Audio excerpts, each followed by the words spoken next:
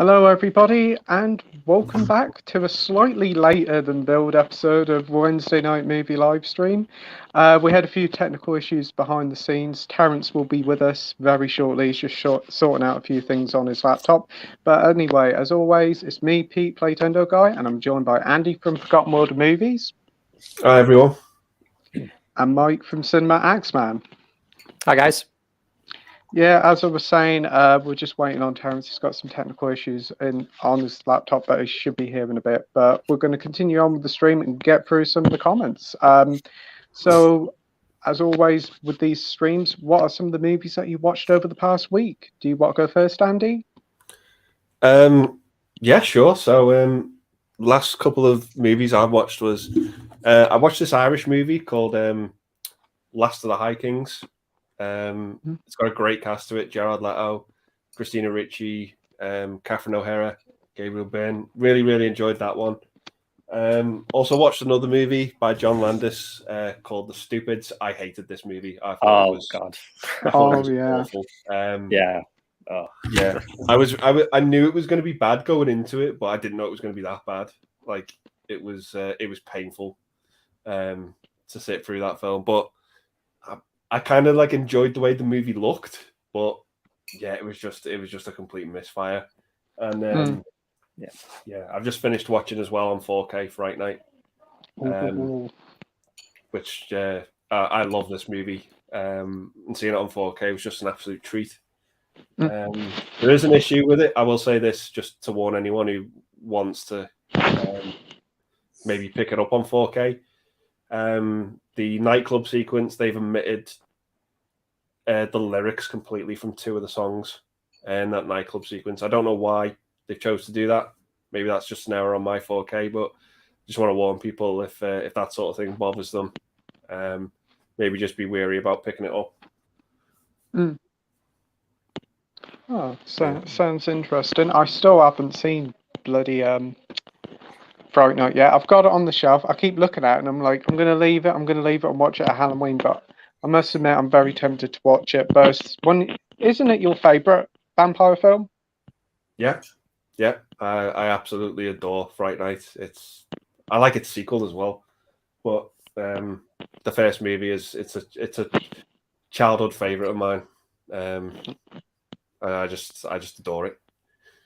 Everything about it, the soundtrack, the acting, the cast, the story, the way the movie looks, just love it. And seeing it in 4K was a treat. Particularly the third act in that movie, the colours are just great. And watching it in 4K, there's things in the background like I didn't notice before when watching it, and the 4K just sort of brings the background to life. Oh, cool. But yeah, just looks great. Apart from that issue I've got with it with the two songs, it's great. Oh, it's a stunning steelbook. It is. Oh yeah, I just adore it. They've gone all out on the artwork on the discs as well. Oh, you get 3 discs. That's cool. Yeah, you get the 4K, the movie on Blu-ray, and special features on Blu-ray as well. Oh, so they've gone all out on it, and yeah, it just looks incredible. Love it. Yeah. Oh, wonderful. What about you, Mike? What are some of the films that you watched over the past week? I haven't really watched that many films. I think what's taken up most of my time is I've been watching that. Well, I watched that Jeffrey Dahmer Netflix show. That was pretty good. Quite dark, quite gruesome, but it's pretty good. Other than that, I rewatched the Police Story movies on 4K, and yeah, they're just a lot of fun, those movies. But other than that, that's it really. Oh, I've heard a lot of people been watching this Jeffrey Dahmer thing. It's on Netflix, isn't it? Yeah. I mean, I've read up about the guy before, so I kind of knew a lot of details about it, but it was still quite a tough watch in places. I've heard some of the things he does. It's like, wow, can't believe that. But yeah. And that Police Story, what's that? The box set that you've done your unboxing for? Yeah, that's the one. Yeah, those movies are just so much fun. Just I think I've seen the first one with Jackie Chan, and they're in like a shopping centre. Yeah, that's like the fight scene at the end. Yeah. Yeah, It's amazing. and I think he's on a bus in one of them as well. I think. Yeah, that's the first one. Right, Yeah. awesome. He directed the first two, I think, didn't he, as well? Yeah. Oh, well, that's good. Because I know they released them, was it on Eureka a couple of years ago with the first two on? I didn't know there was a third one. Yeah, well, there's actually like about 5 or 6 of them. But I think the later ones aren't really counted as like proper sequels. They're just kind of in name only. Oh, right. But that's a very nice set. Definitely one of the nicest setups I've seen this year. Yeah. Oh. As for me, I've watched quite a fair bit. I watched The Sting with Robert Redford and Paul Newman at the weekend. Really enjoyed that. I thought that was a fun little caper. Watched Goodfellas for the first time. Very good crime thriller. Great performances all round. I didn't even know Samuel L. Jackson was in it for a little while. Yeah. Oh yeah. I was just like, wow, he's up there. That's quite cool. What else did I watched first Sherlock Holmes again. I quite enjoy them films. They're just a lot of fun. And then last, I watched Carnival of Souls on Criterion. I thought that was really good little horror film. And then last night I watched High Fidelity with John Cusack, and that was great. And it was nice to see Catherine Zeta-Jones in it. That movie's got such a good cast. Like Jack Black's hilarious in that film. Oh, Hello. he is. Hey, Terence. Terence. You hear me okay? Yep, can hear you perfectly. What a nightmare. I don't know what's going on with this laptop. It must be something from my side. I don't know. No worries at all. You're here now. That's the main thing, and it's great to have you on the stream. I've had to use the iPad. That's why it's at a funny angle, which is good. Very little battery. Just got it plugged into the wall now. But nice to see you all. How you doing? All right? Yeah, all good. Yeah. We were just talking about what films we've watched over the past week. What have you been watching, Terence? Oh yeah, I'm getting. The last film I watched was Serpent in the Rainbow. Probably the film that's been on my list the longest. We're talking 35 years. This movie has escaped me, and it's been on purpose because I never took to it when it first came out. I just kind of thought that looked boring, and it was anything but. It was great. Yeah, I need to check that film out. Oh, I've never even heard of it before, but it sounds good. Oh Is it no, Wes Craven? Wes Wes Craven, Craven, yeah. Wes Craven, yeah. And I would argue it might be his best movie. Okay. Really? Actually, yeah. Because it's more of a kind of mystery adventure film with a horror element to it. Yeah, it's like voodoo horror, isn't it? Like voodoo and all that kind of really stuff. Seriously. Yeah. Takes it very seriously. It doesn't try and sort of make fun out of it, or doesn't have voodoo dolls or any of that crap in it. Yeah. You know, I loved it. Oh, that's brilliant. So anyway, before we get into the comment section, as it's been a little while since you've been on the stream, Terence, do you want to promote your channel to everybody watching at home? Oh yeah, my name's Terence Miguana. That's the name of that's my name. That's my channel, and I've also host a live stream called Psychobabble Live, which is on Saturdays and Sundays. Well, it sort of flits between Saturday and Sunday bi-weekly. Is that right? Yeah. Where we just sort of have fun about horror films and stuff like that. So please check me out. Try. I'm sure you have a great time. Thank you. Yeah. If you like what you hear, Terence, link is in the description down below. He's got a fantastic channel. He does some great reviews and some brilliant live streams, and he's a top bloke, so go and give him a sub. And Mike and Andy's links also in the description down below, so go and give them a sub as well. So yeah. Thank you so much, Pete. That's really kind of you. Oh, no worries. Pressed up button. Right, you coming in here, are you? Yeah. Okay, and I'll switch into the kitchen now. Oh, right. Here we go. We're in the kitchen now. In the cold kitchen. Right. On to the comments sections then, and we've got quite a few to get through. Right. First up, we've got Edward here saying, "Evening all. Hope you're all well. Who picked up Jurassic World Dominion this week?" I haven't picked it up yet, but I probably might do it the weekend. I didn't mind it, but I know a lot of people weren't that keen on it. What about you, Andy? Yeah, I don't really like any of the Jurassic World movies or the Jurassic Park sequels. If I pick this up, it'll probably be when it's like 50p in CEX. I think that'll be when I next pick it up. But yeah, I would have just thought the movie was just passable at best. Didn't love it. Just thought it was alright. Your glasses are over there near the crisps. All thumbs today. Anyway, yeah, with Jurassic World Dominion, I went in there not expecting a lot because I heard a lot of people didn't like it, and it just kind of surprised me. I think it was mainly because the old cast was back and we saw a decent amount of them. Yeah. But knowing the prices of Jurassic World and Fallen Kingdom, they went down real quickly, so probably Dominion will as well. So, yeah. What about you, Mike? Have you picked it up or going to?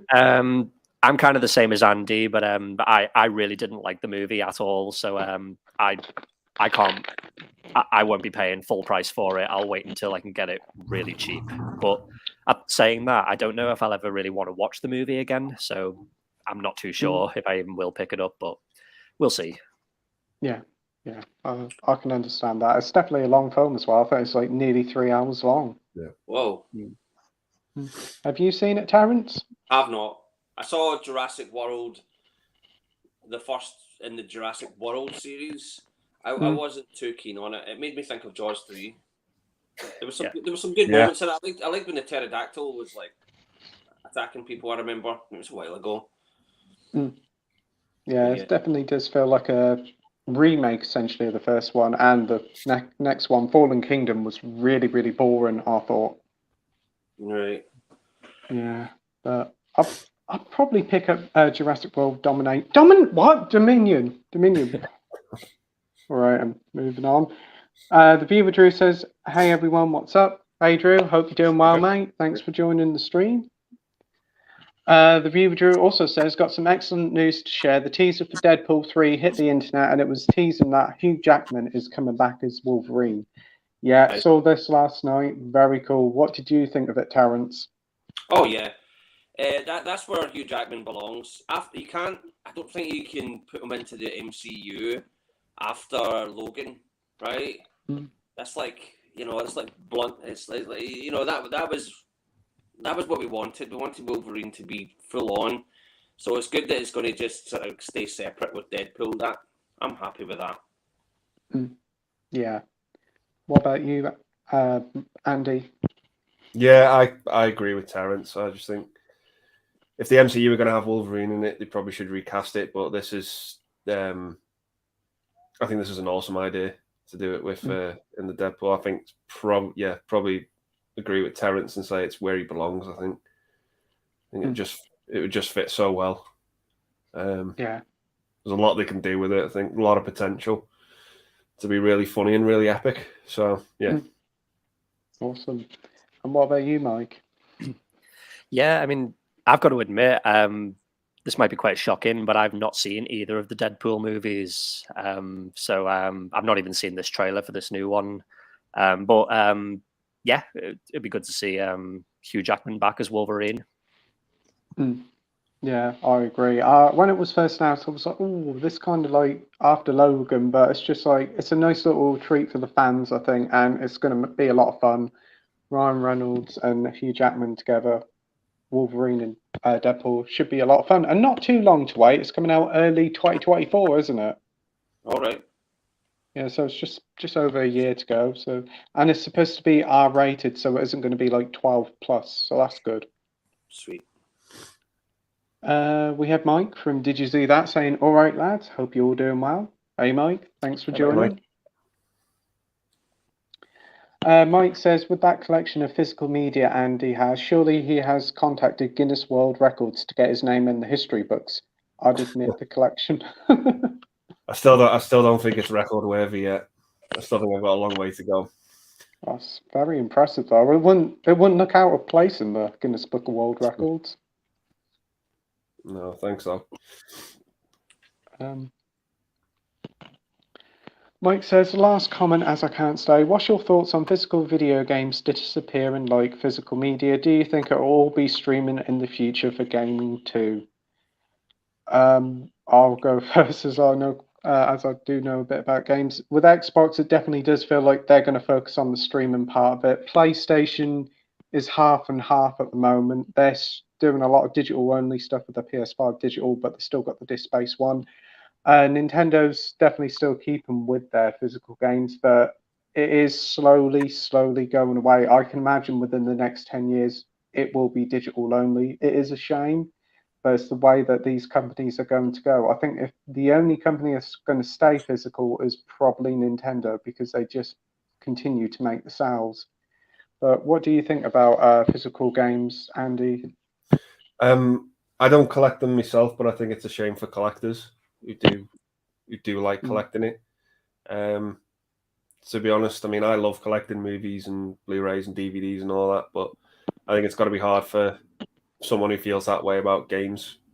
Because I know even HMV had not stopped selling games a while ago now. Yeah. You can't even buy, buy them there. You anymore. can buy them online, I think. Yeah, and I think That's there's still I think there's still game stores going, isn't there? Yeah, they're mostly all in Sports Direct now, though. Yeah. What? Yeah, but I think it's a shame. Really. What about you, Mike? Yeah, I'm kind of the same. I don't really collect games anymore. Maybe the odd one, but yeah, it is a shame for collectors. I've got an Xbox, and I have noticed that a lot of you do seem to be able to just get a lot of the games online now. I think Xbox are doing doing a remaster of it, GoldenEye. I think, but I think the only way to get it is on. I think you can only get it online, if I'm not mistaken. Yes, you can, and you can do it through the Rare Replay video game. So if you've got a physical copy of that, you can get the game on there. Oh, right, okay. Yeah, because I will probably want to play that, but I imagine I'll just have to download it if that's the case. Yeah, the GoldenEye is also coming to Switch, but it's through their online system, so you got to pay online to get it. So you can't get a physical copy of it, which is a shame. Yeah. What about you, Terence? I couldn't tell the last time I played a video game, to be honest. I think the most modern game that I played last time was Grand Theft Auto 5 when that came out. And I didn't take it all the way. I didn't play it online or anything like that. So I'm a bit lost in the conversation with that one. But it's interesting that GoldenEye is getting remastered. That's intriguing. I know that they made a documentary about GoldenEye. Am I right? Yes, I can't remember what it was called, but it was on TV the other night on Sky Movies or something. All right. I quite fancy seeing that because it's such a great game when it came out. Wow. Unbelievable. I'm looking forward to playing that. Right. Comment section have gone weird. We've got Jason, the old millennial here. Hey, mate.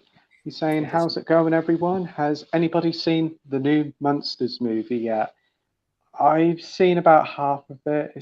It is a struggle to watch through. I thought Thor: Love and Thunder was bad, but I think this might take the crown for it. It is really quite cringy, but I'm going to go back and try and watch it all the way through. But have you seen it, Andy? No, I've not seen it yet. I've watched Cody Leach's review of it last night, and he said pretty much if the trailer was anything to go by, that's like the standard of the movie. But yeah, I don't know. I might get round to it at some point. I'm just not a huge Rob Zombie fan when it comes to his movies. Yeah. I just think there's always something stopping his movies from being great. I don't know what it is, but yeah, I agree. Yeah, he just misses the mark. I don't think he makes terrible movies, but he just misses the mark sometimes. Yeah, I think you're right there. I think the best bit about the thing that I've seen so far was that first ever initial teaser trailer, the remake of the opening. That was the best part. Yeah. What about you, Mike? Have you seen it or got any plans to see it? No, I've not seen it. I'll probably watch it when I've literally got nothing better to do.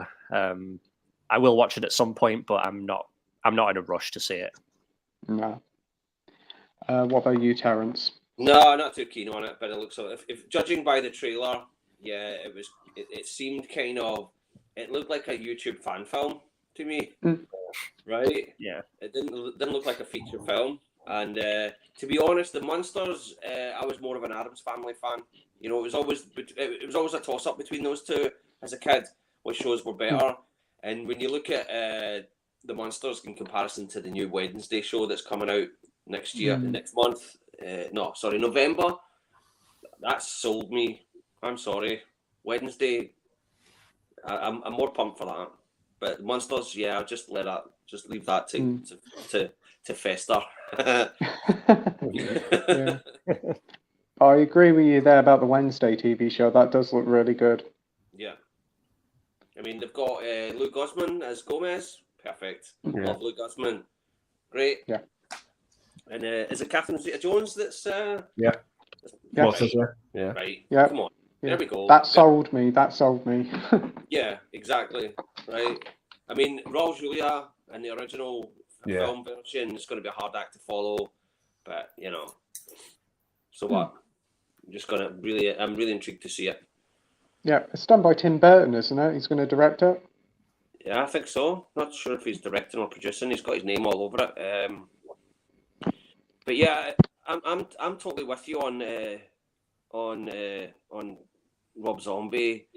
I grew up I love White Zombie, and when it got announced that he was going to direct his first feature film, and then it got postponed by Universal for so long, I was like, "Whoa, I need to see this film!" And I was there for its opening day, House of a Thousand Corpses, and I enjoyed it. Right, it felt like a kind of horror movie tribute act, and I enjoyed it for that. But I don't know. He's not a great director. I don't think he's a very good storyteller, to be honest. He's good at some set pieces and things, but right, it just kind of rubs me up the wrong way. And I find that hard to. I mean, I've seen the guy live in the 90s, right? And I was a big fan of White Zombie, and so I don't have knives out for him, but I don't know. And I've never watched any of the Halloween remakes because it's Halloween, right? Yeah. It doesn't need remade to me. I mean, I know people have said, "Oh, it's a different thing." He tries to change it up a bit, so maybe one day if it's on a rainy day, I might check it out. But I'm not keen on Rob Zombie as a director. In fact, I think before we move on, right, the best thing that I've seen him do was the trailer in the Grindhouse with Nicolas Cage. What was that? The Werewolf Women of the SS. Yeah.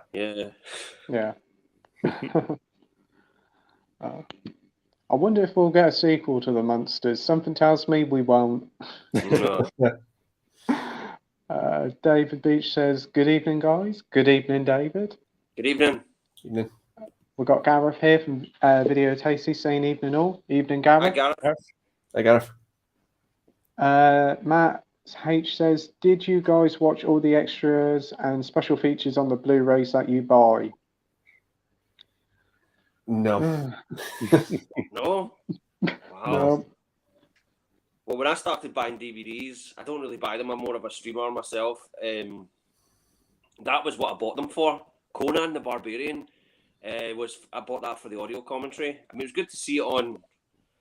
It was good to see it in widescreen on DVD for the first time, but the audio commentary was excellent with Arnold Schwarzenegger and John Milius and Big Trouble in Little China. They Live. Those audio commentaries are just great, right? So the special features was usually the reason I bought DVDs. The film I'd probably watch last, and then as soon as I got it, I'd go straight through all the making ofs and TV spots, trailers, all that stuff, and watch all of that content. I must admit, when I was younger, when I used to get the DVDs, I always used to watch the special features. Used to watch them quite a few times, but I don't really watch them now. I buy a film and I'm like, "Oh, it ain't got no special editions on," and then I'll see another one with loads on, but I never watch them. So why am I complaining? I have this like 2-disc set with a disc of bonus features, never been used. So, oh my god! But I'd like to sit down and watch them, especially for a film that I really enjoy. It'd be nice to see how they made it with the cast and crew and interviews and all that, especially if it's an older film and you see them older and talk about the legacy of the film. Right. What about you, Andy? I mean, for me, growing up, when I was collecting DVDs when I was about 10, the go-to special feature for me was I always used to watch the trailers that were on the discs of the movie. Like, I used to get quite annoyed and pissed off if it didn't come with one. I'd be like really, really annoyed because this was the days before I had the internet or anything like that. I used to just like watching the trailers for that movie I was watching, just see what it was, how they marketed it, how they sold it. That was what fascinated me. But other than that, documentaries and other special features, I don't know, I just weren't that keen on. It depends. For me, it depends how much I like the movie and how interested I am in the movie's production. That's why it's really got sort of light the fire for me to, be interested in it. Yeah, I'm very much the same. What about you, Mike?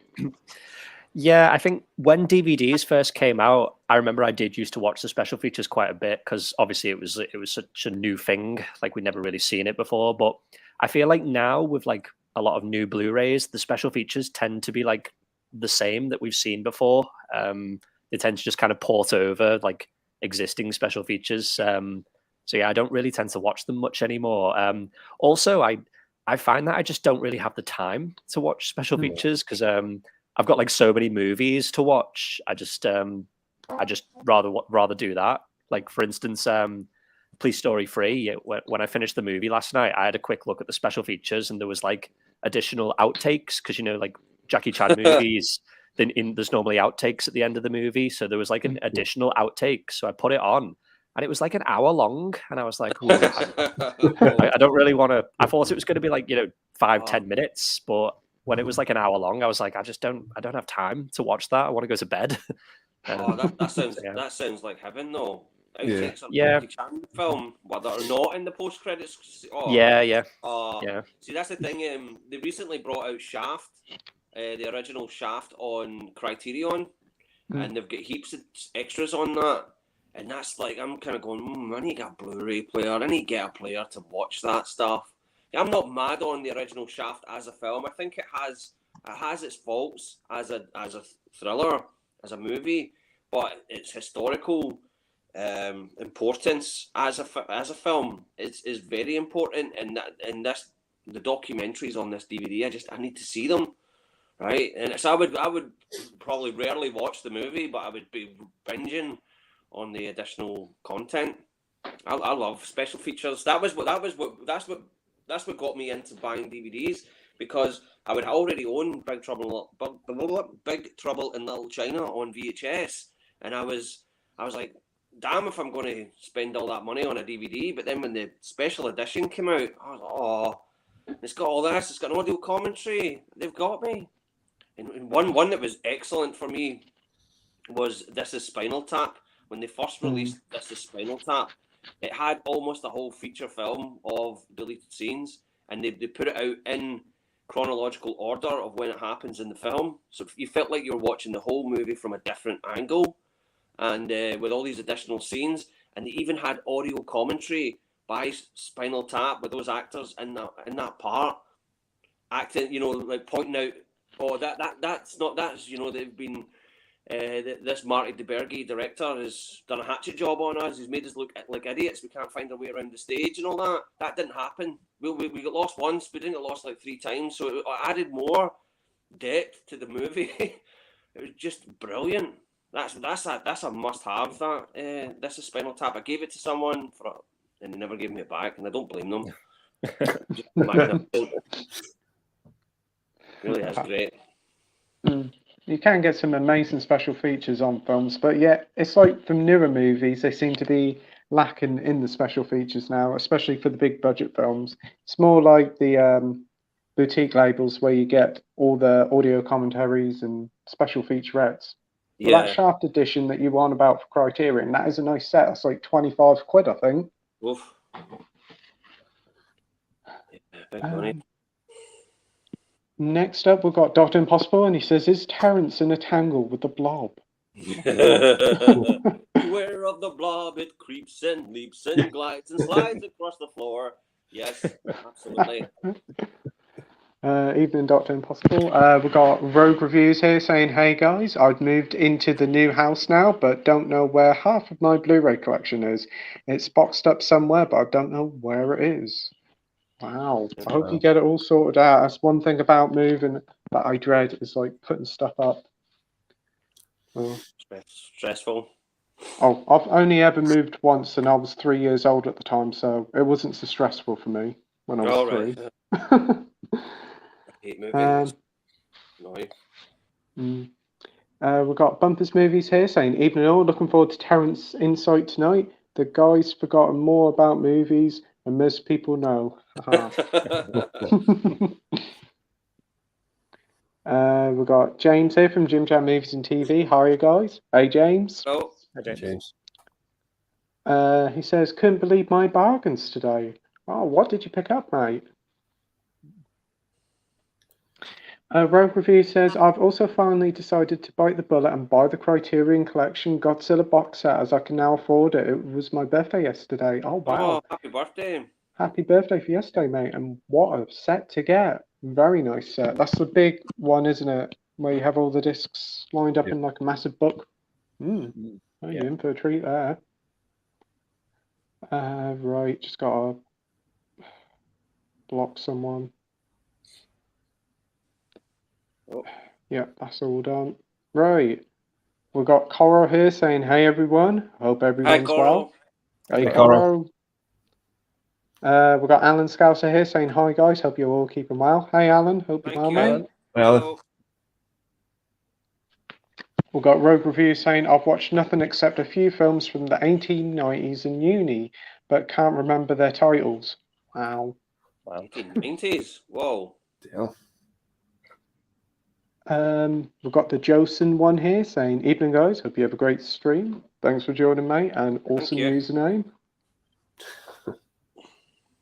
We have Viper here saying, "Hi." Hi, Viper. Hey, Viper. Hello. David Beach says, "Mel Gibson, Pete, The Patriot 2000. This is a good movie. You should pick it up. It's a bit like Braveheart." I've heard of it, but I haven't It's a load of bullshit.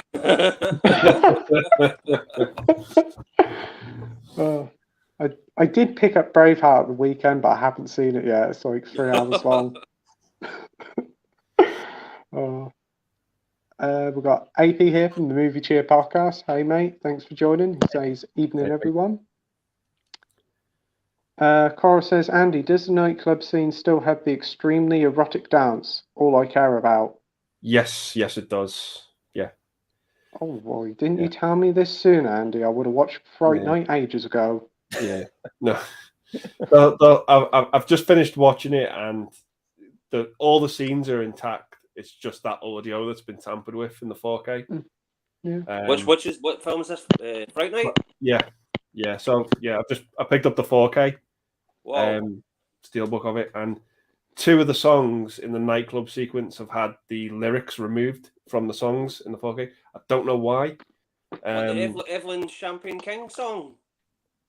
It's the that one's fine. Oh, that's okay then. That one's the one before it and the one after it. They've taken they've turned the lyrics down on both songs. In a bad town. Yeah. That one. Yeah. Oh. They've either removed it or they've turned the volume on the lyrics right down. It's just instrumental you hear. That's tragic. I don't know why I'll send you the original VHS from 1986. The sound on it, I mean, the picture's a mess, but the sound still works. Yeah. That's awful. Yeah. That's awful. Vandalism. Yeah. It's naughty. I wasn't impressed with it, but the movie looks amazing. And they've not taken anything out or added anything else scene wise. Just the songs I was a bit let down by, just because I love that sequence so much. Oh yeah. It's perfect. Yeah, it's one of the most seductive scenes you'll see in a movie. It's amazing. Yeah. One of my buddies from New York, she Basic Autumn Wing Queen. she just loves Chris Sarandon in that film. Yeah. Even her husband is like, "Come on, steady on," right? So she's always talking about Chris Sarandon. I can't believe I forgot his name. What's his name? Jerry Dandridge. Jerry Dandridge, yeah, of course. And how handsome he is, you know. And I'm like, stop it. Every time she's on the stream, she brings it up, and I'm like, right, enough drooling over Jerry Dandridge. So, am I missing a treat not watching Fright Night and Terence? Oh, yeah. Yeah. Just if you're going to watch the remake, make sure you see the original first, right? Yeah. Right? Because the remakes, it's nah. Yeah. No. It is what it is, that remake. It's not. I didn't hate it, but didn't love it. It's typical of remakes, really. Mm. It's not terrible. It's just you know, it's average. That's the thing. I see. For me, if a film's really bad, see if a film is absolutely terrible, you will never forget it. If it's amazing, you will never forget it. See if it's average. That's the worst thing a film can be. Yeah. It's just forgettable, right? And Fright Night, the remake, is one of those films where it's just I can barely remember what happened in it. Same. You know? Yeah. But if you want more of the first one, watch the sequel. I think the sequel's pretty good. It's all right. So I've always been a bit of a detractor of the sequel because I have seen it, but not for a while. But people keep saying I need to revisit it, so I'll hold my tongue until I've seen it again. Yeah. So, what is your favourite horror remake, then, Terence? Horror remake? Oh, that's easy. The Thing. Yeah. Yeah, without a doubt. It's a fantastic film. I do agree there. What about you, Andy? What's your favourite horror remake? For me, it's the 80s trifecta of The Thing, The Fly, and The Blob. Yeah, all of that. Yeah, that's it. That's the gold standard right there. Absolutely. And Mike? I'd have to say the same, really, The Thing or The Fly. But if I'm thinking something more modern, I'd maybe go with the Texas Chainsaw Massacre remake. I think that's a really solid remake. Yeah, I like that because it doesn't actually remake it. I mean, it has the sort of basic premise, and then it just changes it up. And one I would add from recent would be The Evil Dead from 2013. That just does what it says on the tin. That is the Ron seal of remakes. You want blood, you want gore, because that's what The Evil Dead was all about, right? It's not that difficult, and that movie understood that. I think that's a worthy remake. Did you see the new Texas Chainsaw that was on Netflix earlier this year? Yeah, it was okay. What do you think? It was okay, and you got to admire that Sally Hardesty was absolutely hopeless in it, right? Which is interesting because when you watch the original Texas Chainsaw Massacre, she was pretty hopeless in that as well. I mean, God love her, she survived that ordeal, right? And I'm not taking that away from her, but she ran through 2 pane glass windows, right? And she ran right into a tree that was right in front of her, and she would run right through branches and stuff like that. She was not a very good final girl, and that sequel, whatever, 2022, that kind of solidified that. She was completely and utterly stupid. She's got to be the dumbest final girl there is Sally Hardesty. So yeah, it was fun, but I think it will be remembered for that that party bus scene. Yeah, right? You're going to get cancelled, and then he just cuts through people like they're made of styrofoam. Yeah, that was definitely the best part about the film. And shout out to Lady Shasha of What Did I Just Watch?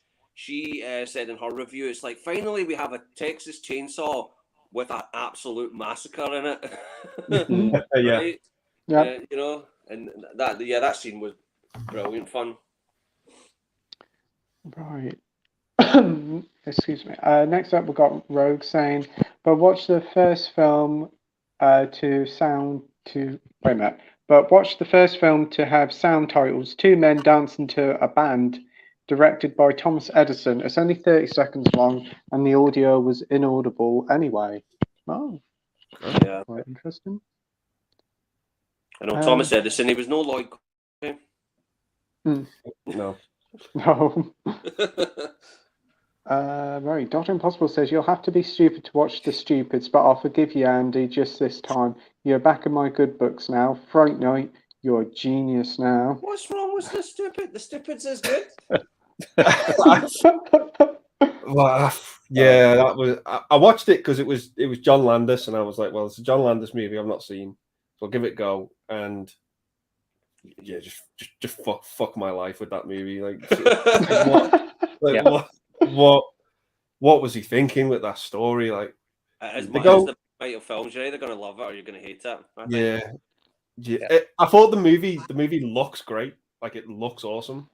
It looks like that 90s kids movie from your childhood. But the premise is that bizarre. Like, he's annoyed because he thinks his garbage has been stolen. Yeah. So he's like going to look for his stolen garbage. In the 90s. Yeah. But I just couldn't get behind any of these characters. I was like, they all deserve what they get. They deserve to get hit by buses and trucks. It's like, and what's with the? There's like a dog or something, isn't there? But it's like stop motion, or is it a rabbit? Yeah, like it's like a stop motion dog. Yeah, it's so bizarre. Yeah. And then there's a bit at the end with fucking aliens. I was like, what is going on? Yeah. It does not have David Cronenberg, Robert Wise, and another couple of directors. I know that was his thing, that John Landis put directors in it. Yeah. Christopher Lee is Mr. Sender. Yeah. Oh. Yeah. Nuts, man. Yeah. But I'd say give it a watch, but just like... Yeah, get really baked. Get really baked. Yeah. If you're living in California, people in California, San Francisco, get really baked legally and watch The Stupids. Oh, yeah. It sounds like a lot of fun. It sounds really weird, but I'll have to give it a go. It's one of those awful movies that I had a good time with. Like in a weird way, because it was just so bad. Yeah. It sounds like a good time. Yeah. I can't fault anyone for saying it's crap. Honestly, I can't defend myself. It's not a film I recommend to people, but I love it. Yeah. Rogue Review says, at least I managed to find my entire Criterion collection and made a makeshift Criteria corner in my new room. Wow. Awesome. Wow. How many Criterions have you got, mate? DCR 80 Gaming's here saying, evening, gents. Evening, mate. Thanks for joining. Andy likes stuff saying, he says, Fright Night 2 is on YouTube, but not as good as the first, but still a good watch. Oh. I watch that on YouTube then. Completely agree with that. Yeah. Is it not hard? It's not a hard film to get. Is that not the thing? It's kind of rare. Yeah, you can get like a Spanish Blu-ray of it. Yeah, I think. But other than that, it's quite hard to get hold of. Yeah. I'll have to watch on YouTube. I used to have it on tape, but I never watched it. I watched it when it came out, and I was disappointed because without Jerry Dandridge, it's kind of it felt half baked without him. But it was good. It was good to see Peter Vincent and Charlie come back, I suppose. Yeah. We've got Coro shouting, Terence. Coro. Alan says, Carnival of Souls is indeed a great film, Pete. One of my all-time favourite horror movies. Yeah, it was really good. Super short as well, like only about 75 minutes. I've always been meaning to watch that for so long. Carnival of Souls. It's got a nice creepy look about it. It is actually on YouTube as well, but I ended up getting the Criterion. But it's a nice transfer, and I actually did watch the special features for that one, bizarrely. I watched a couple of featurettes where the cast got back together, and like an interview with some American comedian I never even heard of, talking about the film. So yeah. Rogue Review says, fun fact, David Lynch openly loves Carnival of Souls. He even referenced it in Eraserhead by placing really quite carnival music in the background on some scenes. Yeah, it did actually say that in the documentary I watched on the disc. Right, comments have gone all weird. Andy Like Stuff says, has anyone seen the trailer for the end of the 13th Doctor? For me, seriously pushing the Tennant change. I haven't even seen the trailer yet. Is there a trailer yet? I don't even know a release date. They seem to be really quiet on it. I'll have a look later tonight or tomorrow for a trailer, but What do they mean by honestly, Tennant change? Are they bringing back David Tennant? they're bringing back David Tennant for a couple of episodes next year before they go on to the new guy, Ncuti Gatwa. So I think it's done to get more people back on board because this series hasn't done very well. So get Tennant back, loads of people will watch it, and then go on to the new Doctor. But I haven't seen the trailer yet. You, Andy? No, not seen a trailer. Don't think That's they've all, to be done that honest. before, have they? I mean, I know they've brought back previous Doctors in a one-off kind of thing, but I don't think they've done it. No, they haven't done it for a lead. They've just done them like extended cameos, shall I say? Right, yeah. They did it for the 50th, didn't they? They brought Tennant back and they put Matt Smith and David Tennant together. Yeah, they did. I don't know whether she actually regenerates into him or whether some weird sort of thing and he just comes back. But we'll have to wait and see with the episode that comes out. It's supposed to be next month. I know you, Mike, haven't seen any episodes of Doctor Who, have you? So No. We've got Ash here from Popcorn and Horror saying, howdy, fellas. Hey, Ash. Hope you're doing well, mate. Hello. Dr. Impossible says 35 years sounds like a prison sentence on Alcatraz without the aid of Clint Eastwood. Yeah. Rogue says, already know a massive spoiler for the end of Power of the Doctor. Someone told me who knew someone who works in the BBC. That's the benefit of going to uni in Cardiff, studying film. You know it all. Oh, wow. I should imagine it's probably nothing to write home about. Knowing this era of Doctor Who. Have you been watching the new era of Doctor Who, Terence? Haven't. You know what? I saw the series with Christopher Eccleston, and that was about it. What? That's coming up nearly 20 years, isn't it? It is, yes, in 2005. 2005. That was good though. He was a good Doctor. I loved it when I was a kid. I loved it when it was Colin Baker, Sylvester McCoy. That was my era. Was it Pete Davidson? Yeah. Pete Davidson. Pete Davidson, yeah. I get mixed, because the comedian Pete Davidson. I'm like, right, is that him? Yeah. Yeah, there were some good eras of Doctor Who, but unfortunately, this new one, not so much. No, that's a shame. We got DVD and Film Bloke saying, hey, mate, hope you're doing well. Hello. We have a Dong Tutor here saying, thumbs up, host. Thanks for joining, mate. Dr. Impossible says, good film, Serpent, just don't mention Deadly Friend. No. Tough watch for me and not as good as I remember. Serpent in the Rainbow is a must-see. Honestly, great film. I think what put me off it when I was younger was because Bill Pullman, I couldn't take him seriously. When I saw the trailer, I thought of Spaceballs and Ruthless People. I'd seen him in those films before it, and then I seen the trailer for it, and it was like from the director of A Nightmare on Elm Street, and I was like, right, I kind of want to see it, and I don't. But man, I'm such an idiot for holding out for so long. I have to admit, I've been watching some movie trailers and watching some old ones for some reason, and I really do miss the voiceover for the trailers coming from the director of this. I don't know, it just adds a little something to the trailers. I even rewatched the trailer for Serpent in the Rainbow afterwards. It's a great trailer. It really is. It gives all the shots that are in the trailer are just excellent moments from the film. Yeah. Right. DVD and Film Book says, I finally got around to rewatching The Room, and despite the problems, I had a really great turnout. It's better watched with a group of about 4.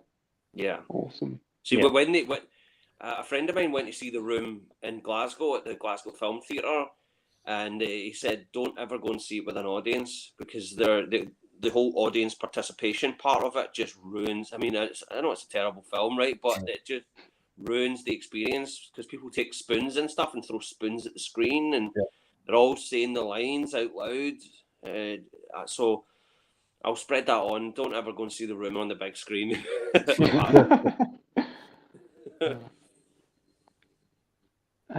He continues to say, I saw the original Scarface from 1932, which was very good. I prefer the Al Pacino film, but it's still great. Awesome. Yeah. I love the original Scarface. Paul Mooney was fantastic in that film. It's just like a little baby when he gets his Tommy gun for the first time.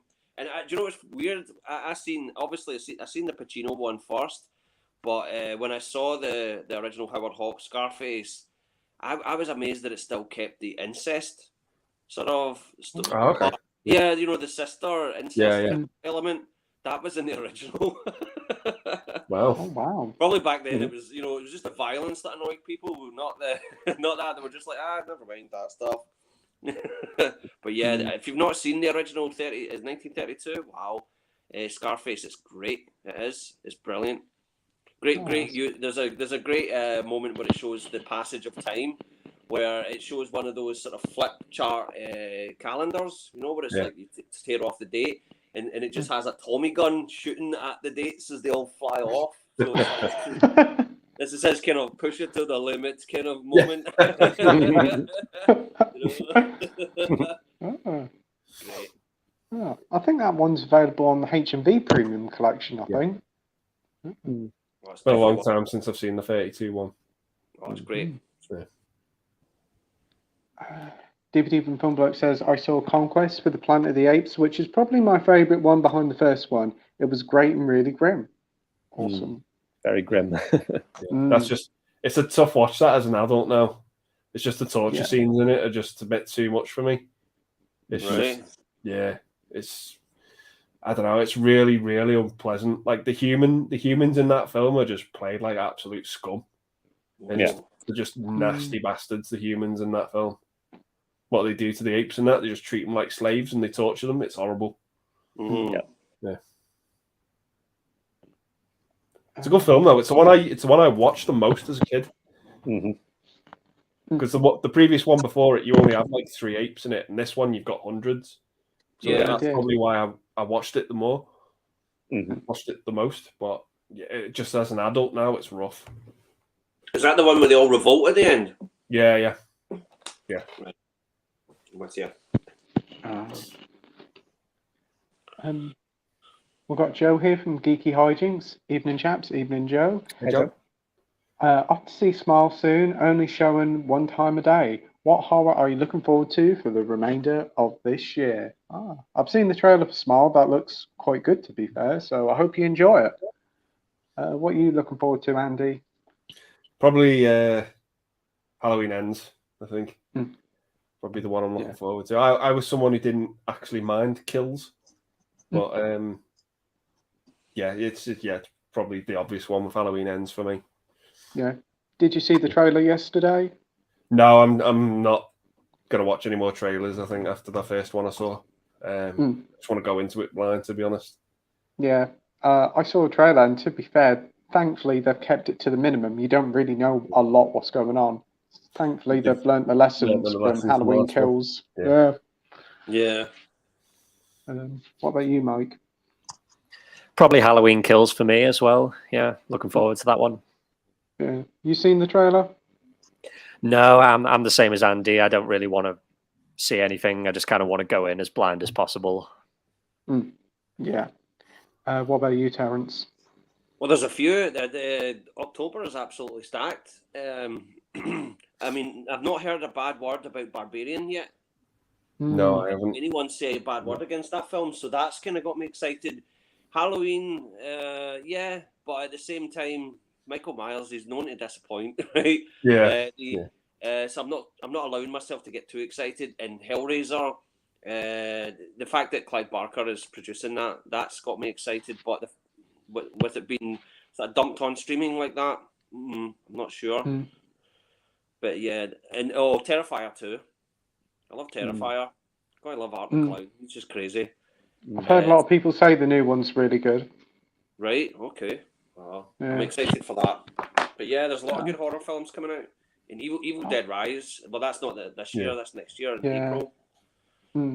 Yeah. Oh, some good selections there. I'll probably say Halloween Kills, but I must admit the new Hellraiser does look good, and hopefully it'll be good. I know they have put it on streaming, but Prey did surprise, so hopefully this one will as well. Yeah, I'm hoping so. Yeah, and with Clive Barker being in it, hopefully that is a sign of quality as well. Yeah. Chorus is the same. Bumpers says Evil Dead Rise, but yeah, that's been delayed till next year, but it is getting a cinema release, which is good. Yep. Good. DVD from Film Bloke says, last night I watched Rita Sue and Bob 2, which, while it had some great themes and some good moments, it was most certainly creepy. Classic. I love Rita and Bob too. What a classic movie. Never have be made today, that film. Bloody hell. No. The theme music in it's great. Like that opening theme music, the bass in that song is just fucking great. It's really like grunty and about. Yeah. Do you know what's funny? You should. I saw Siskel and Ebert review that once. Wow. They were like, this movie is just incredible. Just they just found it just startling to see that side of British life, right? You know. Yeah. I love it. I love Rita and Bob too. It actually makes me think of my childhood weirdly because I seen it then and it was just like, God, it's so horrible but funny. Yeah, I saw it when I was a kid. You probably shouldn't never see that film when you're a kid, but it's just it's for like the whole gangbang sequence. The song is it's insane, that movie, but I kind of love it. It is kind of creepy, but yeah, I do enjoy it to watch this movie. You seen it, Mike? No, I've not seen it. No, I haven't seen it either, but my mum's seen it, and she said, "Oh, she mentioned the gangbang scene." I was like, "Yeah." Yeah. The viewer Drew says, "Saw Rambo 2, 3, and 5 recently. They were good, but not as good as 1 and 4. 5 is an interesting one. I wasn't that keen on 5. No. Yeah. Didn't feel like a Rambo movie. No. It felt like a violent version of Home Alone. Yeah. But 4 was great. 4's awesome. I love 4. Yeah. The 4 was good. I don't mind 2 and 3. They're all right, but the first one's the best. Yeah. Also saw Rock and Roller 2 nights ago. Is that the Guy Ritchie one? Not seen it. No, I'm not seen it. No. Oh, that's cool. DVD from Film Bloke says, from the films of Alan Clark I've seen, it's my least favourite, but it's not too bad, given you also had the TV film The Firm with Gary Oldman and Scum. Yeah. Interesting you bring up Scum because a friend of mine, King Gore, shout out to King Gore on his channel. He's doing a series on disturbing cinema, effed up November or December. That'll be great. And one of the films that he's going to focus on is Scum, and that's going to be interesting to hear an American take on Scum, which to me is just such a notorious movie that I grew up with. All the sort of real head cases in my school, that was their favourite movie. And it just right, you just didn't want to hang out with these people. Trust me. You know, because whenever I would talk to people, I've always been a movie dork, right? And back then, I was like talking to people about movies, like, "Oh, have you ever seen Scum?" And I was like, "Yeah, that film." That film will keep you on the straight and narrow, like that. Do not end up in that. That made me sure, right? Do not end up in prison. That greenhouse scene messed me up. I was 15 when I saw that, and I wasn't expecting it to be as brutal as it was. It doesn't shy away from it either. It doesn't sugarcoat prison life or anything like that. It is just that greenhouse scene is one of the most brutal things I've ever seen. It's horrific. I had nightmares about that afterwards. Yeah, I did. I was shook up after watching that. I was like, "What have I just seen?" Yeah. It is brilliant though. I don't think it's an exploitation film. You know, I know that the BBC really, but they did refuse to show it, didn't they? It was they did for the BBC. Yeah, so then they turned it into a film, didn't they? Yeah. It's just that scene's just horrible. It's just Oh yeah, it's good, but thought it was rough. I saw it when I was a kid as well, which again shouldn't have done, but blame my dad. Yeah. Oh, I don't know.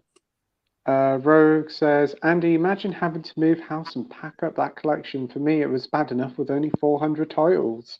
Yeah, no, I've done it. Did it at the start of the year. It fucked me up, royally fucked me up. Couldn't even remember my own name before the fucking moving. The late nights and then fucking moving it all. Oh my god, yeah, never again. Oh, well, at least not for a while. But yeah, I can imagine packing them all in boxes would be a nightmare. And then rearranging them on the shelves when you get there. Oh, you nearly killed me. That's no exaggeration. It fucking exhausted me. But, I can imagine. Yeah. Cora says, didn't know a new Evil Dead movie was in the making. Cool to know. Yeah. Bumpus Movie says, I feel sorry for gamers if physical gaming disappears. You'll be held to ransom on prices with the digital stores and nothing to trade in. That's very much true. And also buying from like the digital stores, you're paying full RRP. You're talking about 60, 70 quid a game. You go online to buy one from Amazon physically or go into Smybe's or Smith's the toy store, you're probably saving 20 quid. So it's not good digital future, but hey. Dr. Possible says, okay, Terence, did you ever see a Seldom mention Paul Greengrass film called Resurrected, starring David Thewlis, about a missing Falkland soldier, missing suddenly, reappears after 49 days? Great film. I seen it in a video shop once, but I know the one you mean, and no, I haven't seen it, Dr. Impossible. I'm so sorry. But you gotta love Paul Greengrass. The guy's a great director. Did he not come from like World in Action? Was he not like did he not work in TV news, current affairs beforehand? I'm not sure. But that sounds brilliant. I mean, I love that. I'm a pure war dork. Weirdly, I mean, I hate war, right? But I love reading about it and watching films and dramas about it. Mm. Yeah. And the Falklands War doesn't get enough coverage, to be honest. That's true. Right? It was a weird one. Have you seen it, Andy and Mike? No, I've not seen it. Not seeing it now. David Beach says, I found the old game Mario 64 on Golden Nugget. Oh, awesome. Love that game. Yeah, Mario 64 is great, and Golden Nuggets are lovely cereals, while they were when I was a kid. We've got Josh here from Classic Review saying, hey everyone. Hey Josh, hope you're doing well, mate. Hey Josh. We've got Mark Goes Blind Gaming saying, hi, how's it going everyone? Hey Mark. Well, Hey, Mark. Good. DVD Even Film Bloke says, making of featurettes for me. Yeah. Oh yeah. They're really good. What would you say are some of the best featurettes? Can you think of one? Or no. No. I'm stumped. One of my favorites was Predator. When Predator got first released on DVD, there was a great making of featurette, and I think that was when I first found out about Van Damme being the original Predator, and they showed some clips of the original Predator suit, and they had Stan Winston talking about, we used this, we made this. No, he had nothing to do with the original effects for the suit, so they fired the guy because the suit was horrendous, and Van Damme went along with it. So they got Stan Winston on board, right? And apparently he was on a plane with James Cameron, and James Cameron said to him, "Do you know what this thing?" He was seeing him drawing it. He was trying to come up with this design. And James Cameron's like looking over his shoulder, going, "You know, this could do with some mandibles on this thing." And he's like, "Oh, that's a good idea." So you get the impression from Stan Winston that James Cameron even had a hand in the design of the Predator as well and stuff like that. Yeah. That was a great featurette, and everybody that was being interviewed was asked to say You one ugly motherfucker down the camera. The only person that refused to do it was the director, John McTiernan. He was the only one that was like, "No, I'm not saying that." And they were all doing it in Arnie's voice as well. You had like Bill Duke going, "One ugly motherfucker." Great. What about you, Mike? Well, there was one. I don't know if it's on that Fright Night 4K, Andy, but there's a documentary called "You're So Cool, Brewster," and it's a fairly new documentary. It's on the Eureka Blu-ray for Fright Night. Yeah, but it's like it only came out like 4 or 5 years ago, but it's like 90 minutes long, and it's just a really interesting documentary. And pretty much all of the surviving cast members are like on it, and the director. And yeah, some really good interviews, and I think there's like behind the scenes footage and all sorts of great stuff. 90 minutes. Oh, I need to see that. Yeah, it's on here. This is the J card. It's it's You're So Cool, Brewster, Story of Fright Night. Yeah. It's definitely, if you're like, for anyone who's like a big fan of the movie, it's like definitely, it's like must watch documentary. Yeah, I might check that out. Yeah. Oh, great. Yeah.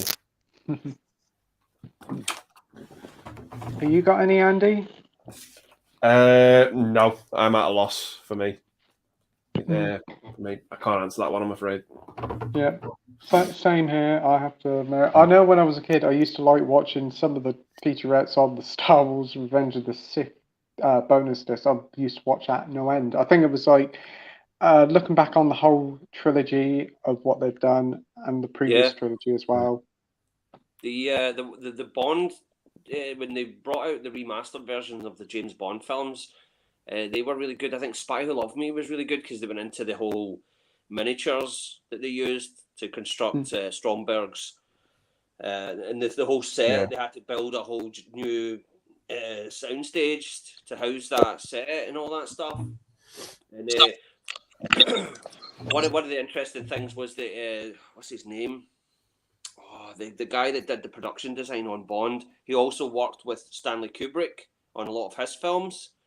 And he actually he couldn't light the set. He couldn't figure out how to light that whole big underwater submarine base for Spy Who Loved Me. So he actually got Stanley Kubrick to come to the studio to help him with it. Wow. And no one was supposed to know. That was the thing. Kubrick didn't want anyone there. So they got to have the whole Bond set to themselves. Right, and I just I love all the Bond stuff for that because just the level of craftsmanship that went into those films is just remarkable, right? Definitely. DVD Even Film Book says also I kind of have a knack for film restoration documentaries. Yeah.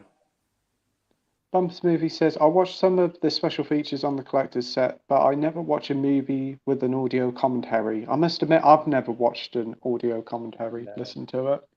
I sometimes just find them on YouTube, just the audio commentaries on their own, and just play them while I'm tidying the house. I had that with Wes Craven's New Nightmare.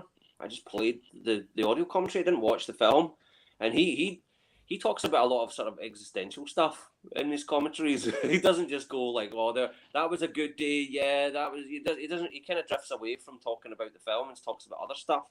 I really enjoy that. That's actually a good idea to listen to it whilst doing something around the house. I like that. Yeah. I'll have to try that. I think the only audio commentaries I am kind of interested in listening to are like, because I think Roger Moore did like an audio commentary for each one of his Bond movies, and then I imagine he's got like loads of great stories. So I would be quite interested in. He's quite funny as well. The Moonraker one I remember because I used to watch them on night shift. People would bring Bond DVDs in all the time. I would just listen to the audio commentaries. And Moonraker, where the woman at the beginning, not the woman he has at the very beginning, but he says you actually hear him saying to the screen, he's like, no love, don't let him seduce you in the first reel, because you're not making it into the next one, right? Yeah. Like, he points out the bloody cliches and stuff and just how kind of corny a lot of it is, right? Yeah. and he, you know, and I think one of the funniest stories that he told was in View to a Kill with Grace Jones. Where Oh, did yeah. that, you know that story where Grace Jones is naked in the bed. Bond breaks into this bedroom, and there's Grace Jones naked. She moves the covers over. She's naked, and then they just make love, whatever. And when they shot that scene, Grace Jones got the property department to make her this massive dong. Yeah. So when she opened the cover, she had this massive dong. And Roger Moore was not happy one bit. He was just.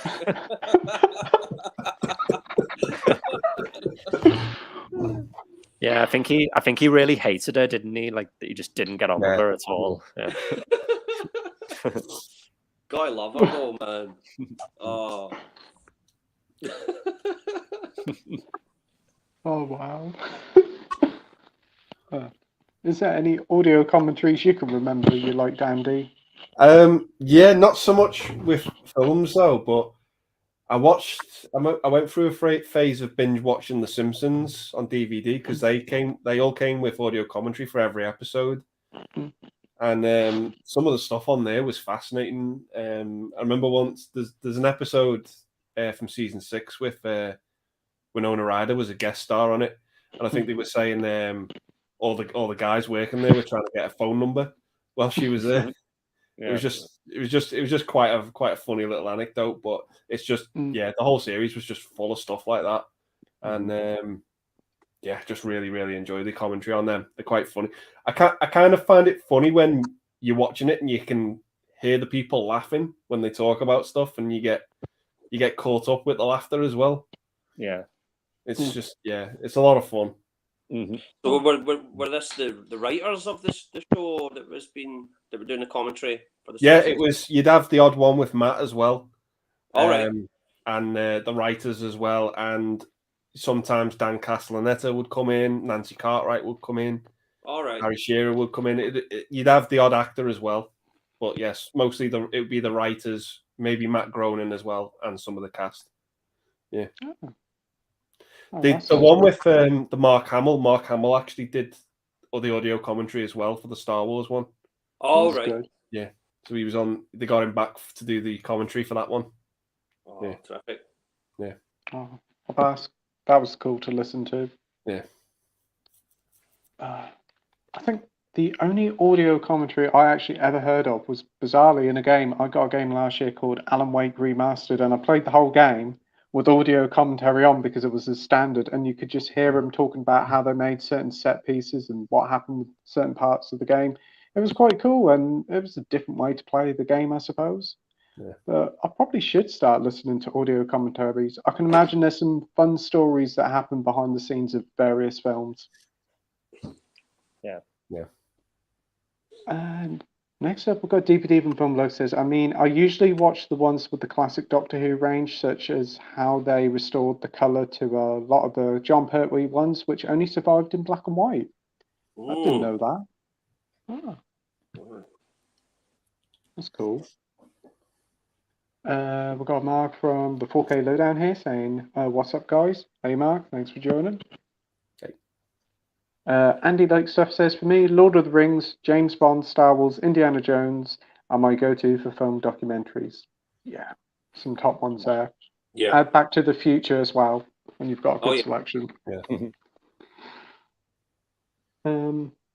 Jumped in the River, What Did I See? Here saying special features are something I watch on YouTube in my spare time, not for getting comfortable in front of the telly in the evening. The Viewer Drew says, which fourth installment of a movie franchise do you think is worse? Transformers Age of Extinction or Alvin and the Chipmunks 4? Alvin and the Chipmunks 4 is worse. Well, I thought Alvin and the Chipmunks 4 was a cinematic masterpiece compared to Transformers, but... Age of Extinction, that's the one where the guy's got like a kind of card that makes it okay for him to date women that are underage or something. That's the one with Mark Wahlberg. There's like the dinosaur one, isn't it? Yeah, I'm sure that's a part in it that's meant to be funny. It's just... I went to see the fifth one in the cinema, and that's a weird guilty pleasure of mine. The one with Anthony Hopkins, and it's only a guilty pleasure because it's Anthony Hopkins. Yeah. And Anthony Hopkins is an actor who doesn't phone it in. Doesn't matter. Honestly, the guy could be reading the phone book and make it compelling, right? And the absolute diarrhea that he has to read in Transformers 5, it's just hilarious to watch. He's not going to complain to the director. He's just going to learn the script perfectly, note for note, right? And it's just, it's awful. It's just car crash material. I mean, I'm sure it was probably something he did for his grandkids. He's like, I love Transformers. I'll do Transformers for the grandkids. That'll be nice for them because they can't watch Silence of the Lambs. They'd probably be bored by Howard's End, right? So, yeah. But I find it hilarious. Just the scenes with him are just absolutely hilarious. It's worth it just for him. Seeing him in that coked up Michael Bay world, just. I still can't believe they got him in to the Transformers films. Yeah, and he gives it his all. All. That's the thing. He's not. Any other actor would be just like collecting a paycheck, but not Hopkins. The guy's a pro. Yeah. What about you, Andy? Transformers or Alvin and the Chipmunks? I've not seen any of the Alvin and the Chipmunks movies. I've heard some dire horror stories about those films, but Age of Extinction, man, is just. You thought Michael Bay had learnt his lesson from the second movie because I thought the third movie wasn't actually that bad.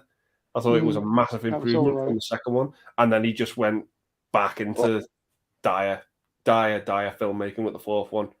There's like a bit in it where Mark Wahlberg can't even say the line "I'm an inventor" convincingly. It's like I don't believe you're an actor, mate, let alone an inventor, because it's so bad, the acting in that film. It's atrocious. Yeah, such a huge step backwards. I don't blame Mark Wahlberg. Mark Wahlberg can be really good, and it's just the scripts are awful because they read like an episode of the cartoon, and that kind of thing would fly in the cartoon. But when you're getting real human beings to read this out loud, and Anthony Hopkins is evident of that. It's nonsense. Yeah, and they're so ugly. The movies, all of them. I'm sorry, even the first one, which people seem to give a pass, they're ugly looking movies. The design of the Transformers was just botched from the get go. Right, right. Too mechanical, aren't they? It's just like see all the bits and bobs and everything. Whereas the show, they were just a lot smoother and simpler. And they proved that when they made Bumblebee. Because Bumblebee was more reaching towards the original G1 Transformers, and they look fine in that, even though it was just a kind of ET knockoff. I was pleasantly surprised by that, as opposed because it wasn't a headache to watch. Right, but yeah, I'm glad I'm glad Michael Bay's away from that franchise. Yeah, he's doing Beast Wars, isn't he? I think next. Is he doing it? I think he is. Yeah. Oh. Is he? I thought he stepped away from Transformers. I know they're doing Beast Wars, but I'm pretty certain he isn't involved. I don't know if he's involved in it, but I heard he was. But I don't know. Oh no! That to me that's my Transformers Beast Wars. That's what I grew up with. I don't know. I don't know what happened to him after The Rock. For something, he made the Bad Boys and The Rock were good films, and then he made Armageddon, and Armageddon's a bit of a shaky one for me. And then Pearl Harbor, and Bad Boys 2. Bad Boys 2 for me is unwatchable for some reason, and I don't know why. And I liked the third one, which Michael Bay had nothing to do with. I thought that was a serviceable Bad Boys sequel, and. But yeah, something happened to him. I don't know what it is. I don't know if the guy just became this massive cinematic troll or something. His new one isn't too bad. Ambulance, that's pretty fun. Right. Yeah, it's passable for me. Ambulance. It's shot great with like the drones and that, but yeah, I still think the script in that film is not good. There is a couple of them that I'm not sure about because I avoid them at all costs. The Island and what was the other one? Pain and Gain. Yeah. Anyone seen those? I haven't, but The island's not bad. It's not awful. It's pretty good. I've not seen Pain and Gain though. Pain and Gain came out the same time as around Two Guns. One had Denzel Washington in, and I can't remember what the other one had in, but I think they both had Mark Wahlberg in. But Dwayne Johnson was in the other one, but Two Guns was way better than Pain and Gain. That was pretty crap. I like Two Guns. What about if we had a Michael Bay Alvin and the Chipmunks film for Alvin and the Chipmunks 5? That'd be better. just picturing all these explosions in the movie. Oh yeah. I think you should come with a warning that you shouldn't go anywhere near sharp objects watching these films. That's what I would say. Yeah. Just like. Yeah. What about you, Mike? Which is your favourite out of these two gems? I've not seen either of them, and I have no real desire. With Transformers, I tapped out after the second one because I just thought that film was dreadful. Yeah. Oh yeah. those robots with the gold teeth and all that. Oh. They're just all kinds of offensive. Those robots. Yeah. So many demographics there that could take offense to them robots, but. I think the thing that hurt me the most about the original about the Michael Bay Transformers was what they did to Optimus Prime. Optimus Prime was an out-and-out good guy, and I'd seen people talking about the original series, the people that wrote it, about how Optimus Prime was like Abraham Lincoln, right? That was what they kind of drew inspiration for when they were creating this character back in the 80s. And Michael Bay's version of him, he was more like a mafia hitman, right? I remember that second one, Revenge of the Fallen or something like that. Rise of the Fallen, right? There was a sequence in it where a Decepticon was injured, right, on the ground, and Optimus Prime just blew him away like a fucking hitman, right? And I just kind of thought to myself, why is he doing this? Why is he so mean? Although he's got the voice of Peter Cullen, and sounds right.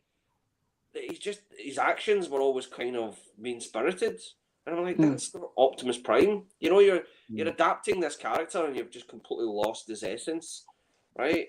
If it was the original series and there was a Decepticon that was injured, they would take him back to the headquarters and they would look after him, right? Even if he was a dick, even if it was Starscream, they would do their best to try and not be a bunch of assholes to him. But no. Yeah, that upset me actually. That just felt like an absolute hatchet job to that character. Not my Optimus Prime. You know. It also doesn't help that these Transformers films are like 2.5 to nearly 3 hours long. Yeah, they're bloated, aren't they? Very bloated. Yeah. For me, I'll pick Alvin and the Chipmunks. It's more fun if it's muted, and it's also half the length of Transformers. Yeah, I agree. But yeah, mute the TV if you want to live. Mark Goes Blind Gaming says, back in the day, we didn't have the internet. Well, it wasn't very good, so all the special features on the DVD were really important, especially stuff like the behind-the-scenes documentaries. Yeah.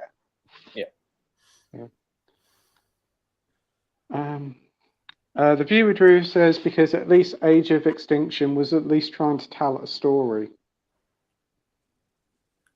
A story of sorts, yeah. A story in Klingon. Those movies just define the word nonsense, don't they? It's just, yeah. Coral says, I watch every second of the extras and all the cuts included on a movie. I'll goddamn pay for it. It's very true. Yeah, I do get that. But right with you, Coral. Yeah. Like I said, that was the selling point for me with Spinal Tap, Big Trouble, and Little China. All the John Carpenter commentaries are excellent. You need to hear those, Pete. Honestly, they're just fantastic.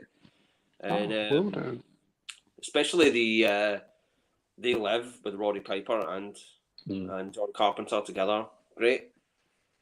That's good. David Even Filmbloke says, extras and getting films uncut was the reason I upgraded to Blu-ray. Yeah. Rogue says, thanks to the Criterion sale, you can get Shaft for 18 quid. Whoa. Not too bad. That Shaft is a bad mother. Shut your mouth. Coral says to Rogue, happy belated birthday. We've got Arthur W. Berlin here saying, evening all, who do you think is the most underrated actor? Oh, it's a toughie. That was a tough one.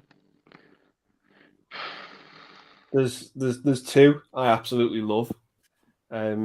First one is Eric Bogosian from Talk Radio. Oh, wow.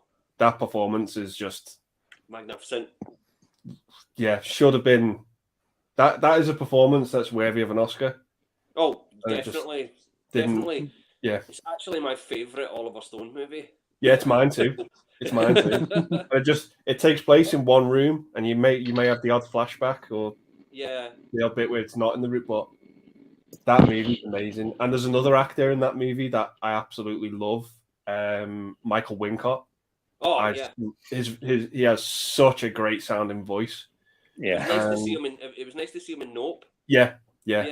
He's great. He was one of my favorite parts of Nope as a cinematographer.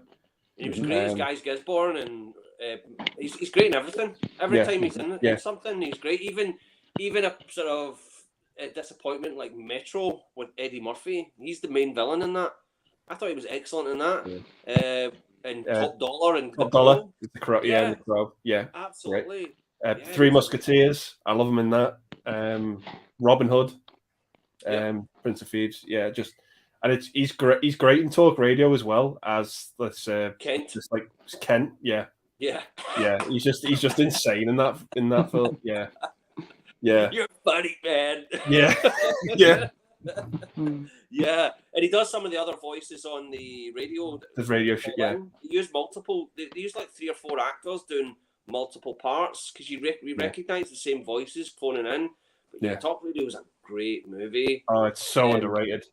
It's so underrated. And Ellen Green from Little Shop of Horrors is his wife in it. Yeah, she's great in that as well. Yeah, it's got such a good cast, like Alec Baldwin, John C. McGinley's in it as well.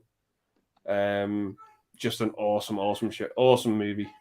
And that Oliver Stone directed that as a sort of stopgap between films. I think it was between doing Wall Street and Born on the 4th of July, and it was only like shot in something like 25 days or something really quickly. Because Born on the 4th of July was going to be a big production, and Talk Radio was just a wee quickie that you could get done.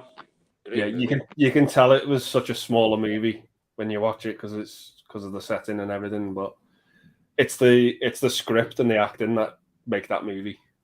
It's phenomenal, and it's so personal for Eric Bogosian. I know it's based on a true story, but it was adapted from his play that he wrote out of frustration when he was trying to get off drugs.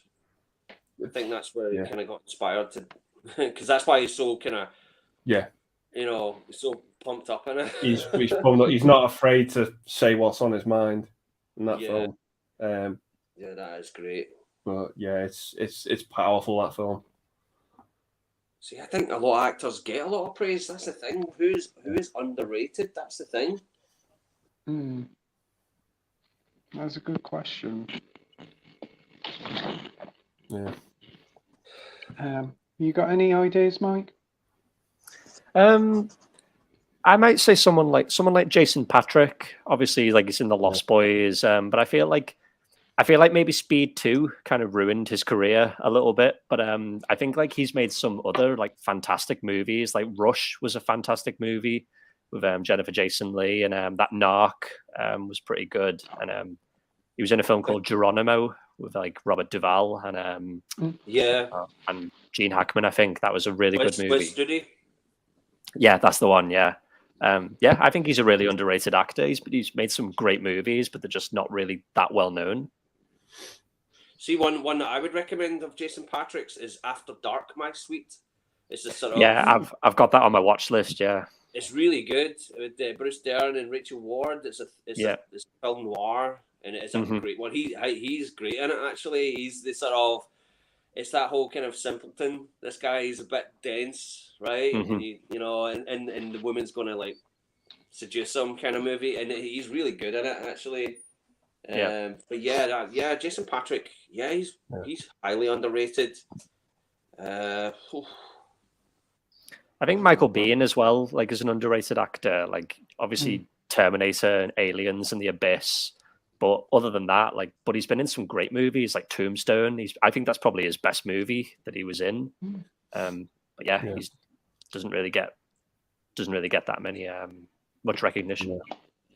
Yeah, he's in Deadfall as well. Yeah. You got any, Terence? I don't know. Maybe I don't know. I like Pierce Brosnan. I think a lot of the Bond actors don't get enough respect as actors because that role really just seems to become all encompassing. And Pierce Brosnan, I've always really liked, even before Bond, and it's in particular the film The Matador. I liked him in that film, which was after it finished with the role, and he played a kind of crazy hitman. That was a good movie. Obviously, he's not much of a singer though. But there are loads, and honestly, when this stream's over, they'll come to me. But yeah, Pierce Brosnan. I love him in Mrs. Doubtfire. Yeah. Yes. Yeah, he's good in that. For me, I'm trying to think of one. I'm just thinking of Bob Hoskins. I think he's a great actor. I think after Mario Brothers, his career He's did not take a underrated. dip. I wouldn't say he's underrated though. Bob Hoskins is No. a legend. Yeah, Right. he's I mean, straight from the start, you go back to the 70s with Pennies from Heaven, right? Yeah. He's just amazing in that. And then you've got Who Framed Roger Rabbit. I mean, you look at other actors that have acted with nothing, right? I don't think there's been anyone that's matched them for that. That's an underrated performance, I think, is Bob Hoskins in Who Framed Roger Rabbit. I think it's amazing.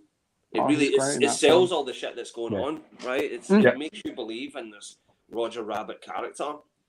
But I suppose when you look at Mario Brothers or whatever, but I mean that was just a job. That was the thing. I think it was his kids that put him up to that. I don't think he wanted to do it, but they got him eventually. But he was apparently drunk on it all the time. Yeah, him and John Leguizamo would just get wasted every night. And he found out while he was making the movie. He'd already signed up to the movie, and then his family said, "By the way, do you know this is a popular video game?" Whereas John Leguizamo, he already knew. He was already a fan of Super Mario Brothers. He thought he'd pure hit pay dirt being in this movie. And then when they got there and they met the directors, and they realised they were in a dog of a film, they were just like, right, let's just get fucking drunk. What else can you do? Yeah. I've never known a Mario game that looks like the set of Blade Runner, though. Yeah. I know. I saw it on its opening day. I actually didn't mind it. I thought it was cool. Yeah, I wasn't keen at first, but it is a lot of fun. It's a very daft film, but it's enjoyable. Yeah. Dr. Impossible says, the only film I watched this week was The Fountainhead, based on an Ayn Rand book. This really is a sociological study about individualism and comforting with Gary Cooper and Patricia Neal. Great stuff.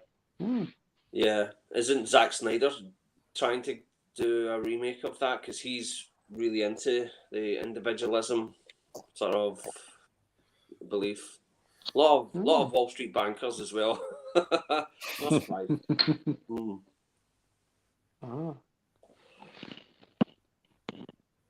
Edward says, out of all the Nightmare on Elm Street movies, which are the ones you should watch the most?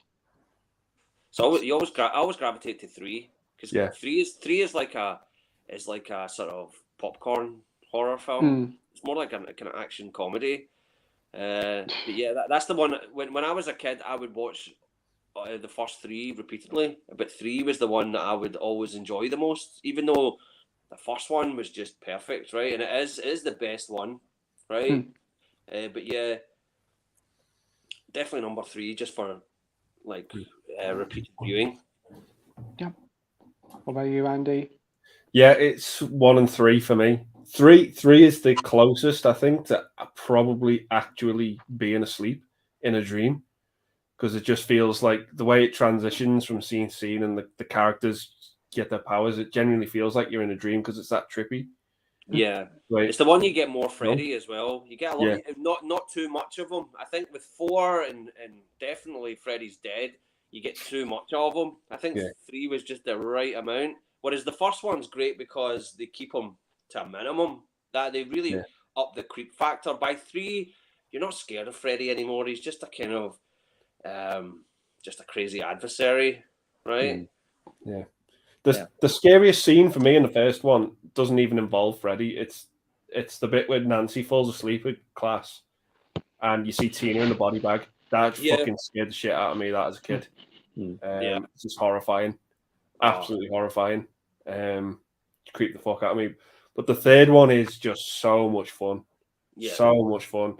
The characters in that movie you give a shit about, all the kids in the hospital, you care about them. I don't want to get into spoilers with it, but there's one death in it with characters called Philip, but it just goes through me that I feel it the way the way he dies in that film. I feel it. It's just it's just so much fun, that third one. It's just a good time. Yeah, I agree. Mike? I really like the first 3, even the second one, which I know gets a lot of hate, but I still really like the second one. Yeah. But I love the first 3. I love New Nightmare. The rest of them, I can take or leave them. Yeah. Especially 6, I can just leave it. Yeah. But New Nightmare's great. New Nightmare's absolutely perfect, and it's just you know, it was almost like a victory lap for Wes Craven at that time. You know, to finally get some points on the franchise. Yeah, that's what Robert Shea gave him for that one when he came back, and it's just great just to reinvent the character again. Yeah, yeah. For me, first one's absolutely fantastic. The first 3 are great, but I do have a soft spot for the 4th one. I don't mind that one, but 5 and 6, not keen on them ones really at all. Especially the 6th one. Oh man. But I still haven't seen New Nightmare yet, so that's one that I need to watch soon. You're in for a treat. Yeah, that's the last one in the box set that I need to watch. But you're so lucky. You get to see that for the first time. I've only experienced the franchise for the first time this year, probably about 4 months ago. Oh wow! Freddy Krueger was like my childhood. Like I must, I drove my parents crazy because I would just constantly go on about Nightmare on Elm Street all the time. You know what? Sorry, go on. No, continue. Oh no, I was going to say, you know what? You know who introduced me to Freddy Krueger? Mr. Bean. Oh yeah. That episode where he goes to see Nightmare on Elm Street. All right, yeah. That was my introduction to Freddy Krueger and Nightmare on Elm Street. First time it was brought to my attention.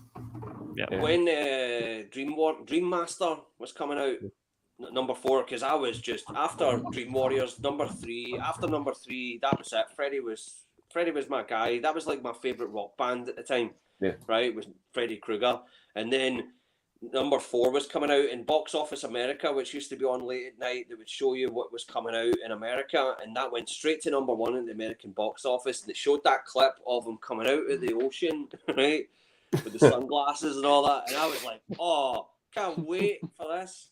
And then when I saw it, I didn't see it till it came out on video, and I talked to all these guys in America who saw it as a kid, but their parents took them to see it. I'm like, fucking jealous as hell of them, right? Right, and but yeah, I was so disappointed, and the thing is that the thing that annoyed me, because when you're younger, you don't really understand the whole idea of recasting, you know, a lead character. When they recast Patricia Arquette's character for Nightmare on Elm Street 4, I just found that as like, I was just puzzled by that, didn't understand. And She didn't seem like the same character, did she? It was like felt like a completely different character. No, they didn't find a type that that could play that part either. They didn't match her performance in any way. And yeah, but one thing I'll give it is it had probably the most fucked up death in any of the Nightmare on Elm Street films, where the girl who is afraid of cockroaches transforms into a cockroach, right? And that was just sickening to me. I mean, the movie, I was as it was on, I was like, right, I was disappointed, and it got to that scene, and I was like, fucking hell, Freddy Krueger's really pulling out all the stops here. I was traumatized by that. Yeah, brilliant. I remember part 4 put me off pizza as well, because I remember there's a scene with like a pizza and there's like all people's heads in it, and it was just so gross. Yeah. It's the cockroach bit. I was watching that late at night and I thought, fuck me, I thought I was playing Mortal Kombat for a minute. That's so brutal. I know. It's when her face like sticks to the ground and then it sort of peels off her face. Because I rewatched it recently. I was like, fucking hell, this is still quite strong. Yeah. We've got Mark Goes Blind Gaming saying the Patriot is historically accurate, just like Braveheart. Haha. Yes, and Pinocchio is a true story. Brilliant. There's a Zemeckis version. This one that everyone's raving about. Bloody hell! Robert Zemeckis that did that. Jesus Christ. He's just making trash now, from what I've heard. Well, I thought he made an amazing comeback with Flight with Denzel Washington. Yeah, that was good. Yeah, that was like, fuck, that's Zemeckis. Yeah. Yeah, now it turns out that crap. I'm like, I don't want to know. Because I heard The Witches was awful. I've not seen it, but I've heard it was awful. The remake of The Witches. Completely it wasn't that good. I thought that was awful. I heard that was awful, and I was like, Robert Zemeckis, what? Like, why is he doing all these horrible remakes? Like, the guy. He's one of the best directors ever. What's he doing? Yeah, I know. Yeah. Fucking hell, I forgot that even existed. Yeah. I still remember the Nicholas Rogue one, of course. Angelica Houston. Yeah. Yeah. Oh, that was terrifying as a kid. Yeah. Yeah. Horrifying. Smell of shit. Right. Cora says the first and the third Nightmare on Elm Streets. Yep. David said, Andy, how much did you pay for your 4K player? And what is the best one, mate? I think I got mine for about I think it was about 100 quid, something like that. Good price. Yeah, mine's an LG. Yeah, it does the job. The movies look immaculate from what I've seen on. Are they multi-region? I've got 2 players, so I've got a multi-region Blu-ray player and I've got a 4K player. Right. 4Ks are not region locked. You can get 4Ks anywhere in the world. They'll all play on the same player. That's good. Just Blu-ray. That's the snag. But yeah, I would recommend to any movie collector get a region-free Blu-ray player because they're just a godsend. But yeah, the 4K player I've got, it makes the movies look really good. Really good. I haven't had an issue with it at all. That's good. Yeah. That's good price as well. Very good price. Yeah. What about you, Mike? What's your 4K model? Mine's Panasonic, and I can't remember how much I paid for it. It was between £100 and £200, and yeah, it's pretty good. Yeah, it does the job. Oh, awesome. I've been having a look online for a 4K player, and I found a Sony one for about 170 quid. Is that a good price? Yeah, it probably is. Yeah. So Sony are probably like industry standard as well. Like probably you can't really do better than Sony. Yeah, they probably make the best looking 4K discs, I think. Yeah. That's no surprise. DVD Even Film Bloke says, maybe you could rip the VHS a fortnight, slow down the audio and sync it up to the Blu-ray footage if hi-fi still works on the tape and there isn't any sound drops out. Right. Mark Goes Blind Gaming says, I think the best new remake is going to be Winnie the Pooh, Blood and Honey, slightly different than the original. Haha. Yeah. I showed a picture of that to a guy at work, and he said they look like Bebop and Rocksteady.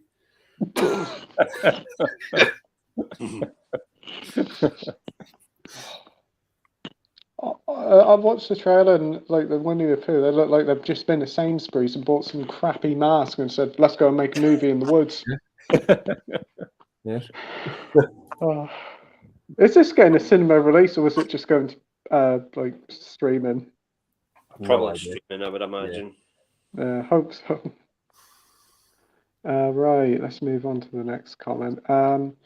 We've got Edward here saying, what's your thoughts on Deadpool 3 and Hugh Jackman to return as Wolverine, how they did at the end of Logan? Yeah, we talked about this earlier, didn't we? Really looking forward to it. Yeah.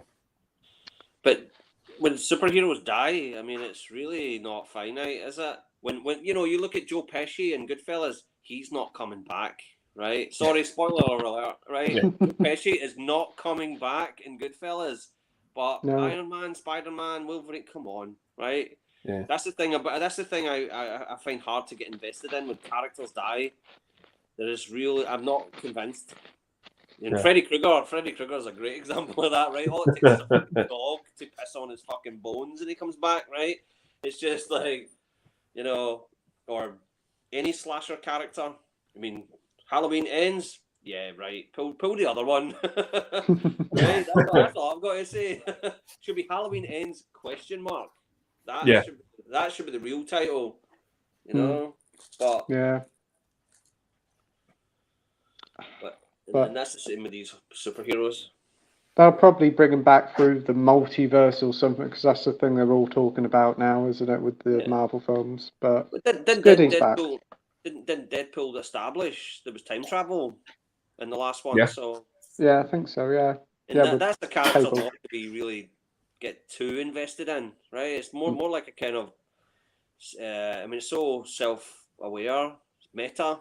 So you know, who cares? Just like let's just see Wolverine take the piss out of himself. That's pretty much what we're going to get. Yeah.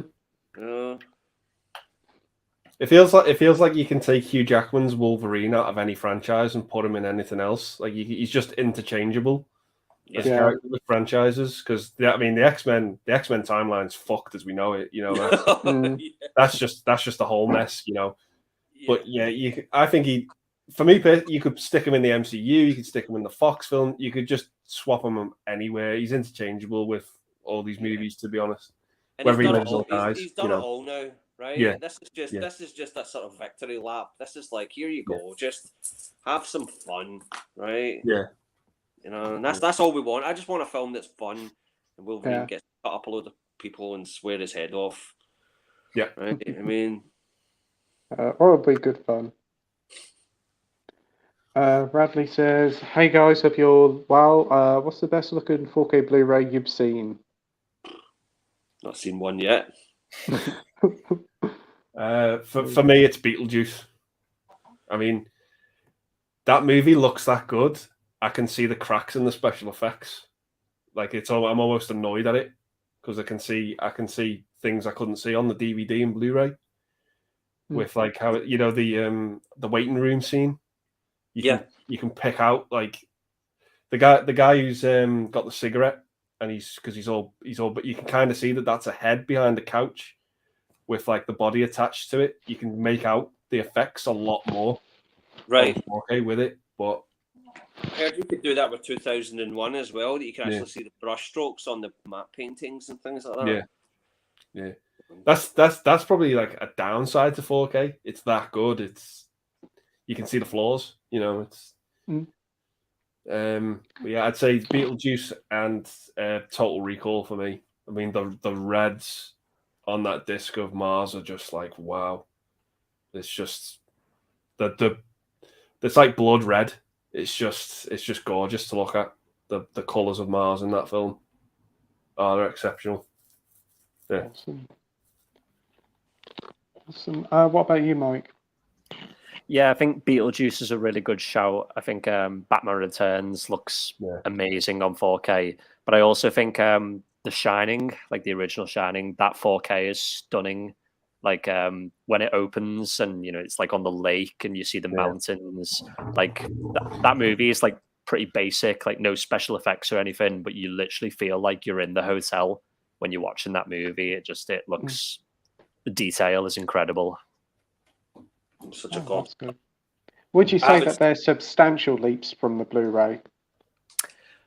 I think with Beetlejuice, definitely, but I think the Blu-ray for Beetlejuice was never that great anyway. So maybe that's why it looks so much better on 4K, but it still looks really good. But yeah, with all the ones I've mentioned, yeah, there's definitely a huge leap in quality. Cool. What about you, Terence? I've never watched a 4K in my life, but Blu-ray. What was the first? The first time I ever saw Blu-ray was in a games shop, and they had Spider-Man 3 to demonstrate it, and it was the sequence where the Sandman came to be, and I just remember being gobsmacked by that. I know CGI can kind of looks dated and stuff, but I love that sequence. As much as Spider-Man 3 has problems, I love that sequence where he becomes the Sandman. I thought it looked great. Yeah, it's phenomenal, that scene. I love that scene. It's no dialogue at all. It's just music and all visual, oh, it's so good. Yeah. Coral says to Radley, "The Hills Have Eyes." It's that's not a good 4K. The Hills Have Eyes, in my opinion. Which one? The Wes Craven one, the original. Yeah. It's just there's just so much grain on that film. I don't think it was ever going to look good in 4K. So, in my opinion, it really probably depends on how it was shot back then. What type of film stock? If it looks that grainy, it probably wasn't really high res. Yeah. The second one doesn't look too bad. Well, I've got that on Blu-ray, the second one, but the 4K for the first one, it's just I don't know. I haven't seen the Blu-ray of the original Hills Have Eyes, but the 4K of it, by 4K standard, I wasn't really that impressed with it. Yeah. Right, Radley says, "I just got a Sony X700 4K multi-region Blu-ray player on Amazon for £300 and it's absolutely fantastic. Plays everything from everywhere, great picture quality and it's almost silent. Brilliant. Awesome. Well done." DVD from Film Bloke says, "Going back to Doctor Who restoration documentaries, I read the Doctor Who restoration team website from top to bottom. They go into so much detail, but some of the pages are dire. They're just extras." Yeah. I used to watch a lot of Doctor Who behind the scenes stuff, so I suppose that's one special feature I used to watch on the films, or DVDs, should I say. Coral says, "Also a thriller, a cruel picture, aka they call her One Eye." Yeah, I'm not keen to watch that one. Usually when a film says a cruel picture, this is kind of avoid. Not my cup of tea. Bradley says, "Seriously, Coral?" Yes. Bradley says, "You mean the original Hills or the remake?" Coral says, "The original, haha, no kidding. Though it looks like it should. Very nice and filmic." DVD and Film Bloke agrees with me. "You've sold me on the stupid Zandy. It sounds craptastic." Yeah, that's the best way for it, I think. Yeah, fantastic. Yeah, it's quite hard to get hold of, though. Yeah. Who stars in it? Tom Arnold. Tom Arnold. There's the box cover. I mean, that's the poster I remember for it. Yeah, the titles are the title is upside down. That should say it all, right? It's very stupid. Yeah, I've got like a Korean DVD of it. Yeah, like a South Korean DVD. Like, look, the back of it is just can't even read that. But, yeah, I was like, why not? Let's get the Korean one. Well, it is really difficult to get hold of, though, that movie. Probably for good reason, but yeah, it's Mark says, thinking about Doctor Who and lost media, I kind of wish the last 3 or 4 seasons of Doctor Who went missing, never to Peace Heat again. Yeah, I kind of do get that as well. Pretty awful series. Bradley says, I'll definitely check it out. Cheers, Coral. Coral says, as long as a 4K transfer looks like a cinematic 35mm equivalent, it looks great to me. Awesome. It's not going to be anything more than that. Do you know what I mean? If it was, Yeah. If it's going to have grain, then that's pretty much the entire film stock right there in your living room. The viewer Drew says, do you guys hate Shia LaBeouf as an actor, or do you find it annoying when he kept screaming in Transformers? See, I used to really like that show he did, Even Stevens, as a kid. So did I I. enjoyed That was a good show. Yeah, that was a good show. And he's done some good films, like Disturbia's pretty good. Yeah, that's good. Yeah, it's just the Transformers movies, I don't think he's completely at fault by, because Michael Bay is a director. He lets that stuff in the final product. He has the final say to say, you know, what he wants and what he doesn't want in his movies. So what you're seeing on screen is something that Michael Bay has greenlit himself and approved. And it is annoying. It doesn't work for me in the movies. So Shia LaBeouf isn't 100% completely to blame. No. Yeah, I don't really have much of an opinion of him as an actor. I thought he was quite charismatic in the first Transformers film, right? And he carried the film rather well. Just and he got so much hate for being in Indiana Jones, which wasn't his fault either. I don't know.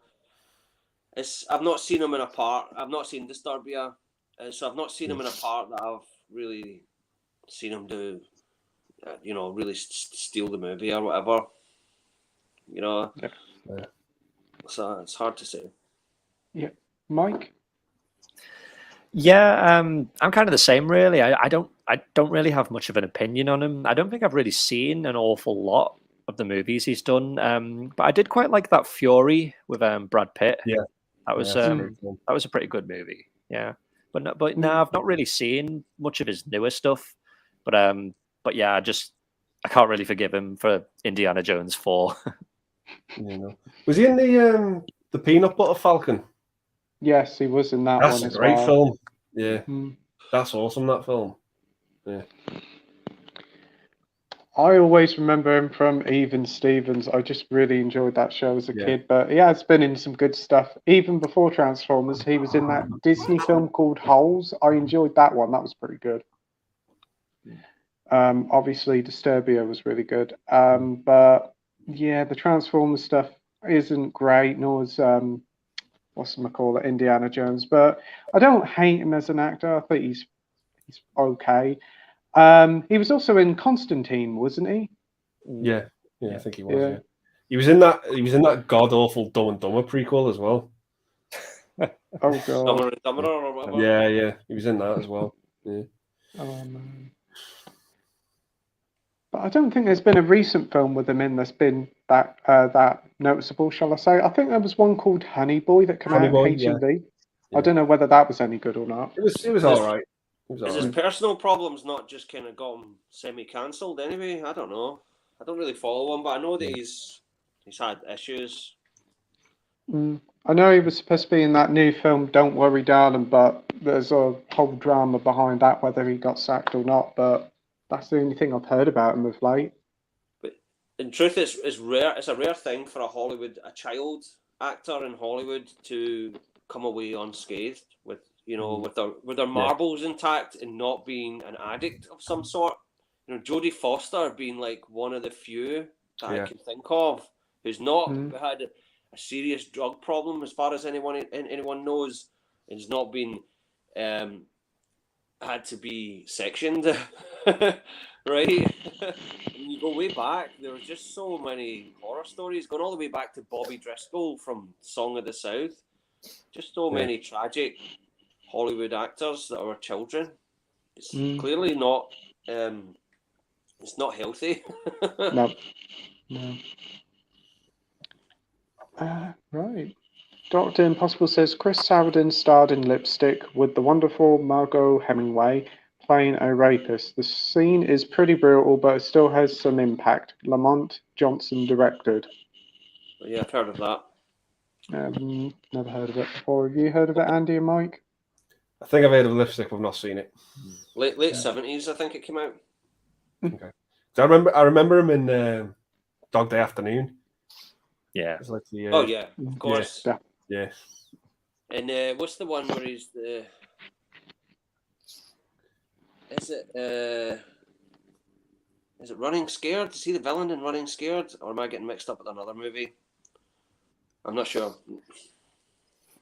But yeah, I love Chris Sarandon. Great actor. Yeah. Child's Play. Yeah.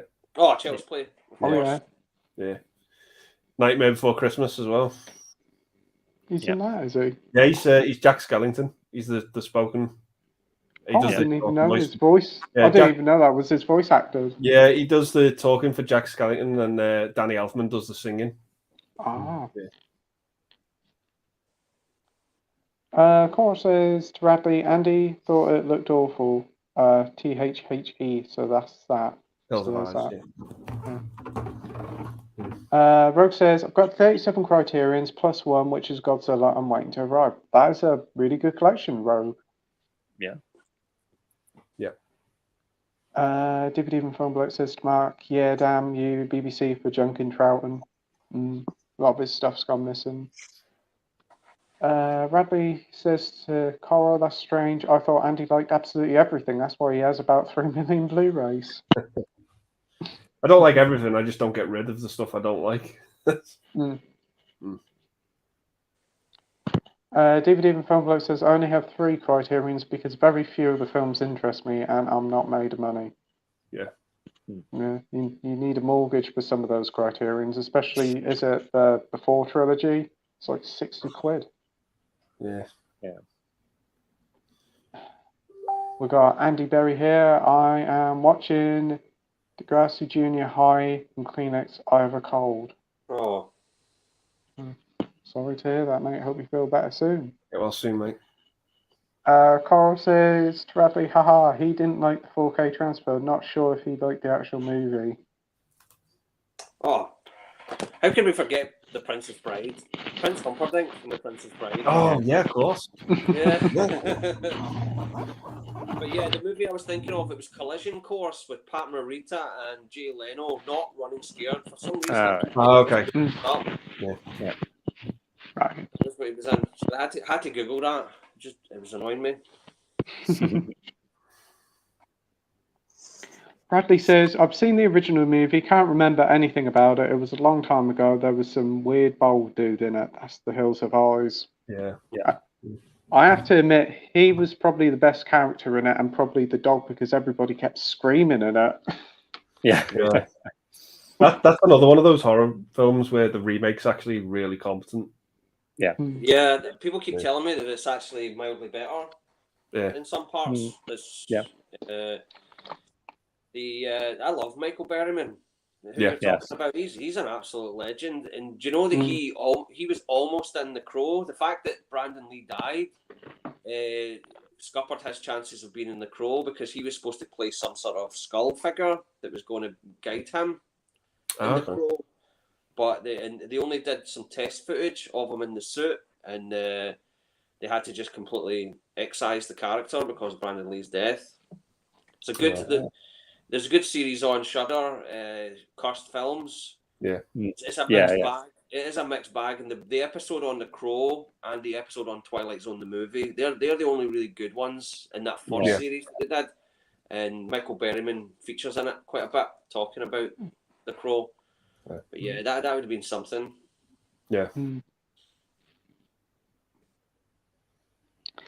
Edward says, who's looking forward to Halloween Ends? Hopefully it ends, but I can see a post-credit scene with the mask being picked up and who picks it up. Halloween coming back 2024. Yeah. Time for them going to space. Yeah, that'll be the next one. That's what you do. When you're going to end a franchise, take them into space. That always works. Halloween's Universal, isn't it? So we may have a crossover with Fast and Furious. Let's hope so. Oh. Cora says yes, Michael Berryman.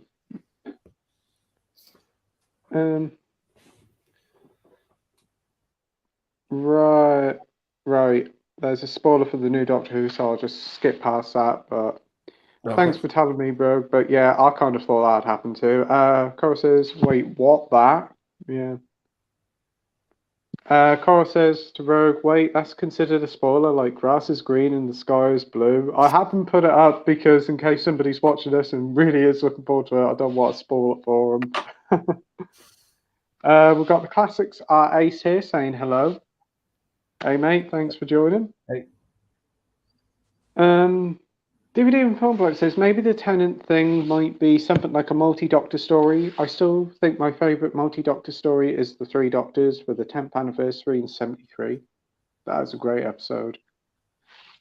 Yeah. Honestly, don't know if any other Doctors are in line to return, but I wouldn't be too surprised. I know for this anniversary one that's coming out next month, it's highly likely we will see probably Matt Smith coming back and Peter Capaldi.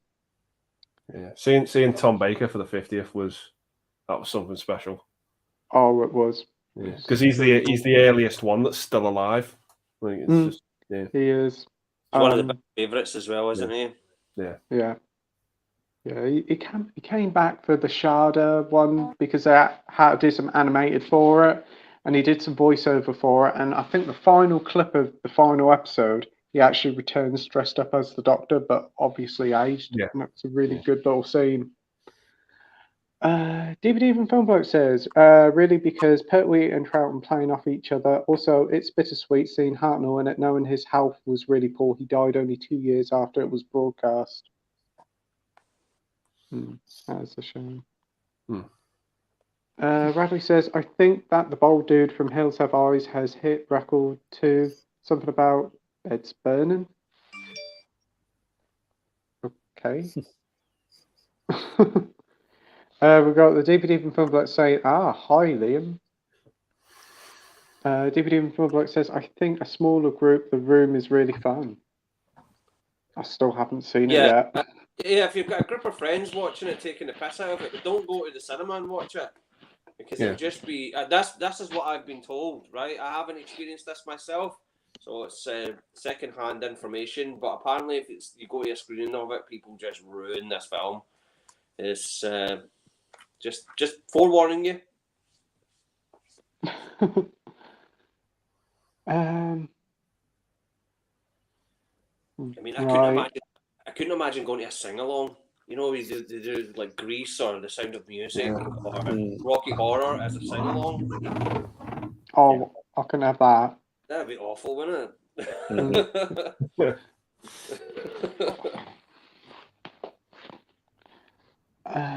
Rogue Review says, first episode of David's return will be about Doctor trying to figure out why he regenerated back into a past incarnation and then find out through the 3 episodes. Well, sounds interesting enough. Dr. Impossible says, that's true, Terence. Scarface 32 is a little gem. Tell Terence, Mike, how good Black Sabbath is with Karloff. Oh, continuation of the other night. Oh, yeah. Yeah, I love Black Sabbath. That's a great film. Is that the one with Barbara Steele, yeah? Barbara Steele? No, that's Black Sunday. Yeah, similar title. I know. Yeah. Not as much metal in the title, though, eh? Yeah. Right, I'll need to check it out. Yeah, it's like a horror anthology. The story with Boris Karloff's great, but there's another one in it with like it involves like a witch, and it is fucking creepy. Yeah, that is terrifying. Holy shit! You Google the image of that. I watched that. I think I pissed the bed for a week after watching that because it was fucking terrifying. What is it? What's it called? Black Sabbath. Is it Drop of Water or something like that? Something like Drop of Water. Yeah. Any of you guys? Fuck me sideways. Yeah. Seriously, that's terrifying. She's fucking scary in that film. Like, That's made my hairs all go up. Oh my, that was terrifying. Yeah. No sleep tonight. Oh man. Yeah. Have any of you ever seen the old Ealing horror, Dead of Night, with the ventriloquist dummy story? I've heard of that. Yeah. Yeah. Oh, that's great. It's good. That is just one of the best. Yeah. Yeah. But if you watch Black Sabbath, I'd say watch the Italian version, because there's like an American version, but it switches round the order of the stories. And I think the American version, it puts that witch story at the beginning, but the Italian version puts it at the end, and it's just better to leave that one till last. Yeah. Because I take it that's the standout, and you want it to sort of build to that. As opposed I think to I think the standout one's meant to be the one with Boris Karloff. That's like the longest one. The one with the witch is quite short, but for me, it was the creepiest one. Yeah. Right. Okay. I might save that for Halloween night. Actually. Yeah. That Doctor Impossible. Sounds good. I've deleted my history now, so I don't have to accidentally come across that image again. That's nightmare. It's just a bit when she's in the fucking rocking chair and she's just going back and forth like that. I'm like, this is just like a picture of like her sitting in the bed, and it's just the facial expression. It's just like, it's horrific. You're quite squeamish with her, Pete. Yeah, a little bit. I wasn't expecting that. I was just like, oh, how bad could it be? I was like, whoa. That took me by surprise. David Even Film Bloke says, I think in the Planet of the Apes sequels, the humans deserve what is going to happen to them. Yeah. In Conquest, definitely, Yeah. Kind of in Battle as well. Like these. Yeah. Well, there you go. I don't think Battle for me doesn't work without Conquest. No. Because it's like you're wondering what the hell's going on, but that movie's a consequence of Conquest. What's happened in that film, the way the apes take over. But it's not a very good film, Battle, but it's got some funny moments in it that make me laugh. I love the classroom scene at the beginning. It's just so funny. Yeah. Classic that. Coral says yes, but with the Italian dub for Black Sabbath, it makes Boris sounds like a badass. Dr. Impossible's laughing. Radley says, guys, can you recommend a really good Region A Blu-ray to play on my multi-region player? I want to buy one and annoy people on the internet saying I have it and they haven't. There's a movie that came out a couple of years ago that you can only get Region A for. It's Ingrid Goes West with what's her name? Scarlet Witch. Elizabeth Olsen. Elizabeth Olsen's in it. Yeah, it's got a couple of actors from the MCU in it. Wyatt Russell's in it as well.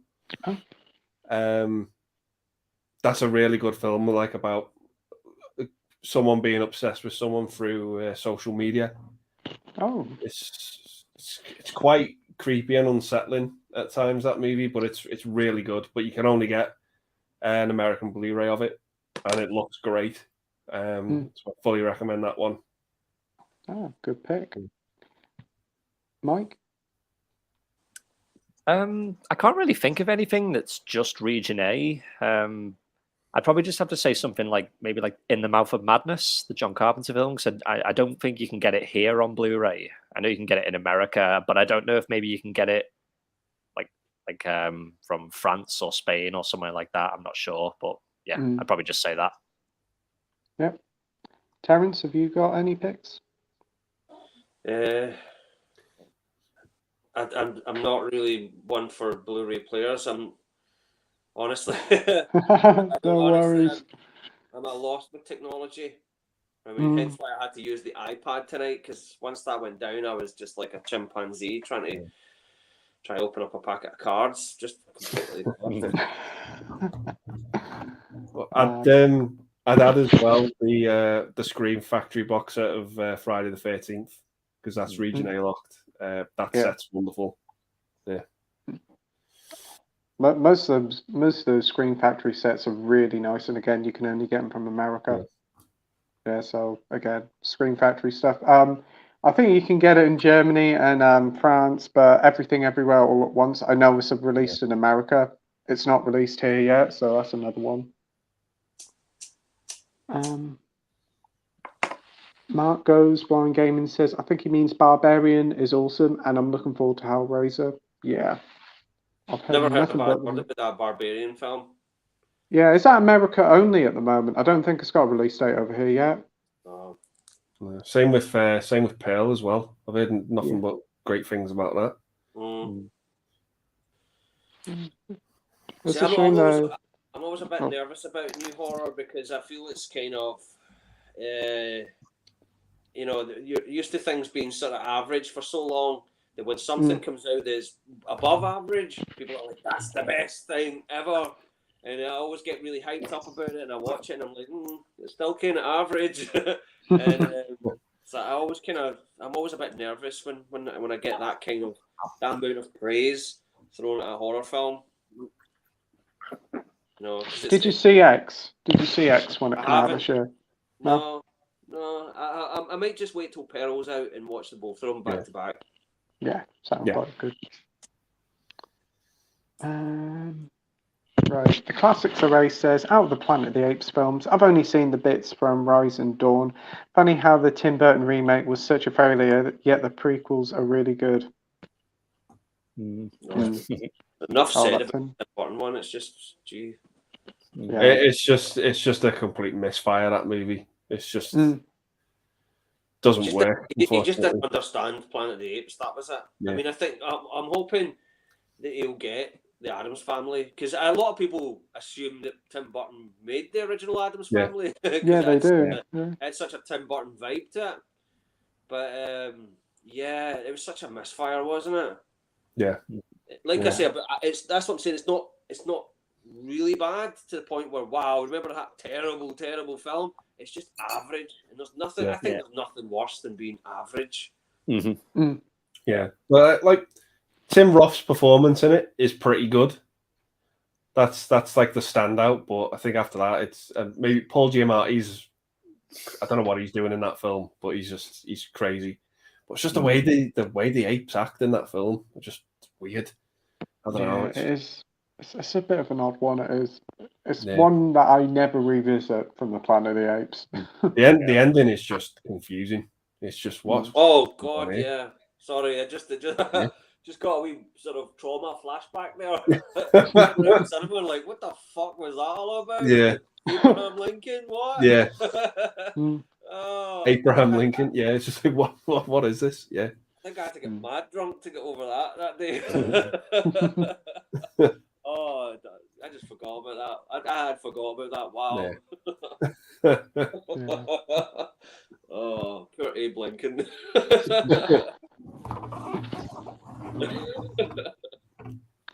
Radley says to Mark, you mean the new Hellraiser with the lady pinhead? Yeah.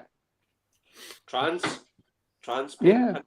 That's right. Yeah, I think so, yeah. But, there's in the Hellbound Hearts, Pinhead, who didn't have a name in the Hellbound Heart, has no sex. It's not determined, so it's fair game. Yeah. Absolutely. Yeah, it's really good. In knowing Clive Barker, that seems kind of true to Clive Barker, I think. Yeah. See, I was thinking. I mean, I'm going to talk about this in my stream on Saturday night, right? So I'm just using this as a way to plug it as well. But because I'm going to be talking about hell, right? And just the way it's depicted in films is just our own sort of interpretation of hell. I'll probably get the plug pulled on me by religious nutters, right? But the thing is that about Hellraiser that I just thought was so startling, right, is I think it kind of pushed a kind of homophobic button as well. I didn't get this as a child when I saw Hellraiser the first time, but all that kind of sadomasochism imagery, I think that kind of fed the horror of it, that made hell seem like this illicit sort of sadomasochistic place. And I think I understand that he was going to call it like Sadomasochist from Hell. That was what the original title was going to be, or something like that. Crazy. But yeah, it's just amazing. I mean, I'm curious. When was your first experience of seeing Hellraiser? I was probably about 12 or 13. Oh, perfect. Yeah. Did it just blow your mind or what? Yeah. I do remember being pretty blown away by it. I don't think I was quite expecting it to be the way it was. I think I was probably expecting more of like a typical slasher, and Pinhead was just like the villain.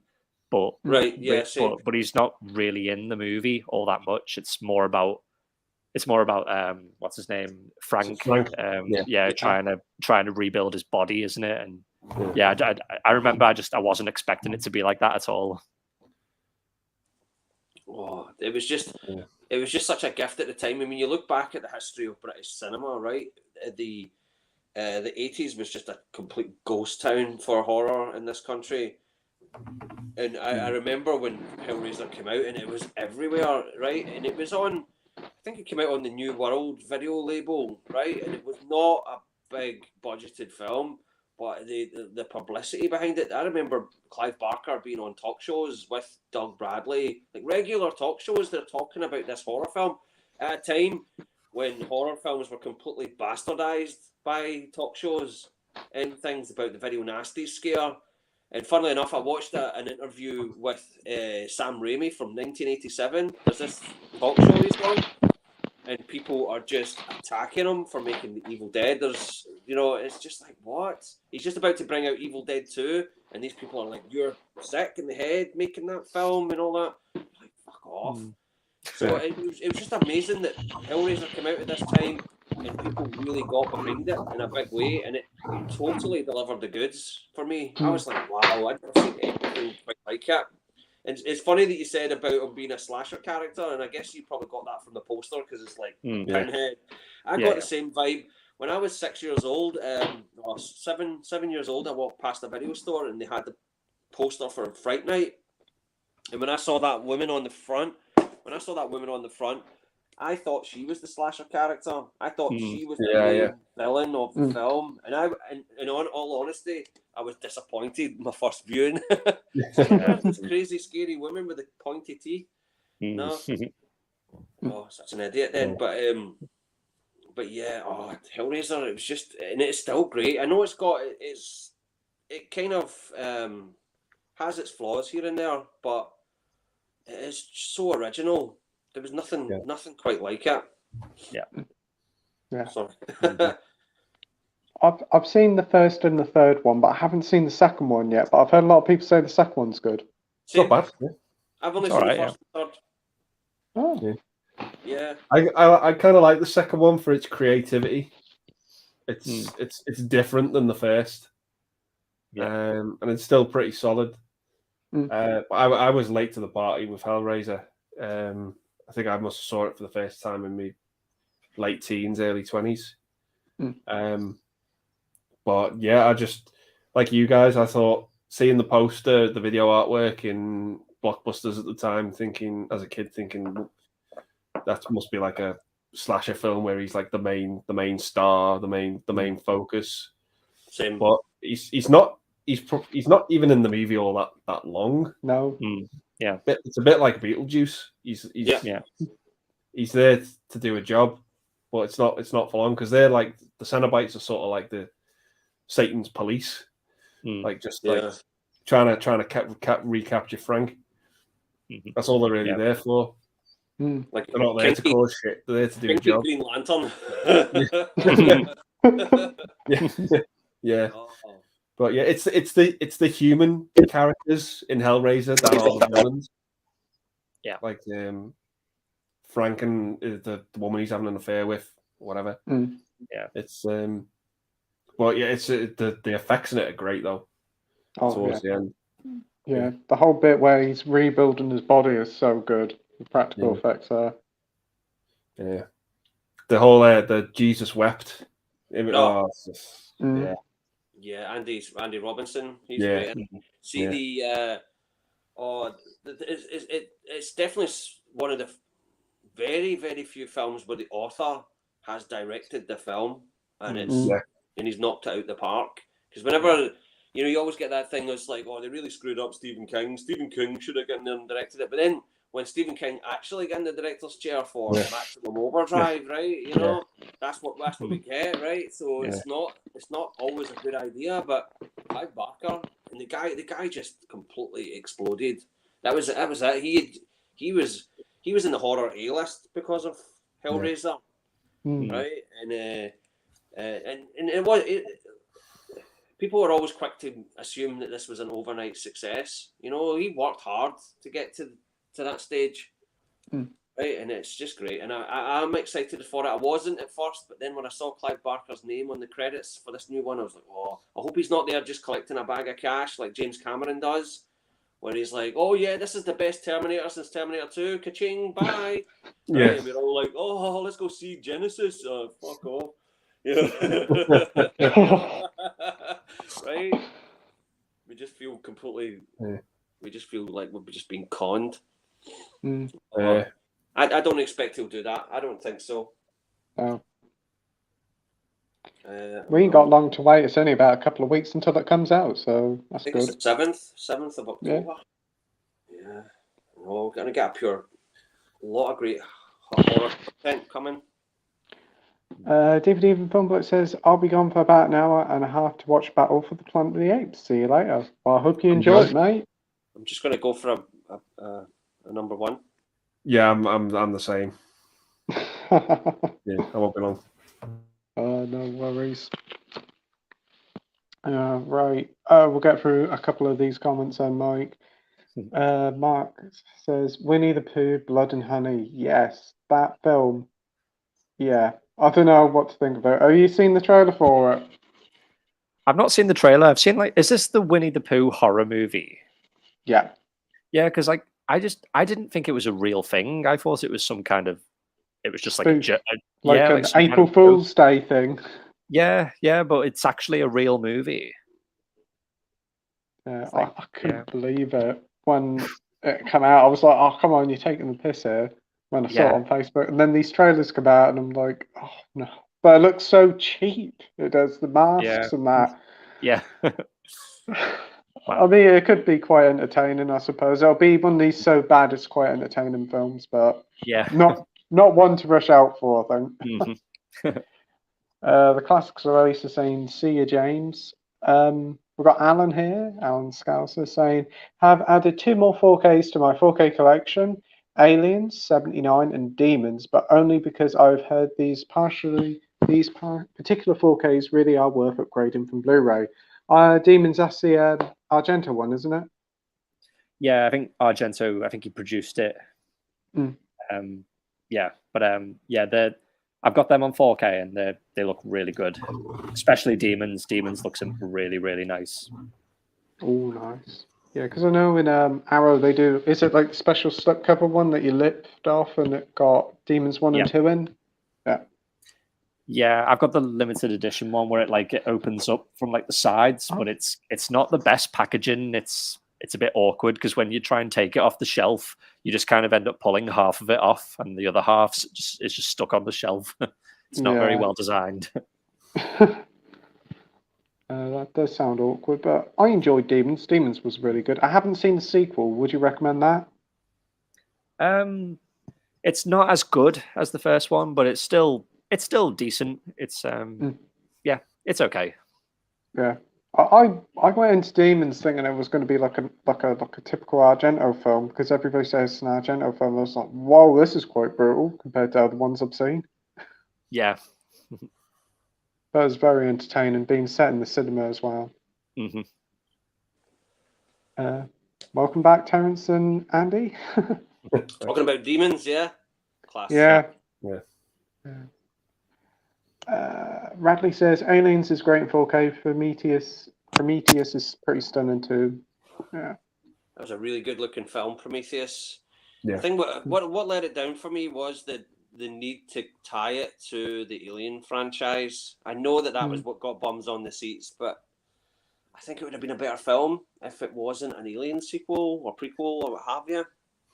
Yeah. I didn't mind Prometheus. It was Alien Covenant I didn't like. Not seen it. Yeah, it's not that good. What did you think of Covenant, Andy? Yeah, it's it just falls into the bracket of Alien 3 and Alien Resurrection. It just was Yeah. what it was. Yeah. I had no intention of watching it just because from what people had told me afterwards, I was just like, Yeah. I did enjoy Prometheus, but I just think it would have benefited as a film, as a story, without having to anchor itself to that. But that wouldn't have got people in the cinema. They wouldn't have got the financing for it. I understand that. So, because you know, it's funny. I watched the other day is The Rage Carrie 2 from 1999, right? And you're gonna laugh. I thoroughly enjoyed this movie. I thought it was one of the most 90s films that I've ever seen in my life. And also the storyline to it was really interesting about these bully jocks who were getting all these. They were just getting all these women. They were just taking their virginity for their own amusement, and it was when that they decided throughout the story to tie it to Carrie as a sequel to Carrie, and they brought Amy Irving back, and she was. Every time she fucking appeared, it was like, oh, this is a sequel to Carrie, don't you know? The movie just fell like a lead balloon to stop to have this moment to remind us it was a sequel to Carrie. And from what I read afterwards, it wasn't, the original screenplay wasn't meant to be a sequel to Carrie. It's just that the producers went, this sounds a bit like Carrie. Let's fucking shoehorn some Carrie references into it. And it hurt it. It hurt the movie, but I actually enjoyed it. I enjoyed it as a kind of 90s throwback horror film. We've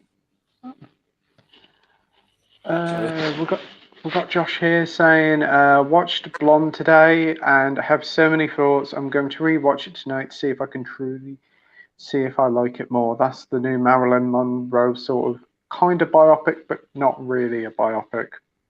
Okay. Yeah. Are you guys going to give that a watch at the weekend or whenever?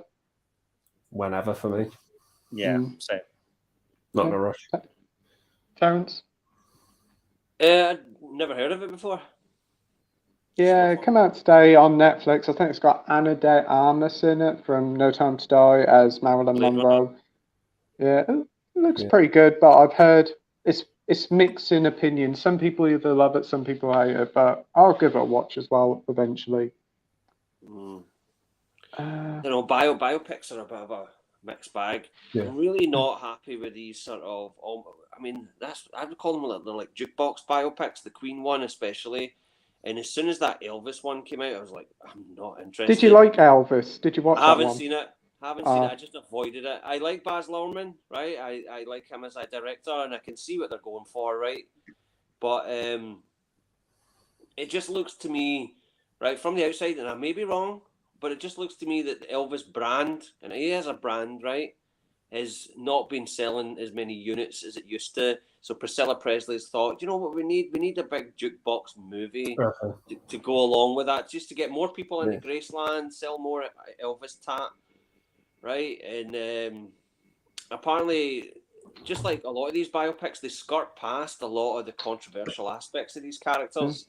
It's just so that they can canonize them as saints all the time. That bores me, right? You know, I want to see these characters as human beings, not as some demigod. And I just did not want to see it. And there's this new one coming out. I don't know if you've seen it. It's a Whitney Houston one. I think it's called I Want to Dance with Somebody. Yeah, it's coming out at Christmas. It doesn't look that good. Looks fucking terrible.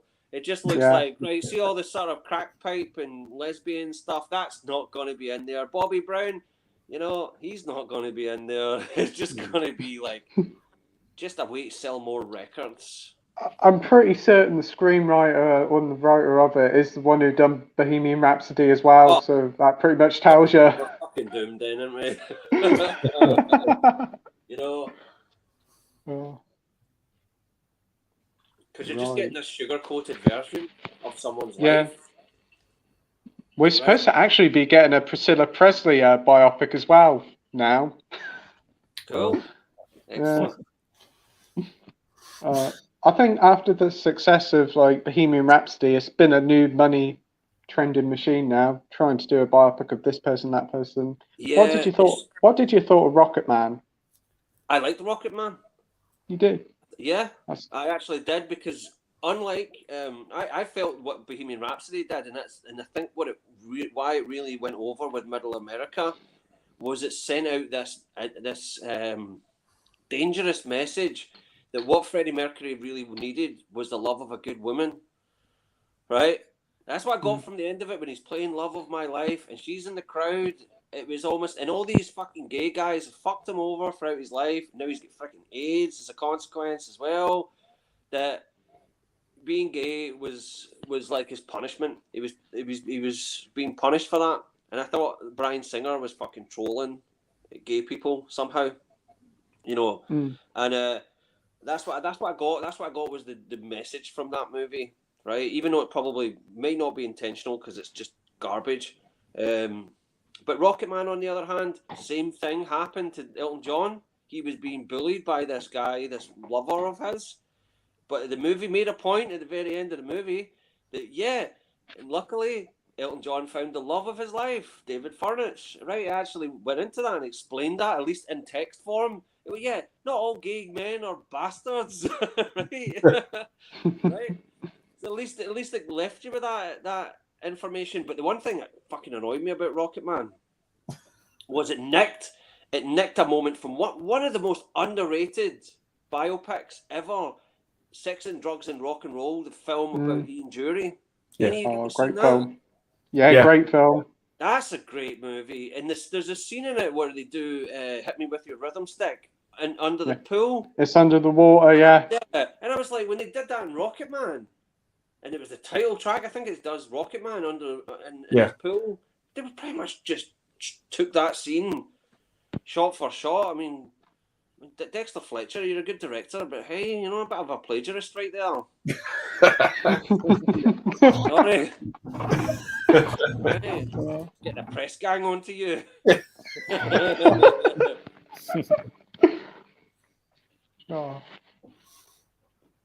Radley Stark says sci-fi generally shines a lot more in 4K because of all the CGI and effects. Yeah, that's true. Yeah. And Cora says about Alien, good choice. Dr. Impossible says, Terence, what's your take on Peter Watkins as a British TV and film director? Punishment Park, Privilege, War Game, and Colluden. You're always catching me out here, Dr. Impossible. I've heard of War Game and Punishment Park, and I've never seen them. I've been meaning to see Punishment Park. That just looks amazing, that film. It's like early 70s where they take all these criminals out into the desert and hunt them down kind of thing. Yeah, I've been meaning to see them. I've not seen any of Peter Watkins, and I have read about him. Sorry, he's always catching me out. It's like, yeah, Terence, we know fuck all about films. You just need to come on my stream and say, Terence, you don't have a fucking clue what you're talking about every time. Oh, no, that's me. I don't know fuck all about films. Yeah, no wonder it's called Dr. Impossible. Possible to answer. Review says, I had to leave my bookcase in my old house, so I've got to get a cheap new one as well. Yeah, we could get one of them Billy bookcases from IKEA or something, or probably Argos. They're pretty quick and easy to assemble. Carl says to Radley, I think most 4K titles I've seen look great. The only ones that are iffy are Batman Begins, T2 Judgment Day, FNF 3, Lee Circle, Rogue, Basic Instinct, and Pet Sematary. I thought Pet Sematary looked pretty good on 4K. I don't know which version he's talking about, but the original movie I thought looked pretty good. How can you fuck up Batman Begins in T2? That should be a criminal offence. Should be a criminal offence. Those films are gorgeous to look at, right? I can remember when T2 came out on 4K, there was a lot of hate over that because the transfer was awful, weren't it? Yeah, I've heard it. I've heard it's a car crash of a 4K disc. So didn't James Cameron say, yes, this is a good version as well? I think it's like, yeah, I think like the whole picture's just been smoothed out from what I've heard, and I think that's how James Cameron likes it. He doesn't like there to be any sort of natural grain or anything. He just likes everything smoothed out. I think he wants everything to look like Avatar. Jeez. Yeah. Oh, no. Hands off Piranha 2. Don't touch Piranha 2.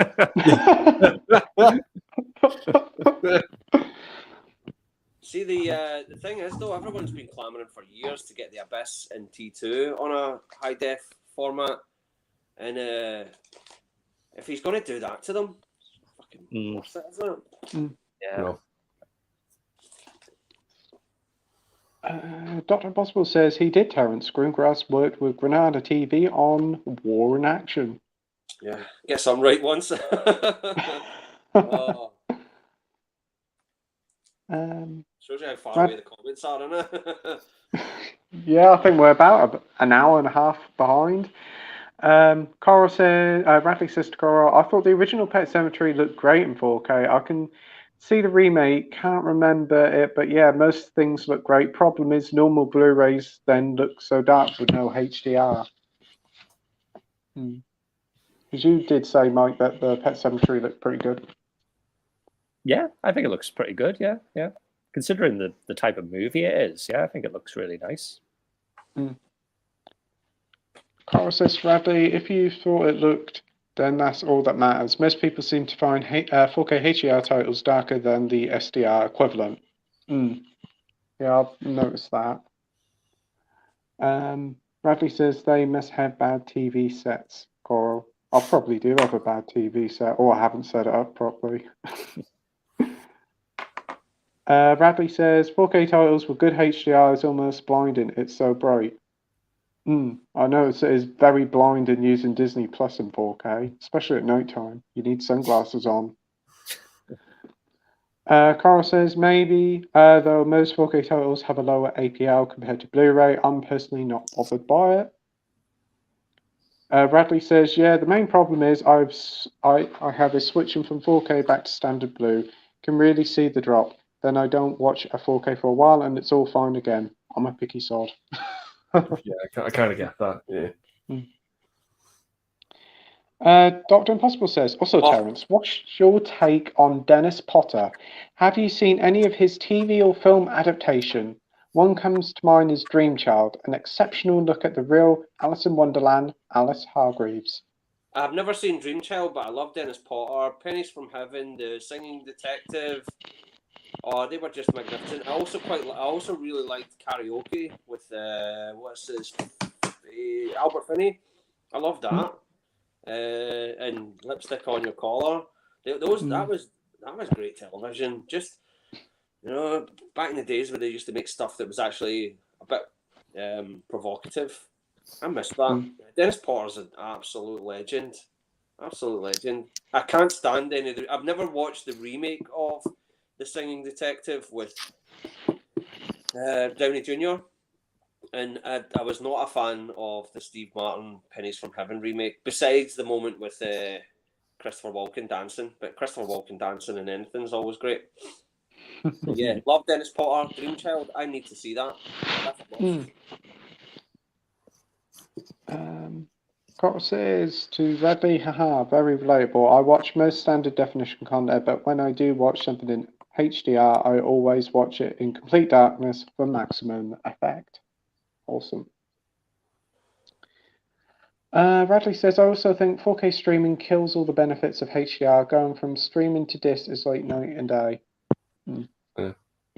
Yeah, especially when your internet goes like it did last night. I was like, I'm watching this film and then it just cut out and I was like, oh, and I had to start it all over again. At least with the disc, you're all right.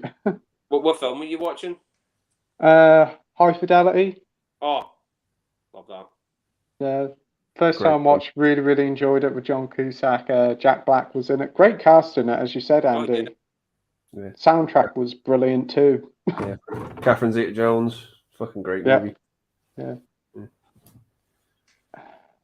We've got Rogue Review says there's a Pink Flamingos reference in Alvin and the Chipmunks 4. Yeah. Singing Bumhole. Not surprised. Oh. Yeah. Carl says, Radley Stark, I'm afraid I have to disagree with you there. Have quite a few 4K HDR titles on iTunes and they come very close to the disc release. Sure, compression takes a hit on streaming. I think it depends on where you stream. Some places like Amazon seem to stream really nicely, but Disney seems to be ho-hum at times, I've noticed. Dr. Impossible says, Dream Child has some extremely dark moments with the character Alice, played by Coral Brown. Dream sequences with characters from the books, and they're horrific, created by the Henson Group. See, that's interesting that he brings this up, because I talked about this on my stream the other night about special effects, 80s special effects, where you got like, you know, Videodrome, The Fly, what have you, all these sort of gory horror things. And I imagine whether, you know, what Jim Henson would have made of that, being a puppeteer himself. And it's interesting that the Henson Group have worked on this Dream Child. Was it made for children, Dr. Impossible? Or was I have actually got pictures up for it, and it says it's a PG, so yeah, made for children. Okay. So that's fine. I have seen it before. Yeah, some of these pictures are ringing a bell to me. They are kind of creepy. Some of them are. Because I know that Jim Henson himself was nervous about doing the effects for the Teenage Mutant Ninja Turtles because of the violence, the fighting, the nunchakas and all that crap. And that was the final movie they worked on. But I really need to see this now if it's got Jim Henson's name on it as well. You know, great. Dennis Potter and Jim Henson. What a combo. Cora says, but the HDR is beautiful, at least on iTunes. We've got Andy here from Electric Geek saying, how you doing, lads? Hope you're all well. I love an audio commentary. Great for sticking on in the background. You learn loads of trivia from them. Exactly. Straight from the horse's mouth. You know, none of this like, oh, this guy said that or what have you. It's just, there's the director just telling you like it was. Yeah. I've learned something tonight. You can actually stick on audio commentary in the background and do something else without watching the film again. Yeah, I mean, because you can probably already see it in your mind's eye. If it's a film like Jaws that you've seen countless times, you're going to know exactly what they're talking about. Here's a great one if you're a fan of the television series V from 1984. Great one. Robert Englund in it as well. Yeah. The audio commentary for the first two miniseries episodes that were written, produced, and directed by Kenneth Johnson. Kenneth Johnson on the audio commentary, he knows, you can tell he's not reading this off of a script. He knows everybody's name. He knows what people were doing that day, everything. The guy gives you so much information about the television series V. It's unreal. And he talks at 100 miles per hour, but you still get all the information about it. It's just, wonderful. Probably my favourite audio commentary is, and it's just him on his own. There's no one talking to him, and you know he's not reading it. You can tell he's not like, oh, wait a minute. No, just remembers everything. I'll have to track down the DVD, but I do like the series of V. It's good. I've seen the remake. It isn't very good at all. Philistines. Waste of time. Yeah. That was a game-changing show when it came out. You know. Then they had the awful series that they had later, which was a guilty pleasure of mine. It's kind of cheesy fun. Yeah. Radley says, I haven't tried iTunes, only Prime and Netflix. HDR always looks muted. I don't think the stream can handle the bit rate needed for HDR.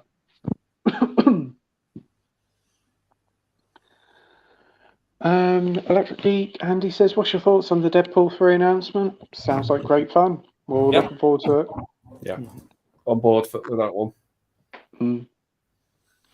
Jason, the old millennial, says the Lord of the Rings audio commentary are the best. 4 audio commentaries for each movie. Wow. That's a huge commitment, that. Like 4 commentaries for like all 3 of the movies. That's hours worth of time. Especially for the extended editions as well. Yeah. Oh, man. Yeah.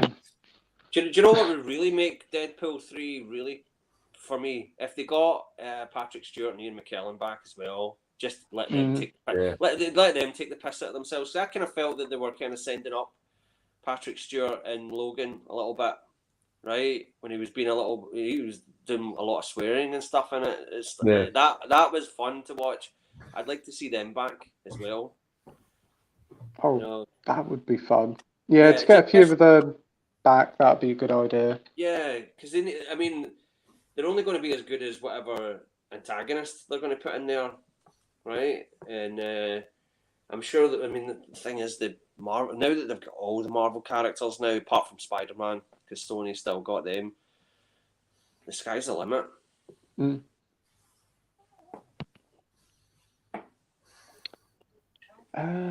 Carlos Radley here. I've never tried those for HDR. To me, iTunes and Disney Plus looks great for HDR. Edward says, do you know when the Munsters Rob Zombie is coming to Netflix in the UK? Hopefully gets shot by a torpedo on his way. Sorry. I'm not sure. No. Sometime it's coming, but I won't worry about it too much. You can get it on Blu-ray over there, can't you? Yeah, in the US. Yeah. Whoa. Yes. It's classed as a limited special edition. Is it because they're going to put it in landfill after a week when nobody buys it? Yeah, a nice drinks coaster. For the... Oh. Sorry. What? No, I just feel the guy's probably really excited about it, and I feel I'm dumping on it like that. I just feel sorry. Monsters UK release date. I'll check online for you, mate. It's coming. Wow, it should be on there now, mate. It says the 27th of September, and today's the 28th. I'm sure Sherryman Zombie will be good in it, right? She's always good. All those other films that she's in. all made by Rob Zombie as well. Yeah. Wow. I actually looked up her filmography just yesterday because it was her birthday for some reason, and I just thought, I wonder what else she's been in, and she was in something else. Oh, and it's completely escaped me. She was in another movie, just a sort of bit part here. Oh yeah, I think Toby Hooper put her in something. Yeah, the Toolbox Murders remake that Toby Hooper made, which I actually didn't mind. I just thought that was okay. She was in that. And that's just because Toby Hooper was good friends with Rob Zombie. I actually said that on Wikipedia. It's like, yeah,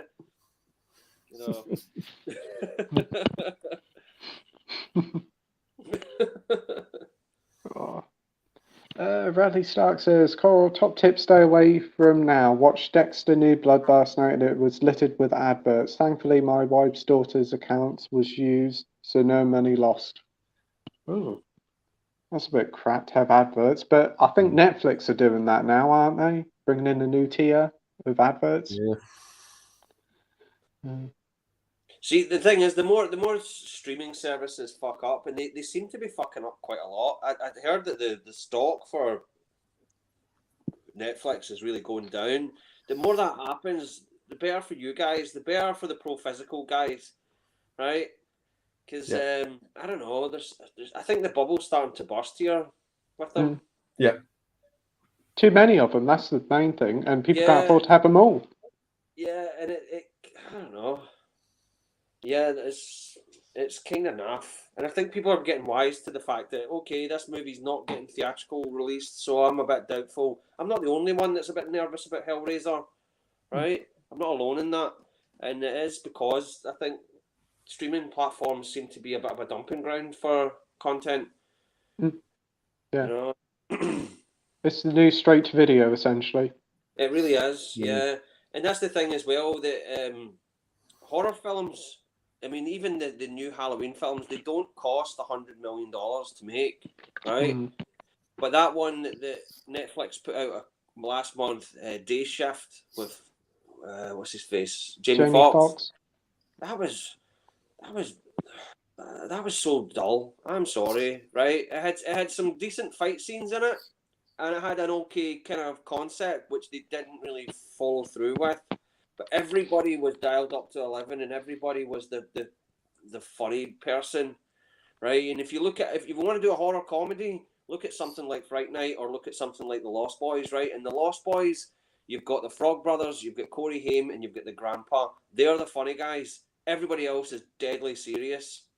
Everybody's deadly serious. That's the way it should be done. Not everybody's a comedian. If you make everyone a comedian, it just falls on its ass. And that's according to Wikipedia, it was $100 million to make for a horror film. What the hell? Whoa. No, that's obscene. Yeah, it's normally horrors are really cheap to make. That's why there's so many as well. Traditionally, yes, because the reason they're cheap to make is they don't usually have a great return. Occasionally, once a blue moon, you'll get a film like Get Out that shatters the box office, or Halloween, or the Blair Witch Project, but that is a rare thing, right? It's most horror films rarely make $100 million, never, and they never cost that. They never cost that much. That's for your fucking Spider-Man, Terminator type films, big summer blockbusters. It's ridiculous. Wow. So yeah, and that film, honestly, it needed a better script. It needed less comedic elements to it, and it may have worked. We've got Andy here saying, what on earth brought Anthony Hopkins into Transformers franchise, besides the obvious? Yeah, I think it was his grandchildren. Yeah. He made the film a lot better anyway. It was great to see him in it. Because I think that was Gary Oldman's excuse for doing Lost in Space back then. Because he was always playing the villain, whether it was Dracula, Leon, whatever. None of his children could watch anything he was in. Right? They're not going to sit down and watch JFK. They're not going to watch him in True Romance. Yeah. Or The Firm, or Sid and Nancy. Exactly. Yeah. So he makes Lost in Space, And same with Hopkins. I could totally see that coming. You're like, oh bless. Bradley Stark says, anyone notice Pete looks happier this week? I came in last week and he looked like he was about to club a babysit. Oh. Maybe he did later. Save the series. Oh, God. Yeah. Give us a thumbs up or he'll club this baby seal. All right?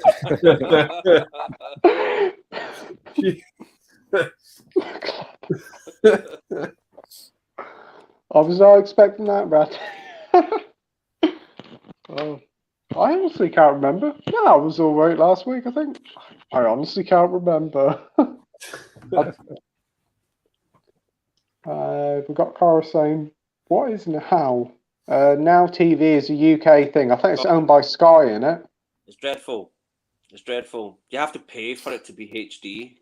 You have to pay like an extra £3 a month for it to be HD. And the movies on it. The movies on it are movies you've seen so many times, like The Warriors, Jaws, Psycho, right? They don't have a very good selection. That's cheeky to charge that much extra for HD. That should come as standard. Yeah, it should just be standard. Bradley says, Cora, it's Now TV, another streaming service because we totally needed another one. Oh, yeah, it's been around a while as well. We're talking. Yes, it's been going for a good few years. But that new Paramount Plus, that is, dumping ground waste. Nothing there much. Unless you want to watch Star Trek, there's nothing there. Coral says, didn't know that one, new to me. Coral says, we don't have that here in the Netherlands. We only have free and hookers. Okay. Okay. Bradley Stark says, you're not missing anything. Bradley says, oh, you only have that. What a hard life you lead. Sounds like the travel brochures of the Netherlands must be pretty fun to read. Bradley, what? No, on you go. Continue. No, you're fine. You're fine. The one that I've been clamoring for is Tubi. All the Americans have got Tubi TV. Okay, it's movies with ad breaks, but they always talking about the selection that's on this Tubi TV, which is owned by Rupert Murdoch, and they can't they can't release it here because of data protection reasons. For some reason, the data protection is different in the States than it is here and Canada, and they have it in Australia as well. Tubi TV, and I mean, it has ad breaks, but and it's free. It's completely free, and the selection's meant to be gigantic. Yeah, I've heard about that app. That's just how so many like high-profile films as well. Yeah, and obscure horror gems as well. That's the one I want. But, and I've been waiting years now. Radley says, I didn't know they spoke Chinese in the Netherlands. Or is it Japanese? It's Japanese. Yeah, Japanese. Coral says, Hiragana, to be precise. Nice. Radley says, random true comment. I like JRPG. Jeez. Great choice. Japanese role-playing games. Bradley says, I was going to buy a Switch just to play Xenoblade because I never learned my lesson buying a PS5 just to play Demon Souls. But it is a good game to buy a PS5 for, though 450 quid is a lot of money to pay for one game.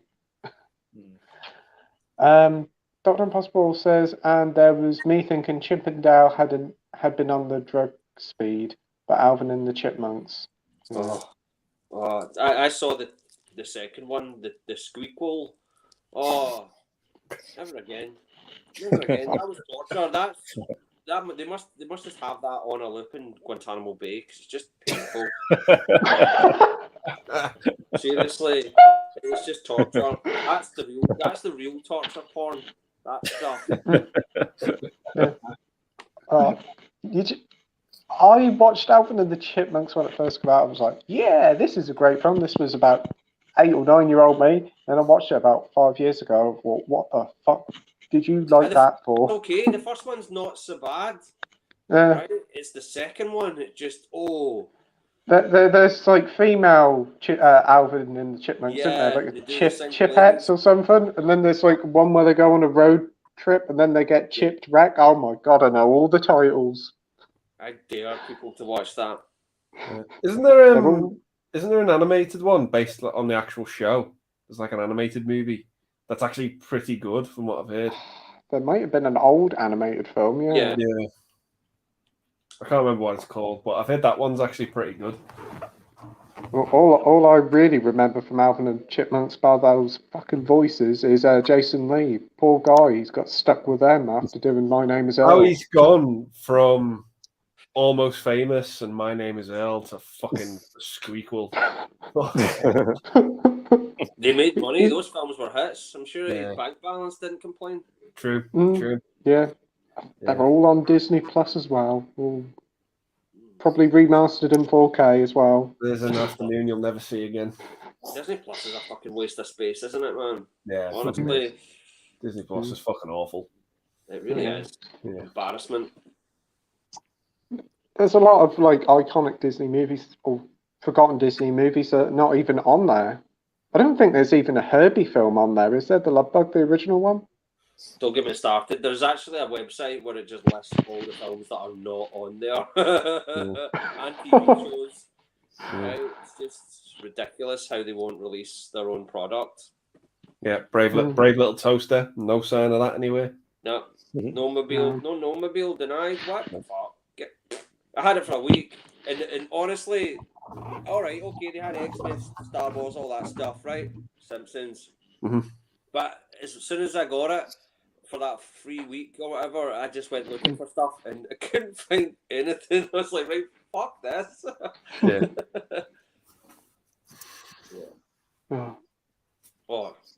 That new She-Hulk is just embarrassing. I've heard it's. The first episode was enough for me. I couldn't watch any more of it.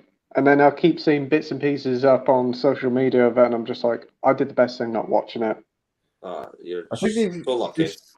They've sort of exposed themselves, I think, after Endgame and No Way Home now. That they're just fucking out of ideas. It's just like they're just churning out trash. That's why I'm nervous. I'm nervous about Black Panther 2, actually, because they're bringing out one of the big guns, the Submariner, right? He's a classic character.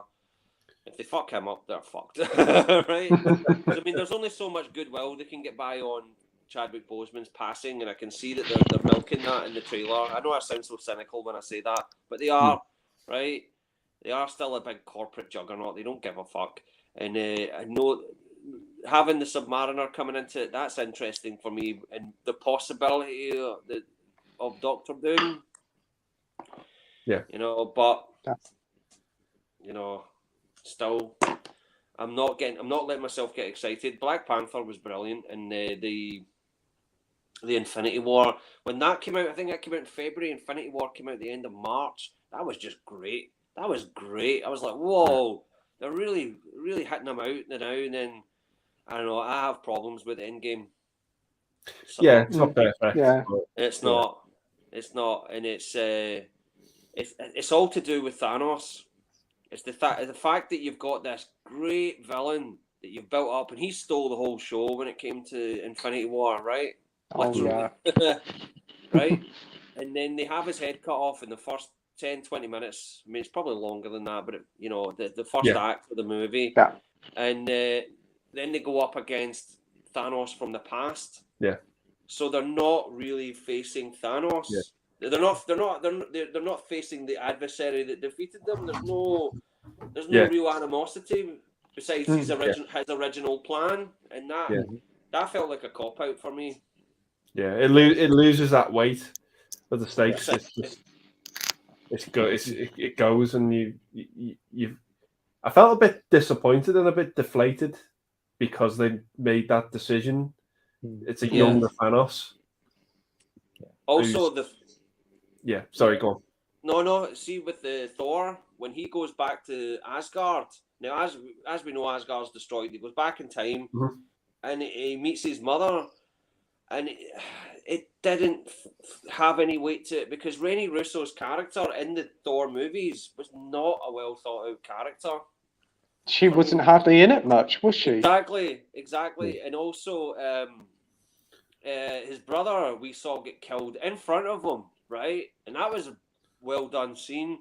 In Infinity War when Loki got killed, he's in the prison in Asgard. And he doesn't react at all. Sorry. Yeah. They missed an emotional beat there where he could have reconciled with his brother and he didn't know anything about it. There was a whole scene missing right there, and it just fucked it up. I'm sorry. And I'll tell you one thing, Andy. Hats off to Free Jack, right? Right. You know what? That was a fun time. I'm glad you enjoyed it, right? But see, when that film came out, right, when Free Jack came out, I remember reading the criticism about it. The Renée Russo's character, even though Free Jack starts in 1992 and it jumps to like 2007 or something like that, right? And I remember a critic saying, "Oh, Renée Russo, she hasn't aged. She hasn't aged from 1992 to 2007. That's so unbelievable, right?" And then you watch, real life. He just looks the same. Yeah, exactly. So Free Jack got that right. That's true. Like, even in Nightcrawler, she just looks the same, like as she did like in like the Lethal Weapon movies. It's nuts. Yeah. Cara says, I'm probably the only one who thinks Transformers the movie is more headache-inducing than all the Michael Bay movies combined. Oh that's them's fatting words. Transformers the movie was just devastating for me. What was it? Christmas of 1988 or 87 or something like that. I got the tape for my Christmas. Watched it Christmas morning. It just broke my heart, right? Seeing Optimus Prime getting killed like that, and just his death scene, the actual sequence where he drops when he's dead on the table. Oh, that was just so upsetting. But also the fact is that I didn't realize at the time the corporate cynicism that was behind it. That this was just a way of getting rid of the first toy line so that they could replace them with the new toy line. I just thought it was just great storytelling. But they get the deaths right in the Transformers franchise. Like I remember that one, and Dinobot from Beast Wars. That guy just dies a hero's death. Where he's like trying to save like this little race of human beings because Megatron wants to like wipe them out, and he saves his village, and he just gets the shit kicked out of him, and he ends up passing away. But it's like they get the deaths right.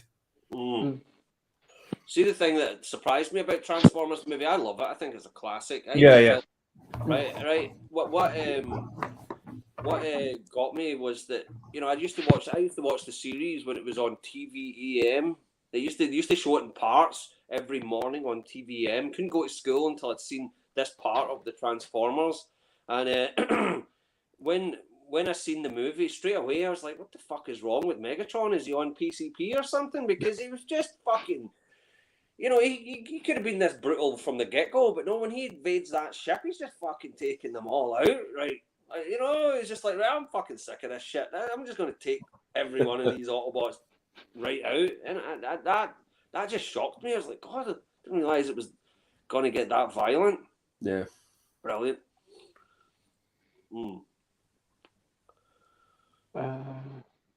We've got Dr. Impossible saying Pearl Harbor is a masterpiece. Sign me up to the US Navy.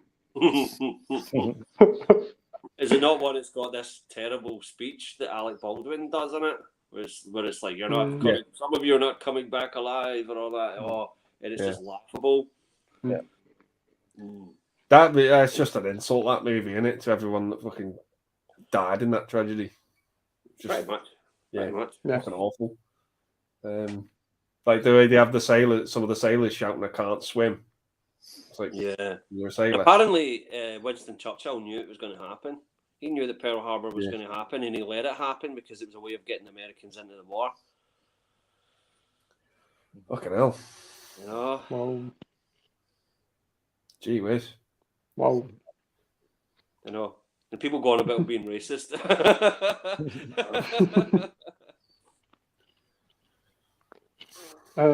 Bradley says, which movie do you like? Which movie do you like without knowing what the F is going on? Most Shyamalan movies are pretty much like that for me. Pretty sure he never knows what the fuck's going on either. Yeah, his shit doesn't stink. That's what Shyamalan thinks, man. The Lady in the Water. I love Lady in the Water because it's just fucking incomprehensible garbage.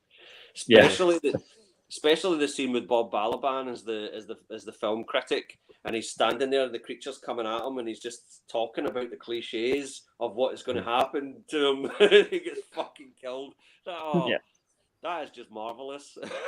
And apparently they actually built that apartment complex in the Lady in the Water. The apartment complex was actually built for that freaking movie. That's ridiculous. Why can't they just use a studio backlot or something? That doesn't make sense to me. But the happening's a good laugh as well. Yeah, the happening's a good laugh. Yeah. I legit think The Village is a good movie. I like The Village. Me too. I like it. I think it's really underrated. I didn't see the surprise happening, even though I did read a review that didn't spoil it. It just said this is an extended episode of the Twilight Zone. That's what they said in the review, and I still got a wee surprise when it was all revealed. Yeah, I dug it. Yeah, I like The Village. But if you watch that film for the first time, it's really quite creepy, and if you don't know anything about it, it's quite scary when you see the monster for the first time. Oh, was that in that GIF that you put up on the group chat, but the thing just moved past quickly? No, is that from Signs with the alien? Oh, is it a different film? Oh, right. Yeah, a lot of people really like Signs. I'm a bit Signs. I mean, the whole concept of aliens invading a planet that is predominantly water, and that's their kryptonite. Oh, come on. Yeah. It's like they say as well that like they're a race that's managed and achieved space travel, yet they can't get through a wooden door.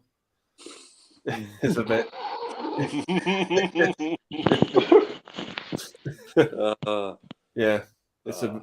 It's like Signs is flawed, but it's very atmospheric. Like I really dig like a lot of attention in that film. Certain points. Yeah. The scene where you see the alien at that party scared shit out of me. That Oh, got me, yeah, massively. There's Hmm. a lot of good going on in that film, but it's not been thought out very well, I don't think. Yeah. What about you, Mike? Yeah, sorry, I've just kind of lost track of the question. Yeah, I mean, Shyamalan is a good one. Yeah, I mean, maybe anything from David Lynch. I mean, like something like Eraserhead. I mean, I don't fully understand that movie, but I still love it regardless. Yeah, Yeah. that's a good pick with the Razorhead. Watched that as a kid. Shouldn't have done. Blue Velvet as well. Wild at Heart was a interesting one. It was when I watched it the other week, but it was worth it for Nicolas Cage's Elvis singing. He was probably better than Austin Butler. I finally understood your question there. I just thought we were just going to dump on Shyamalan there, right? Yeah. Radley, the best film for that, what the fuck is going on, and I absolutely adore it, is Possession from 1981 with Sam Neill and Isabella Gianni. That is just a masterpiece of cinema, and I don't think anyone fully understands that film. I know that Mark Kermode has said that he doesn't fully understand that film, and he loves it as well. And it's just so powerful. I don't know. It's one of the few movies that gets right under my skin in some sort of subconscious level. And it's that scene where she's like having the breakdown and like under the tunnel. That scene is just horrific. I feel like she's not acting there. I think something's really going on with her, and it's very disturbing. Yeah, it's extremely disturbing, and just some of the crazy. Yeah, the scenes in it are just bonkers. It's wonderful, and that's the thing. I love Sam Neill when he's in a good horror film. Oh. Yeah, I mean, I think the only horror film that he's been in that's been a bit meh is the Omen 3, but see Possession, In the Mouth of Madness, and Event Horizon. Oh, perfect. Carl says, "Okay, I'll take my comment about the Transformers the movie back. Don't want any threats." Oh, you're like, of course. Not offended. We've got Dr. Impossible saying Coupe de Ville had Patrick Dempsey, and Dempsey delivered a very interesting performance in that film. Another movie that never gets discussed. Just don't mention Loverboy with Dempsey. Oh, you already brought it up. I actually kind of dig Loverboy. Coupe de Ville, I remember that coming out. Still not seen it. I remember that coming out. Coupe de Ville. Yeah, it's like a 50s, 60s set comedy. A car. Coupe de Ville. Okay. There's a few really good movies he's been in. Can't Buy Me Love's a lot of fun. I like that film. Yeah, me too. What's that one in the 50s? Catholic Boys, Heaven Help Us. Oh yeah, he's in that as well. Have you seen Run with Patrick Dempsey and Kelly Preston? God rest her. No. Preston. That's a really good one from I think it's from 1990. He accidentally kills this guy during a card game by the guy like trips over and bashes his head, and it turns out the guy's like connected to the mafia and a whole heap of corrupt cops, so he ends up on the run, and it's just a sort of chase film. Really I'll good. check that one out. Yeah, it's one of these sort of forgotten thrillers from the early 90s. Yeah. With Patrick Dempsey. Yeah, I like that. Run, it's called. Boring title, but a good movie. Yeah, I'll have to check that out. Yeah. There's one with Joe Pesci and Brendan Fraser with Honours. Oh, with Honours. Yeah. Madonna song from it. That's got a great speech in it, that film. It's got has it got Brendan Fraser in it? Yeah, Brendan Fraser's in it, yeah. Oh, that's right. He's making a comeback. That's good. Yeah, I saw when he got a big standing ovation for that Aronofsky that was movie. lovely to see. Yeah, it's called The Whale, isn't it? The new one. Whale, yeah. Starting to look like Rodney Dangerfield, though. Yeah.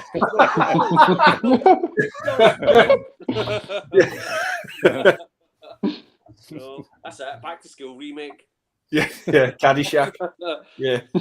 Oh, I love Back to School. Right? Yeah, Back to School's really good. But it's like it's like, can we go out on a date sometimes? It's like, I can't. I have class. It's like, well, why don't you call me sometime when you have no class? Yeah. Oh, Oh, yeah. It's got that comedian in it who died in a car crash. I can't remember his name. oh, Sam Kinison. Yeah, Kinnison. That's it. Yeah. He, what was it?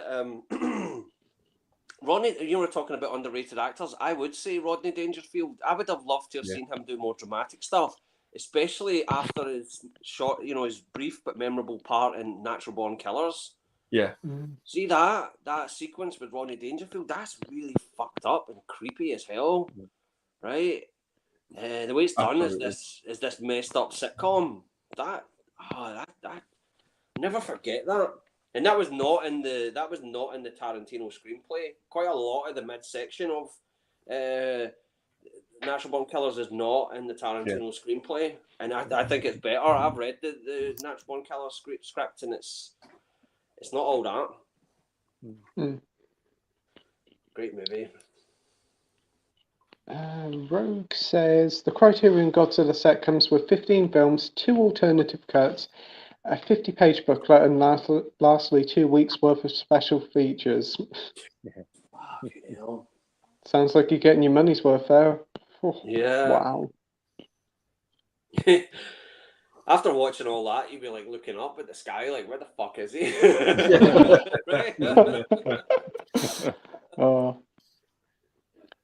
We've got Edward saying, who's going to be watching 31 Days of Halloween? You mean like watching a horror film every day? Never again. Did it last year. On my channel, check it out. It's painful, honestly. You need to be a card carrying sadist to do that. Masochist, sorry, not sadist. Yes. Yeah. I don't think I could do it with work. I just don't. I think it would just take it out of me. No. Yeah, it's too much to do that, and especially if you do videos as well. Oh my, that must be very time consuming. What about you, Mike? Oh yeah, no, I couldn't do it. Is this where you do a video every day and talk about what you've watched? Yeah, I couldn't do that. I struggled to get one video out a week. So yeah, it's I couldn't painful. do that. Yeah. I could never do a video a day. It was weird because I would sit here doing my work. Cause I work at home, right? Then I would go. I'd already watched a ton of them, and then I would just go get the camera set up, go over there. I'd had a sheet over there. I'd shoot the video, go edit it, and then back to work again. It was just this endless cycle. I was just mad. Honestly, it was horrible. Yeah. And it's the editing and processing the video for me that's the time-consuming part, especially on this crappy laptop. Yeah, it was. I know. It did help. It did help boost the. What do you call it? Where is it retention? No, when you get when they push you up the algorithm a wee bit, YouTube, it did do that right at the very end. I noticed they pushed me up for a wee bit, and I was getting more views for a wee short while, and then it just went right back down again. No. Dr. Impossible says Rachel Talalay directed The Final Nightmare. I see she directed quite a few new Doctor Who's with Matt Smith and Capaldi. My word. Oh, did she? I wonder what episode she'd done, man. The Viva Drew says Transformers Dark of the Moon is actually very underrated. It's not too bad. That's the third one, isn't it? Yeah. It's probably the best after the first one. Yeah. It's all right. We've got Nos here from Pro Physical Media saying, even all, Wolverine and Deadpool 3, my guess it is, will not be the same Wolverine from the older X-Men movies. Yeah, probably.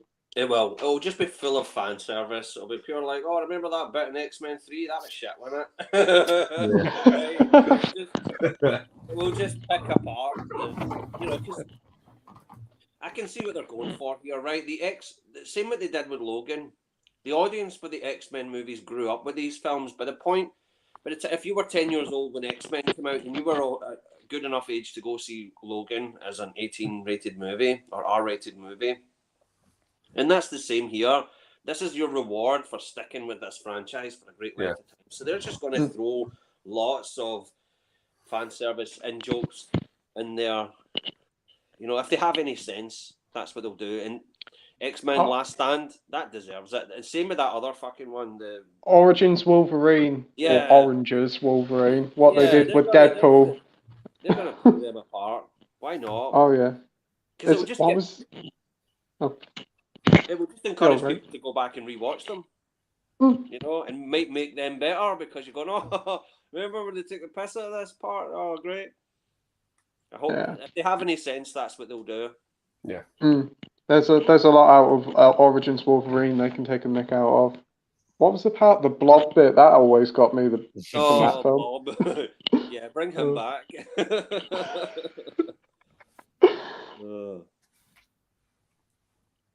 Ray, Coral says, wouldn't it be funny if Halloween ends, it suddenly turns midnight hours on the 1st of November, and Michael drops his weapon and just walks away, not giving a shit anymore? Yeah. Or he just has one of these sort of moments where he just remembers all the crazy shit he's done in all the films. Fuck it, let's just bring in all the movies, you know, and it's just like, oh, what have I done? He goes to Laurie and says, I apologise, I'm sorry, and they hug. That's the end of Halloween Kills.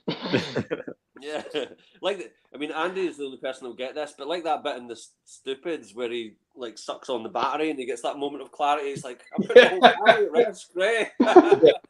You know, yeah, that's what I'm looking for Michael Myers. Freaking battery. Noss says, Radley, that's the player I got, although I got it from Mr. DVD. Awesome. Edward says, what's your thoughts on Drag Me to Hell from 2009? I haven't seen it, but what about you guys? Never seen it. I don't mind it. I think it's all right. It's got some creepy moments in it. And the car park bit's fucking terrifying. Yeah, I think it's a solid horror movie, but to be honest, I just wanted her to die as soon as she killed the kitten. I was just like, oh, you can fuck off. Yep. That's it. Kill as many people as you want. Kill a kitten or a doggy. Fucking, I'm not talking to you. Too far. Yeah. Yeah. But here, that's the thing people don't talk about Michael Myers. He never kills children. Never ever. He's killed a dog. He's killed a dog. Yeah, he's killed many teenagers, whatever, people of all different stripes. Never kills children. You know, that kid that he stops at the playground, he could have just fucking crushed his skull like a grape. And the baby in Halloween 2018, when he walks past the crib, he's just like, oh, there he goes. Never kills children. Weird that. I think it might be because that's when he committed his first murder. Yeah. Maybe Probably. that's why. Yeah. Yeah. It's weird. It's not something they've ever explained, is it? Nothing's ever explained. But I like that. Yeah, it adds to the mystery. It's good. Dr. Impossible says, okay, I'll stick to DVD for Beetlejuice. I want to dream without seeing the bloody cracks. The illusion is a broken mirror.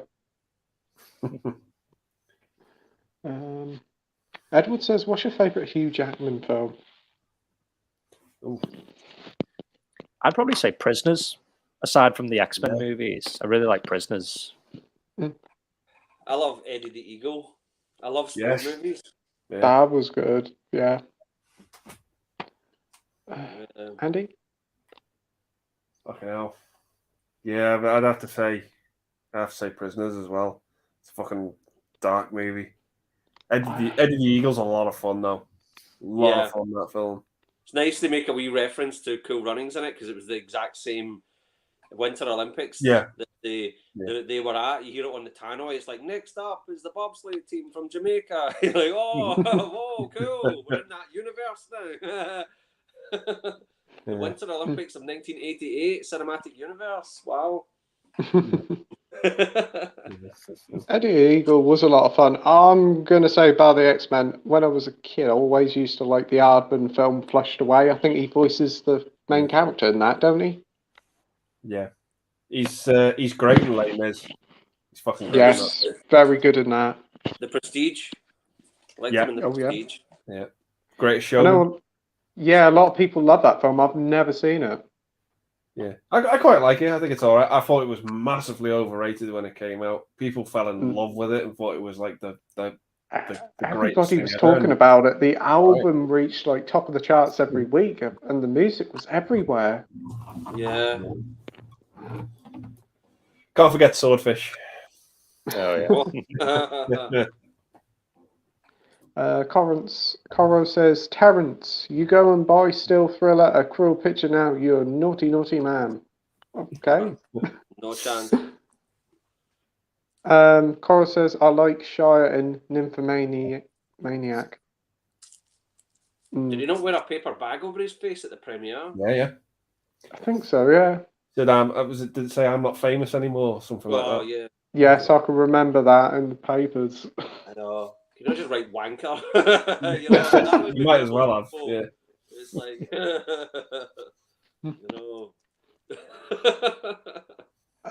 Marvel fan says, hey guys, how are you? What's your thoughts on Hugh Jackman coming back as Wolverine in Deadpool 3? Yeah, we're really looking forward to it. Fuck yeah. Yeah, take my money.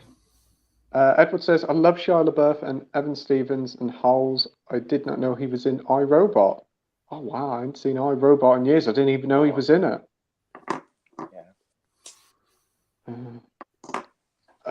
Marvel fan says, has anybody seen Rob Zombie's The Monsters yet? I've seen about half of it. Yeah, it's going to be a struggle to watch the rest of it.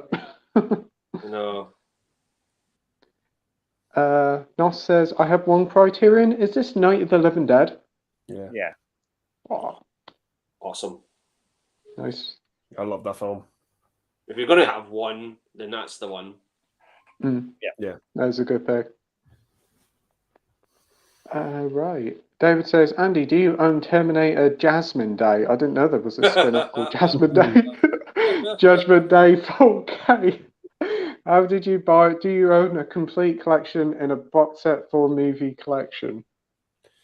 No, I don't have any of them. I've got them all on Blu-ray, but I've not. Don't have any of them on 4K just because I've heard the transfer on 2 is not the best.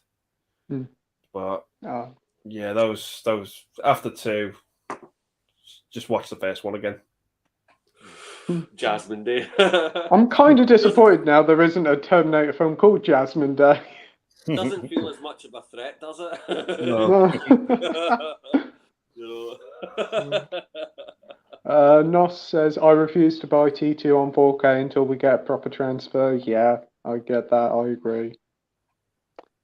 Marvel fan says, I recently got my first ever Criterion Collection Blu-ray for Fast Times at Ridgemont High, but I have to wait until the 4th of October for my order to be dispatched. Oh. I rewatched that the other day. It's a fucking ace movie. I love it. Yeah. I love Fast Times at Ridgemont High. Oh yeah, it's perfect. Yeah. See, that's a director that goes kind of unnoticed as Amy Heckerling, to be honest. Yeah, she's a good director. I mean, okay, look who's talking, right? But you had to be there, right? That was at a time when baby films were the shit, right? For some reason, in the late 80s, baby films were just very popular, and that capitalized on it. And it's not that great, but it was an absolute. Whoa, what happened there? I love those films. The Look Who's Talking movies. I think they're great. Not the third one, but the first two. I have a lot of fun with them. Yeah. I think I've only ever seen the first and the third one myself.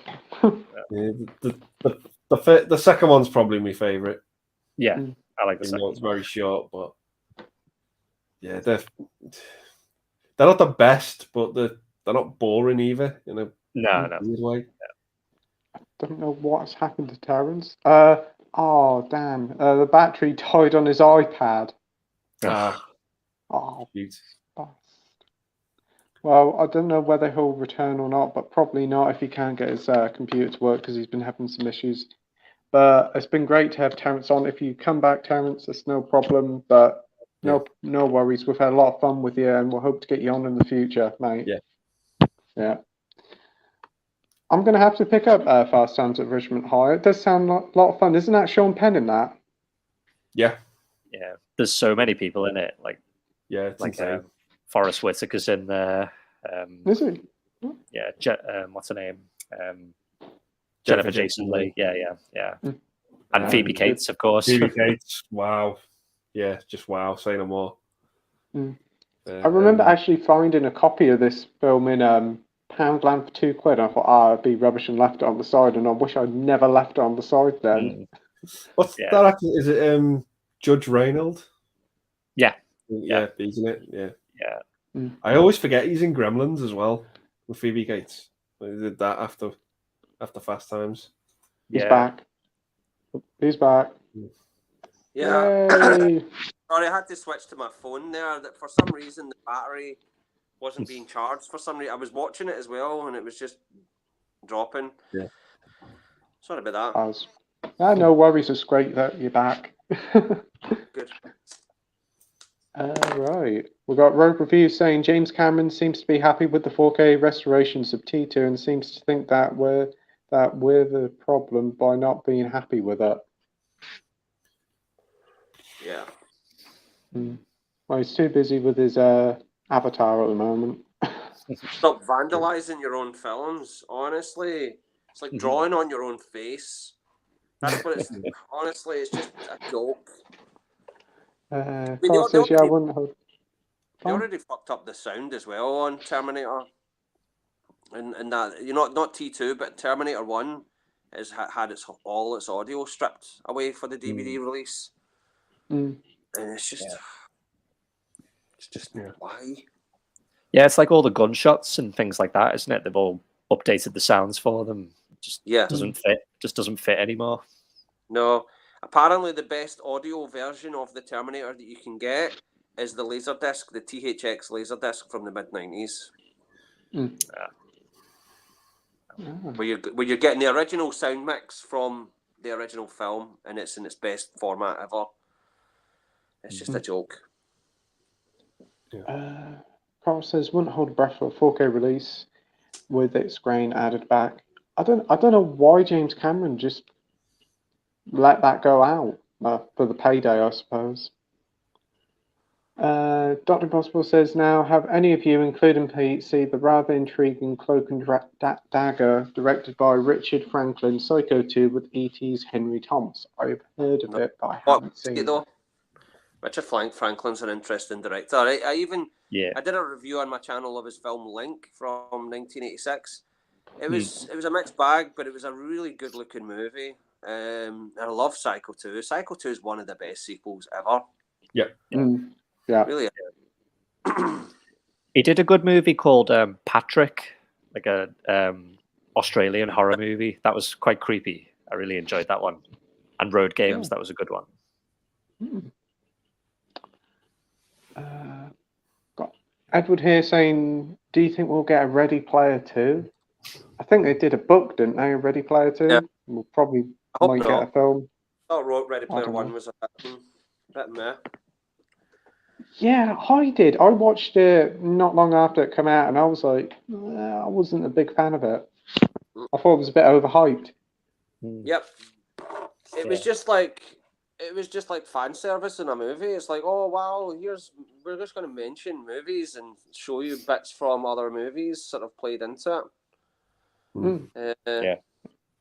It was underwhelming.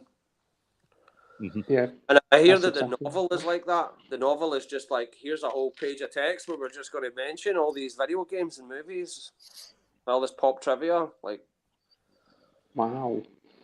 Oh, I've never read the books, but apparently the novel was like that. It was just horrendous. And Nos says, yeah, there is a novel, so who knows? Yeah, if the film did well in the box office, it probably might happen, but hopefully not. Edward says, so you think we'll get a sequel to Uncharted or any more films? I don't know. How did it do? Uncharted did very well, it did. I think it was like up there with Detective Pikachu as number 1 or number 2 best-selling video game movie in the cinemas. It got about 400 million in the box office, so it did pretty well. But I wasn't the biggest fan on it. I think the cast are grossly miscast, and I don't want a sequel. I noticed in the trailer for Uncharted that they used the song "Ramble On" by Led Zeppelin, and I've noticed this a lot where they're taking a lot of trailers are taking famous songs and they're sort of mutilating them for the trailers. Yeah, a lot of the time, and I don't know why. It's just really horrible. I don't know. I hate the way they do that. That's what put me off it straight away. I was like, oh, how dare you do that to that song? Yeah, I get that. You seen Uncharted, Andy? yeah. I just thought it was all right. It was all right. It was just harmless fluff for me. It was what it was. Yeah, I think compared to like the recent Tomb Raider one, I preferred the recent Tomb Raider one to this. Yeah. That's still a movie I need to get. Tomb Raider, the new one. That was okay, eh? Yeah, not bad. What about you, Mike? No, I've not seen it. I will probably check it out at some point, but I'm not in a rush to see it. We've got Bradley here saying that movie Andy's talking about sounds right up my street. I love social media-based movies. Ingrid Goes West, did he say? Cheers for the tip, Andy. Yeah, it's really good. Really good film. I enjoy it. It's got Audrey Plaza in it as well. Yeah, that's good. Dr. Impossible says, don't worry, when I saw Black Sabbath on BBC Two late at night back in 1992, I saw that witch story and I generally thought I cacked my pants. Good job my pants were M&S brown. Was that part of Movie Drome, Dr. Impossible, I wonder? With Alex Cox? That's usually great films. Terence is right, the Hal Priest was genderless with the voice of a breathly excited girl. Hellraiser, isn't this? Yeah. Happy birthday, Mr. President.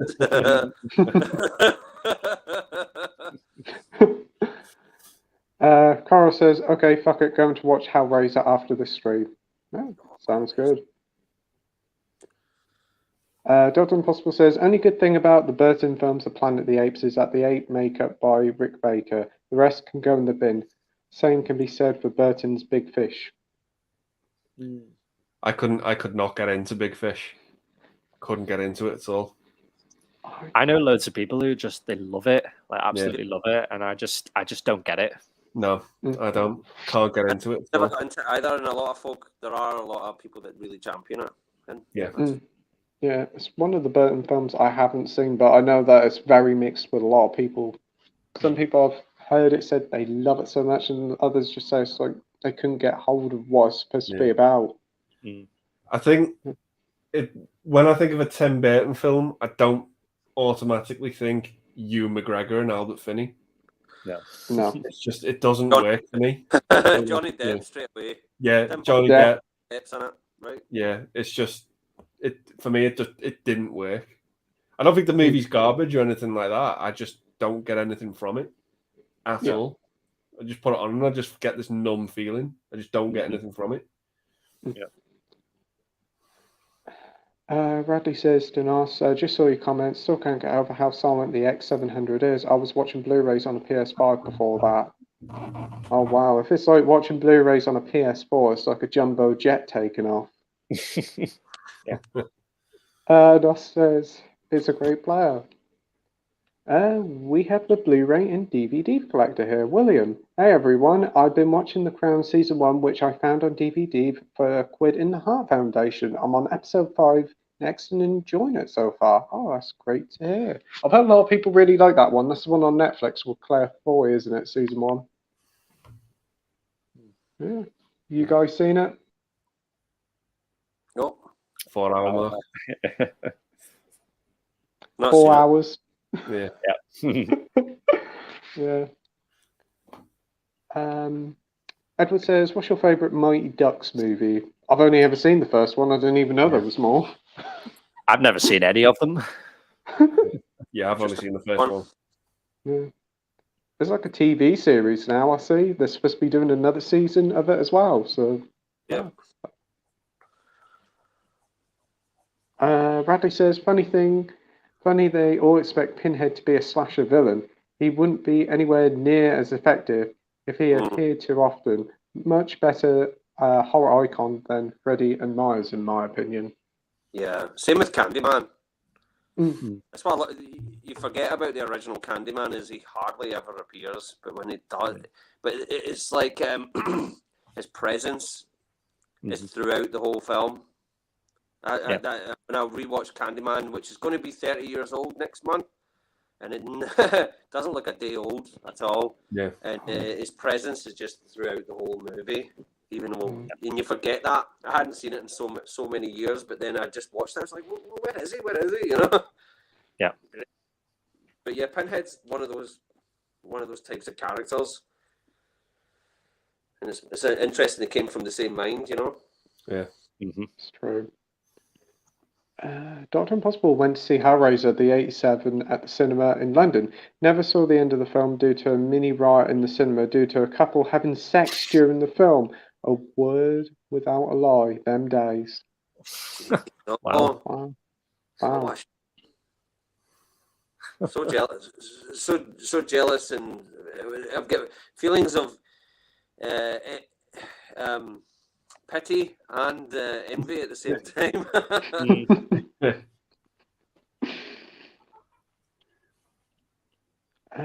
Right, we've got DVD and phone block saying, I'm back from Battle from the Planet of the Apes. I was very underwhelmed. Fact, it's my least favourite of the series and such a poor way to end the original series. Yeah. it's not the best. No. It does kind of just feel like a TV movie, like that kind of quality. Yeah, you're right there about that. The best part about it's probably Aldo. Yeah, he's a good villain. Yeah.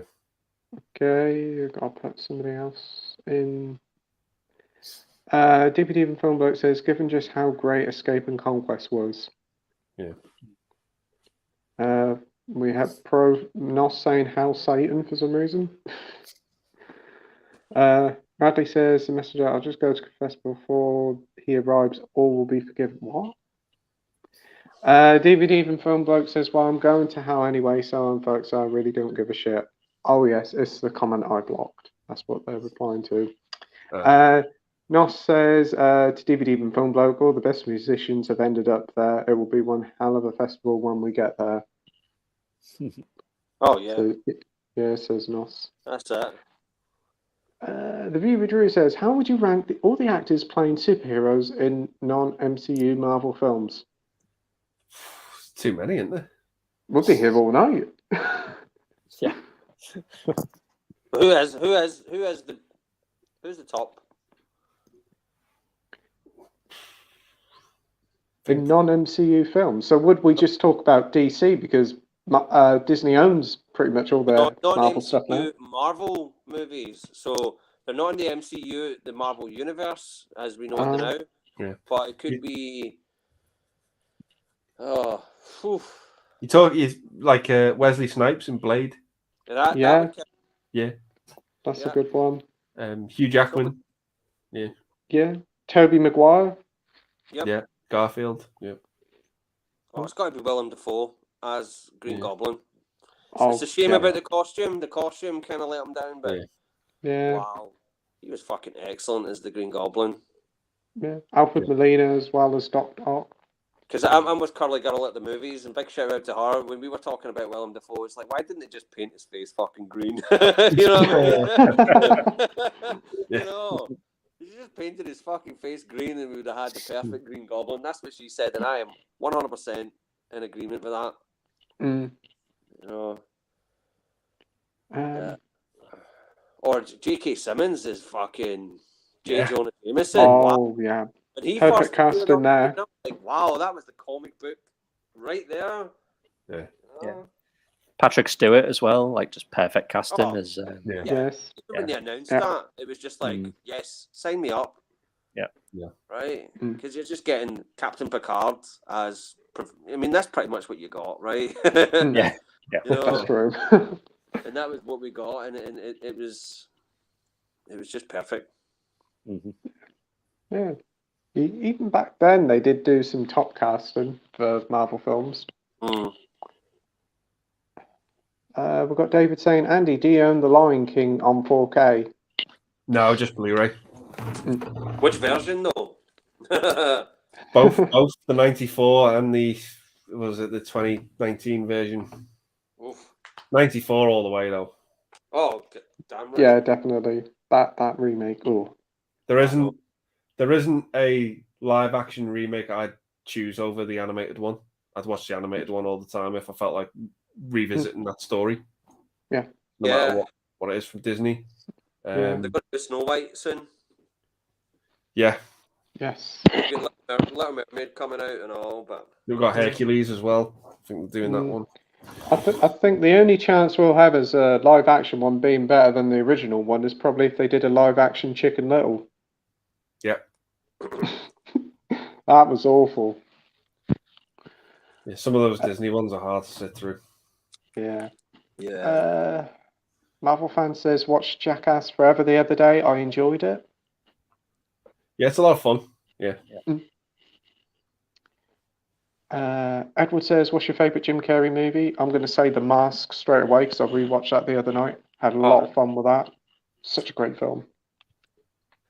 Do you know what's so good about The Mask? Seeing it in the cinema when it got released, because it got so much audience reaction. I saw it twice in the cinema and it got a big audience reaction both times, right? Not only for when Cameron Diaz first appeared at the bank, the audience, some of the audience were like, oh, woo, right? It was like fucking wolf whistles and shit at the screen.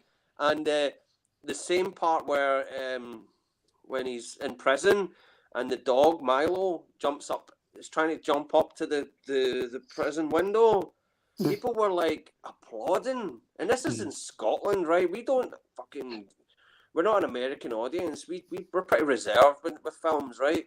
But people were actually applauding on both occasions at the same moment when that dog jumped up to the window. That's amazing how this film could get that reaction. I mean, I don't care. I just like to sit quietly and watch a film. But both times the audience really reacted to The Mask. It's great. It's a great movie. Sorry. Just don't mention Son of the Mask. Oh. One I love is I love Man in the Moon, the Andy Kaufman biopic. Yeah, it's a great film. Yeah. Yeah. Ace Venturas, they're fun. Although I watched the documentary about Jim Carrey playing Andy Kaufman. Yeah. With his whole method acting that he did, it seemed to just drive everybody up the wall. It seemed like an absolute pain in the arse to work with on that film. Yeah. You know? Yeah. What about you, Andy? Some favourite Jim Carrey films? Yeah, I mean, Dumb and Dumber's great. Classic, innit? I mean, just perfect. Yeah. I've got a soft spot for Batman Forever. I love that film growing up with it. But was that over the top? I could never tell. Yeah. I fucking love The Cable Guy.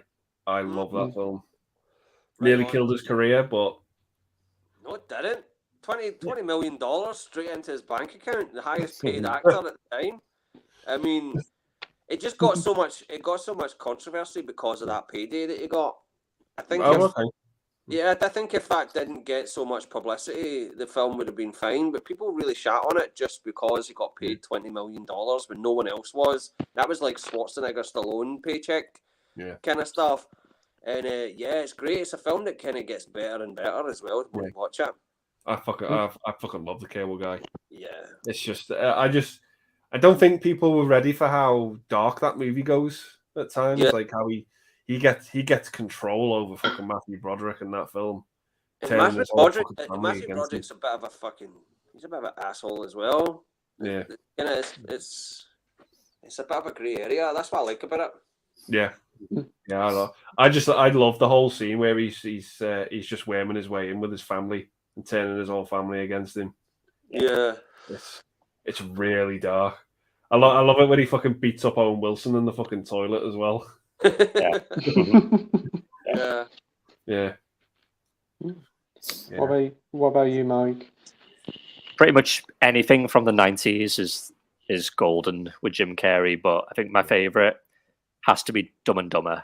Just like him and Jeff Daniels, it's just like perfect chemistry. Got to do a special shout out for the Truman Show though, Yeah. because that was a real. That after seeing that in the cinema, I was just my mind was blown with that film, and it's weird because here we are on YouTube and all that, and this was unimaginable then, right? Yeah. And I know it's not the same sort of thing, but that idea of just being seen throughout the world in that capacity, just unheard of. And it's weird. It came out just a couple of years before Ed TV, which is an underrated movie with Matthew. What's his face? McConaughey. Yeah, that I like that film as well, which is kind of in the same vein. There seemed to be a lot of that going on, like the reality television, sort of being sort of prophetic about the future of reality TV, and they pretty much got it. They got it right, you know, with those films. Definitely did. Also, the Sonic films, I think he really elevates them a lot, being in there by Dr. Robotnik. A lot of fun. Especially the first one. I thought they didn't give him enough to do in that last one. I felt it was kind of underutilized for me. Yeah, he was a bit in the background there. Yeah, I do get what you mean. Marvel fan says Dumb and Dumber or The Mask. DVD and Filmbird says I saw the original V on Forces TV, when that was around, which was great. I watched it on True Entertainment about 10 years ago. Forces TV. DVD and Film Bloke. I think most kids of the 80s always had memories of watching V late night on either ITV or BBC. It was ITV. I don't think BBC screened it. Yeah, it is ITV for ITV. My mum just said. Yeah, I know. Big fan, ain't you? They eat the mice. Yes, I know they eat the mice.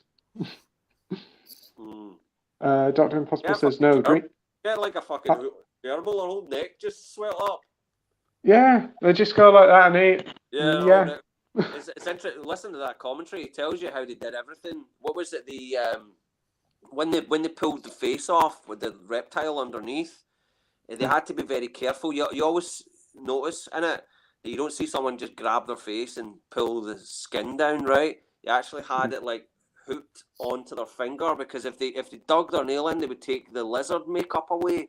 So he talks about all the details of the special effects, the laser guns. He was like, yeah, each one, every time someone shot a laser gun, it cost something like $5,000 or something for every laser blast. So he's like, yeah, there's another $10,000, $15,000, $20,000 going by, right? He just, it's just intoxicating to listen to. That's a really good insight on how they made the VTV series. It's brilliant. It is brilliant. And I watched an interview with Mark Singer, who played Mike Donovan, and he still has his gun, still has his weapon from V. And the funny thing was, when he was cast in that show, they didn't. He was like cast on a Friday and he started shooting on a Monday. It was like, honestly, it was like breakneck speed they were making that thing as well. Unbelievable, real professionalism. Unbelievable they could make a show like that back then. It's such, just crazy work hours and everything. It stands up and it's a really good sci-fi show. Yeah. Dr. Impossible says, no, Dream Child was more aimed at a mature adult audience. Thorn EMI who financed the film, even put a warning to young audience members at the beginning. Oh. That's a must-see. I need to see this. He continues to say, Dennis Potter wrote a drama series called Black Eyes for the BBC in '89. Potter had a thing for an actress in Black Eyes, Gina Bowman. You could consider it a love letter to her. The BBC never repeated it. I remember that being on, but I didn't get it. I didn't understand it, and I didn't watch it fully. That's the thing with Pennies from Heaven and The Singing Detective. I got to see them on a repeat when they were shown again. Because when they were on, obviously I wasn't even born when Pennies from Heaven came on, but The Singing Detective, I mean, that went right over my head. But when they repeated it, oh, it was great. Dr. Impossible says, but Bauman didn't see it that way. Potter even directed Black Eyes. Oh. Right. Is there any way of getting Black Eyes? Has that ever been released? Or I don't know. Oh. Maybe there might be some episodes on YouTube, because sometimes they do pop up. Radley says, Terence, I found a best of found footage video from a creator. I love found footage, and there was a few I never heard of, all on Tubby. In fact, she never shuts up about Tubby. We're missing out.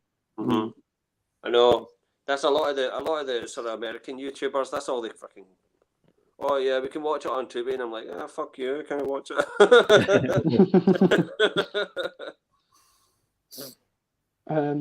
We've got Sophia saying, evening gents, hello my lovely Terence. Just watched Logan, it was really good.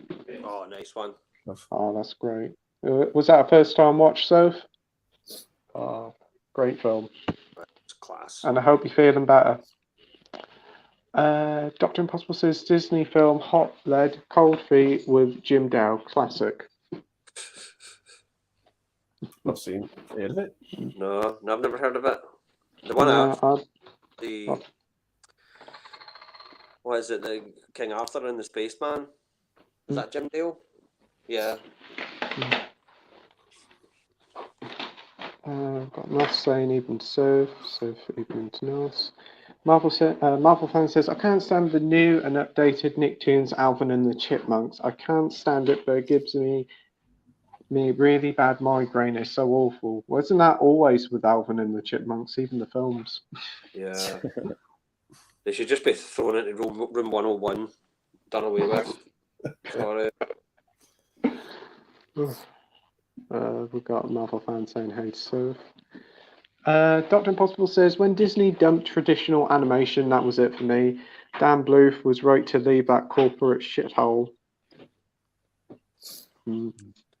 Yep. Can't argue with you there. Maybe some of his movies are fucking great. Yeah, they are. He's made some great stuff. I do miss the hand-drawn animated stuff. This new animation is all right, but it lacks the heart of what hand-drawn had. Yeah. Princess and the Frog wasn't bad. My biggest about it was that it had too many songs. Right? Right? The film was good, but it was like a scene, a song, a scene, a song. It was like, come on. You know, it don't need that many songs. That was the last traditional animation they made, weren't it? Yeah, I thought that was them. They were going to go back to that a wee bit, but no, it didn't seem to happen. I think Frozen kind of put a kibosh on that. Yeah. Dr. Impossible says, thank God Chuck Jones never buggered off to Disney. Marvel fan says, what is your thoughts on original actors from Beverly Hills Cop coming back for the fourth one? Yeah, why not? Yeah, I'm off. I mean, Ronnie Cox is still alive, isn't he? Yeah. Yeah. And he didn't die into it either, so. Yeah, bring them all back. Hopefully it'll be better than Coming to America, but that wasn't very good. Isn't this Beverly Hills Cop one going to Netflix? Probably. I have no idea. Yeah, somebody said it is. I know they're redoing this. They've never managed to recapture the magic of the first one. I'm No. sorry. Beverly Hills Cop 2 is okay. 3 isn't it? Right. I mean, I don't care. I mean, I like all three of them. Like, I get some enjoyment from all of them. But yeah, you're right there about the first one. That's the best. Yeah. People forget what an absolute juggernaut it was in 1984. It was in the American box office. It was the number one film at the American box office, and it came out late in that year as well, and it still managed to outgross fucking Ghostbusters, all of them. Yeah. You know, it was just unbelievable. You know, for an action comedy that had an African American lead on the poster. Wow, an absolute game changer. And I don't think action comedies had really been that pretty much paved the way to what action comedies are today. Yeah. Right, because you think of action comedies before Beverly Hills Cop, you think of like Burt Reynolds, Smokey and the Bandit kind of films, which the action and comedy, it feels kind of unnatural, whereas Beverly Hills Cop, it just feels totally natural. And I've actually come to realize the film has some subtext to it as well. The whole idea of the sort of class system that Axel Foley is this character who goes into this world that he's not welcome, right? Yeah. He's not welcome to this world, and he does not have an arc. He is besides the fact that he's out for revenge, right, and he's going to get revenge. He's not the one with the arc. It's the Beverly Hills Police Department that's got the arc. It's Taggart and Billy Rosewood. You know, it's great. It's just such a great movie. Yeah. We've got Radley here saying, lol, Terence literally talked himself into oblivion. Yep, happens frequently. You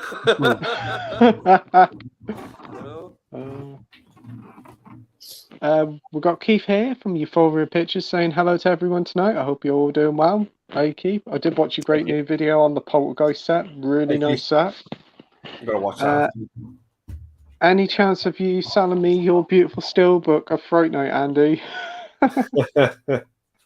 Give you one last glance. Yeah, there we go. Ooh. Yeah, I'll sell you the original video. I'll give it for £1.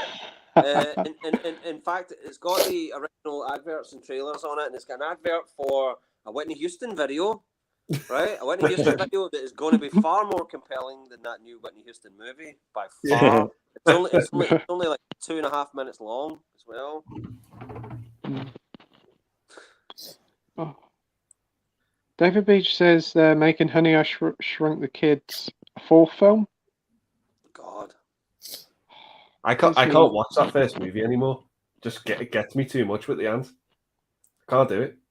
It's weird how it was it not like Stuart Gordon that wrote it? Yeah, it was. The director of Reanimator. How they allowed that to happen? Back then, being a horror movie director was tantamount to being a pornographer in the eyes of the mainstream, right? How they managed to get Honey, I Shrunk the Kids like that? Because I remember reading in a film magazine at the time that this is the guy that it was. I think there was an article about Society. Brian Yosner. He was talking about that was his first film as a director. And in the same article, Honey, I Shrunk the Kids. I'm like, what the fuck? I love Society. Yeah. Society's a peach. Oh, Society is an interesting film, isn't it? Yeah. Oh, it's great. Yeah. Oh, I do enjoy it. I'm just putting the charger in the computer because I'm charging my phone through the computer. It's like The Fly meets Baywatch, that movie. Yeah. Wasn't the guy Billy Warlock the lead? Was he not from Baywatch as well? Was he? I don't know. I think he was an actor in the original series of Baywatch. I think you might be right, yeah. Yeah. Because I think when on the video box they used that as a sort of Billy Warlock from Baywatch. So it's like, oh, great. Yeah. Oh, right. David Beach giving us some emojis, and he says, I heard Josh Gad will be in it. Everything he's... Oh, no. In what? In the new Honey, I Shrunk the Kids film. Isn't this the one where Rick Moranis is coming back, though? Like, this is like his return to cinema. Is it? I'm sure it's announced that he's going to be in it. Yeah, probably might be in it. It's a shame it wasn't in Ghostbusters Afterlife. Yeah. It'd have been great in that. Oh, dear. David says, Andy, what edition have you got of Terminator Judgment Day Blu-ray? Can you show it? Yeah, 2 seconds. I'll be back.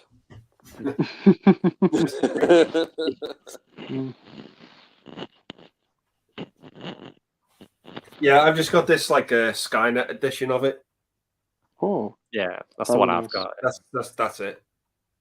But yeah, I've got the Studio Canal one, but it's on DVD. I've got the DVD over the Blu-ray because I had a slip on it. How daft am I? Right. DVD from Film Bloke says, if I did a movie based in the 80s, it would probably be a dark satire because while a lot of people have nostalgia for the 80s, it was actually a pretty horrible decade to live in. Sure was. Just the level of racism was just abhorrent, right? To go to a football game in Glasgow, you would just hear some of the most horrific things being shouted at football players and people throwing fruit and darts and things. I mean, when I remember when Glasgow Rangers got their first black player, and there was a documentary recently about this. Mark Walters, an Englishman, can't remember where he's from exactly, but yeah, he got so much abuse up here. It was just shameful, absolutely shameful. Then yeah, the BBC Scotland did I never caught it, but they did a whole program about it. Like looking back, it's just how fucking horrible life was, you know. DVD from Film Bloke says it would be something like They Live. I'll be up for seeing that. It's like They Live. Sounds good. Yeah. Life's a bitch, and she's back in heat. Dr. Impossible says, yeah, and I sold off my 1,000 Laserdiscs, including the Terminator. Fuck. Something called DVD appeared. Should have kept the Terminator with the THX soundtrack. Laserdisc was an amazing format. I mean, I think the first we were talking about audio commentaries, the very first audio commentary that was ever recorded was for King Kong on Laserdisc. Wow. And the guy that did the commentary actually said this. It's like, I'm doing the very first audio commentary on ever, and it was King Kong. Wow. The old one, not the 70s one. The 33 one. Yeah. That's cool. We've got Gary North here saying, good evening, everyone. Good evening, Gary. Hey, Gary.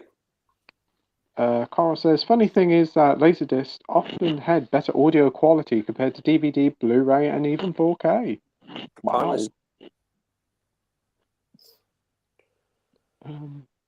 I found that with Betamax in comparison to VHS for some reason. I always found that the VHS, because I collected VHS and Betamax, and then sometimes I would have one of each, and I just found the sound quality on Betamax was better.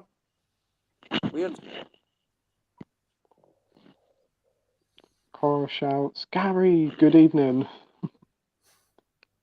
DVD info bloke to Carl. Laserdisc was analog, and due to the way it was structured, so it was not compressed like digital. Interesting. Marvel fan says it is the same with James Corden. He is not in Honey, I Shrunk the Kids. Well, that's one good thing. But every movie he's been in is quite bad. I didn't mind Gulliver's Travels, but him and Smithy are like watching a sport crap. Was it 24/7 with Bob Hoskins? Was that what it was called? 24/7, the Shane Meadows one? I don't remember. Is it called 24/7? Black and white? No. Sorry, I'm using my phone, so I'm just doing it from memory here. I remember him being good in that. If that's what it's called. Bob Hoskins, Black and White, Shane Meadows, 90s. Fucking love Shane Meadows. That Dead Man's Shoes is just an absolute classic. It is. It's a great film. I think it might actually be the best revenge film. Yeah. Fuck Charles Bronson. I'm sorry, Charles, but you can't talk much. Dead Man's Shoes is great. Isn't it? Yeah. Dr. Impossible says Terence saw Black Sabbath as a part of the Dr. Terror strand on BBC Two. Dr. Terror. Awesome. We've got Radley saying, stepping out, great stream as always, night all, stay safe. Thanks for watching, Radley. Night. Thanks, Radley. Cheers, Radley. Marvel fan says, I hope they don't make a live action Finding Nemo. Oh.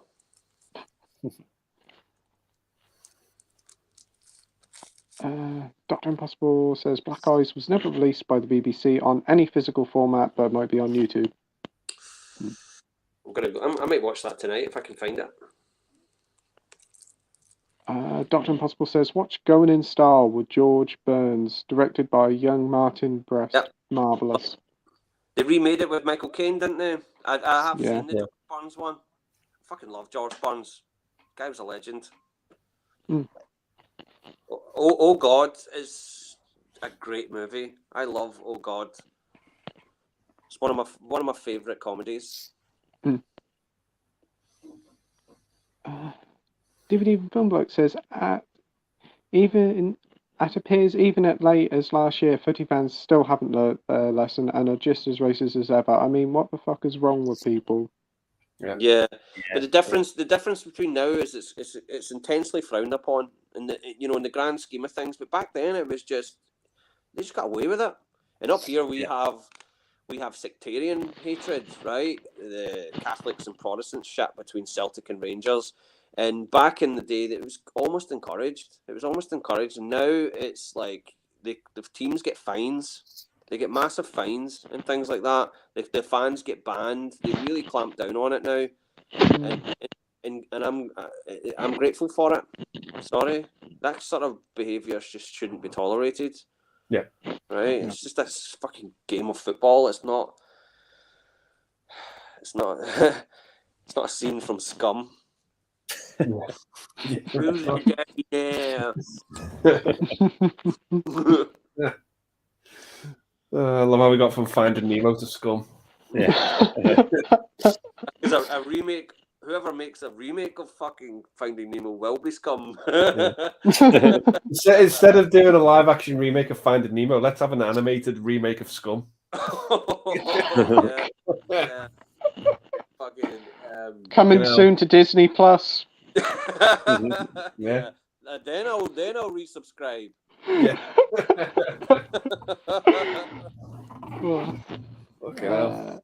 DVD Before Bloke says, I wasn't thinking of racism in the 80s. I was thinking more of Reagan and Thatcher, unemployment and commercialism, and the fear that we were going to get nuked. Oh, well, there's plenty of that as well. Yeah, 1983 was a fucking crazy year for that. I mean, do you remember the television series Threads? Yeah. Fuck, man. I saw that when I was 5 years old when it aired on TV. And just that advertisement where it showed the milk bottles dissolving at the front door. Fucking hell. That was scary. But yeah, I mean, Boys from the Black Stuff. That was the greatest series about the whole Thatcher era. With Alan Bleasdale. He's another one. Dennis Potter, Alan Bleasdale, some of the best telly writers ever. And it was grim times. But I think there was a lot to be said about that already. Even at the time, there was a lot said about the nuclear commercialism. I suppose just all the fucking factories closing down, just depressing. Yeah. You know, and to be honest, a lot of the British films from that time did reflect upon it, right? It's just that nowadays when we look back at the 1980s, we have this sort of rose-tinted kind of view of everything, right? Especially the Americans, right? Because America was not like that either. You know, I can't imagine what it must have been like to be a coal miner on strike and go home and watch Miami Vice. That must have been just like, what the fuck? Right? Or Dallas. Dallas. Yeah. Carl says, a lot of DVDs and Blu-rays 4K audios have been restored, which means 9 out of 10 just means they've been filtered to hell and back. Oh. Yeah. Gary says Dead Man's Shoes is definitely a contender for best revenge movie. That is one of the best ones out there. Without a doubt. Marvel fan says, I heard in the news of a couple of years back that Rick Moranis was attacked. I was thinking he was walking down the street, some guy ran up to him and pushed him, and he fell to the ground. I think I can remember some news Punched him stories in the similar back of to the that. neck. It was in New York City. Because what's the comedian's name? The one with the red hair. He's funny as fuck. Oh, he was on. He was hosting SNL and he made a joke about it, and everybody was like annoyed at him for making a joke about Rick Moranis getting punched in New York City. He's like, "Oh, it's great to see New York's back to its old ways again." You know. Oh, I know he did. He got assaulted. Poor guy. Yeah. Right. DVD and Film Bloke says, basically, if I did an 80s movie, it was actually, as it was actually was, I bet it would piss off many Stranger Things fans. Yeah, but that's. See, I've never watched Stranger Things, so I can't really comment. But someone pointed out that one of the kids in it has a poster for The Thing on their wall, right? No kid had a poster of The Thing on their wall. The Thing was not an appreciated movie in the 1980s. It took until the 90s, till it's Laserdisc. I think when it came out on Laserdisc, that's when the critics started to go, do you know what? This movie's fucking excellent. Because they would just shit on it for years. That just seems unbelievable to me. They just don't get the nostalgia right. You know, they it's a fake version of what it was really like. And I'd imagine, based on what folk have said to me, it's like that 70s show, right? That 70s show was good, right? But it's just feeding into what people remember. Rose tinted glasses, you know. It's not accurate. It's not meant to be an accurate portrayal of life in the 1970s. DVD and Film Bloke says, Threads is great. My God, it's grim even to this day. Yep. Yeah. The weird thing was, I think when it got released on DVD, it had its soundtrack changed. So there's music in it that's different, and because I used to have the old pre-cert VHS of it, and it had a different soundtrack to it. As from what I'm told, it had a different soundtrack. That maybe there's something to do with licensing for certain music in it. I don't know. But yeah, it's fucking horrific. More so than because I was telling some of my American buddies that they had, what was it, the day after, around about the same time. Threads tops it. I'm sorry, Threads is far grimmer than the day after, even though it's it's the same concept, nuclear bomb, right? But it's just the way it's portrayed. Gary says, growing up in the 80s was strange when the Northern Ireland Troubles was going down and they dubbed the guy's voice on the news. In the day-to-day, I was either the day-to-day or Brass, I'm not sure, where Steve Coogan is playing a sort of Jerry Adams type character, and he's got to like breathe in a helium balloon when he speaks. Instead of actually speaking, he's got to like breathe in some helium and then talk. Oh, great! I know that was horrific. I mean, the bomb alerts in England were happening frequently. And there was a few close ones as well.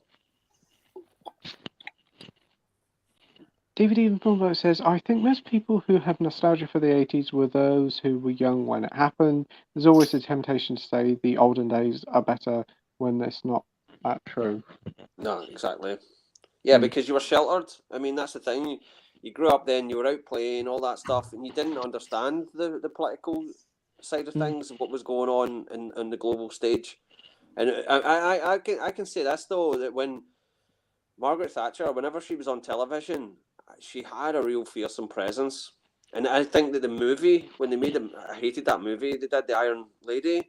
They never captured the absolute power that Margaret Thatcher had. She had a lot of power, and she knew how to wield it. Right? I mean, that whole this lady is not for turning. Right? That kind of shit. That she would say. And when you're looking at the Falklands War, the press were not allowed on that island, right? They were not allowed on the island unless they were unless the government permitted them, right? And that was because of the Vietnam War, because the Vietnam War, the press, that was known, it's known historically as the television war, because that was the war where we got to see the atrocities that was going on during combat and things like that, napalm being dropped on kids, all that kind of stuff that was getting fed back to the American public. They were opening fucking Life magazine and seeing this horrible shit, the My Lai massacre, all that sort of stuff.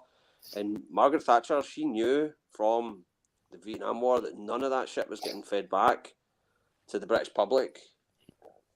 And that helped her campaign. That helped her beat Michael Foot. She beat him because of the Falklands War.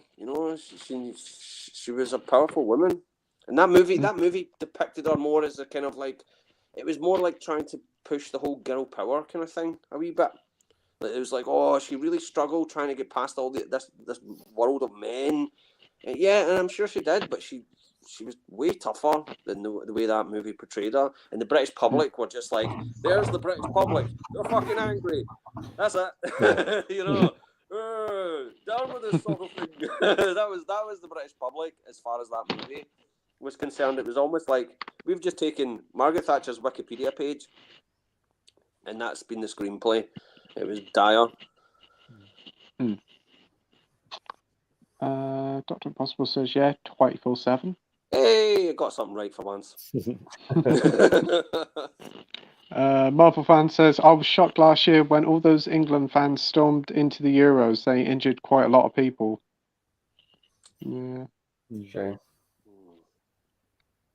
See, that's the thing as well. It's an embarrassment for your whole country. That's the thing. Whenever a team from this country goes to Europe and causes a riot or something, the whole country is humiliated. It's an embarrassment. It's like, God, I don't even watch football. I don't care. But, aren't you guys a bunch of football hooligans? Oh, I'm sorry. Even the Simpsons made jokes about that. Yeah. You call this a riot? DVD and Film Bloke says, most kids of the 80s would have Star Wars posters up, not The Thing. Precisely. Absolutely. Yep. Or maybe the occasional Iron Maiden poster. He said Iron Lady poster. Yeah.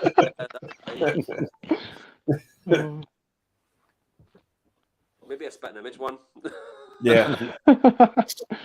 Marvel fan says, is Finding Nemo considered to be a horror film? The little girl in it she's a fucking slash character and a half. Yeah. She's a creepy bastard there. I only have one gripe about Finding Nemo. I think the film is absolutely perfect. But see the version of By the Sea, Somewhere Beyond the Sea, right? Beyond the Sea. It shouldn't have been Robbie Williams. It should have been the original version. It should have been. Yeah. The Robbie Williams version just kills the movie for me. Yep, I do agree with you there. Yeah, it shouldn't have Robbie Williams. The movie's done, so I'm 100% satisfied. It's just that I was like, oh, that would have just been perfect. The Bobby Darin, the original Bobby Darin one. Absolutely. DVD from Film Bloke says, I even thought the kids having an alien poster in Poltergeist was too much. Yeah. And they're scared of fucking clowns. They're scared of clowns. Why is that there? I can understand all the Star Wars stuff, right? Because Spielberg and Lucas had this kind of trade-off. Star Wars, Indiana Jones, they would constantly do that throughout their movies. But why an alien poster? It wasn't even a 20th Century Fox production. Strange. Yeah, that is a bit weird. Dr. Impossible says, try The Mad Death, Terence. Another BBC drama about rabies. Rabies, yeah, I remember that coming on. They filmed it in the East Kilbride Shopping Centre, which is still there, with the dogs fucking running about, and they've got it all locked in the shopping centre. I've not seen it since it came on, but yeah, I've been wanting to see The Mad Death forever. DVD from Film Bloke says, I'm thinking of the TV show Life on Mars when it comes to what a true depiction of what past was probably like and how modern progressive was react to it. Yeah. Great show, Life on Mars. It was filmed largely in my hometown of Stockport, including the old police station. I've yet to watch the sequel, Ashes to Ashes. Quite like Ashes to Ashes. Yeah, that's a good series as well. I think they're trying to bring it back, aren't they? Life on Mars. Yeah, I've heard that. Yeah.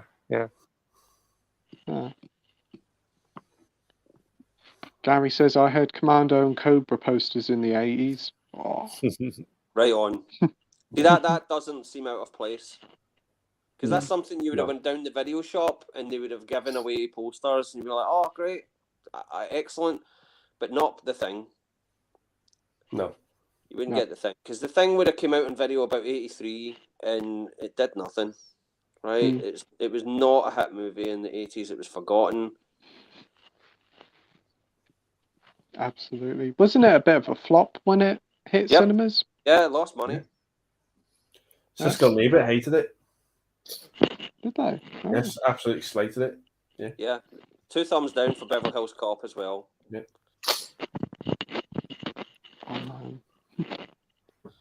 DVD from Film Bloke says, to be fair, a lot of footy fans are insane. There's a bunch of men kicking a ball about for fuck's sake.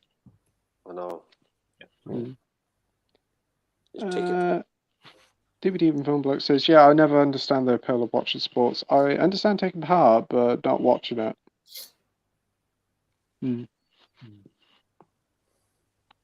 Marvel fan says, as a kid, I used to live in Scotland, remote control inflatable shark.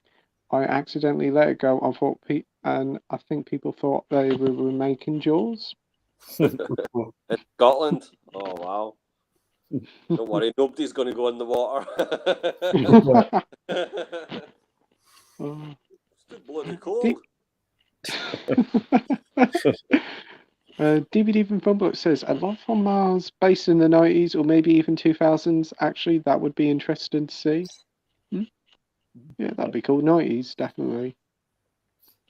And that is the final comment of the night. So, yeah, that is just gone nearly 12:15 and we've done 4.5 hours. Wow. And it just feels like probably an hour. It's gone by so quickly. But it's been an absolute pleasure having you on here tonight, Terence. Thanks so much for joining. No, sorry about all the glitches and all that. Don't worry about it. Don't worry about it. We always have glitches. It's great that you come on and we had a good chat with you tonight. Yeah, always a pleasure. Great getting some good advice on films to check out. Yeah. I need to see that Fright Night documentary. 90 minutes. That'll go by in a flash.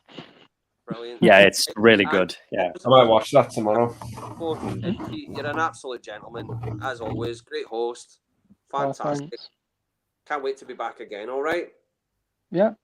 Right. Thanks ever so much, everybody, for watching the stream. Thanks so much for Terence for joining. Thanks for Andy and Mike for joining as well. Got a couple of people just saying good night. DVD Film Bloke, Marvel fan, and Dr. Impossible. So yeah, and as always, everybody's links in the description down below. So go and give them all a sub, and we'll see you all again next week at 7:30. So till next time, bye. Bye. Bye.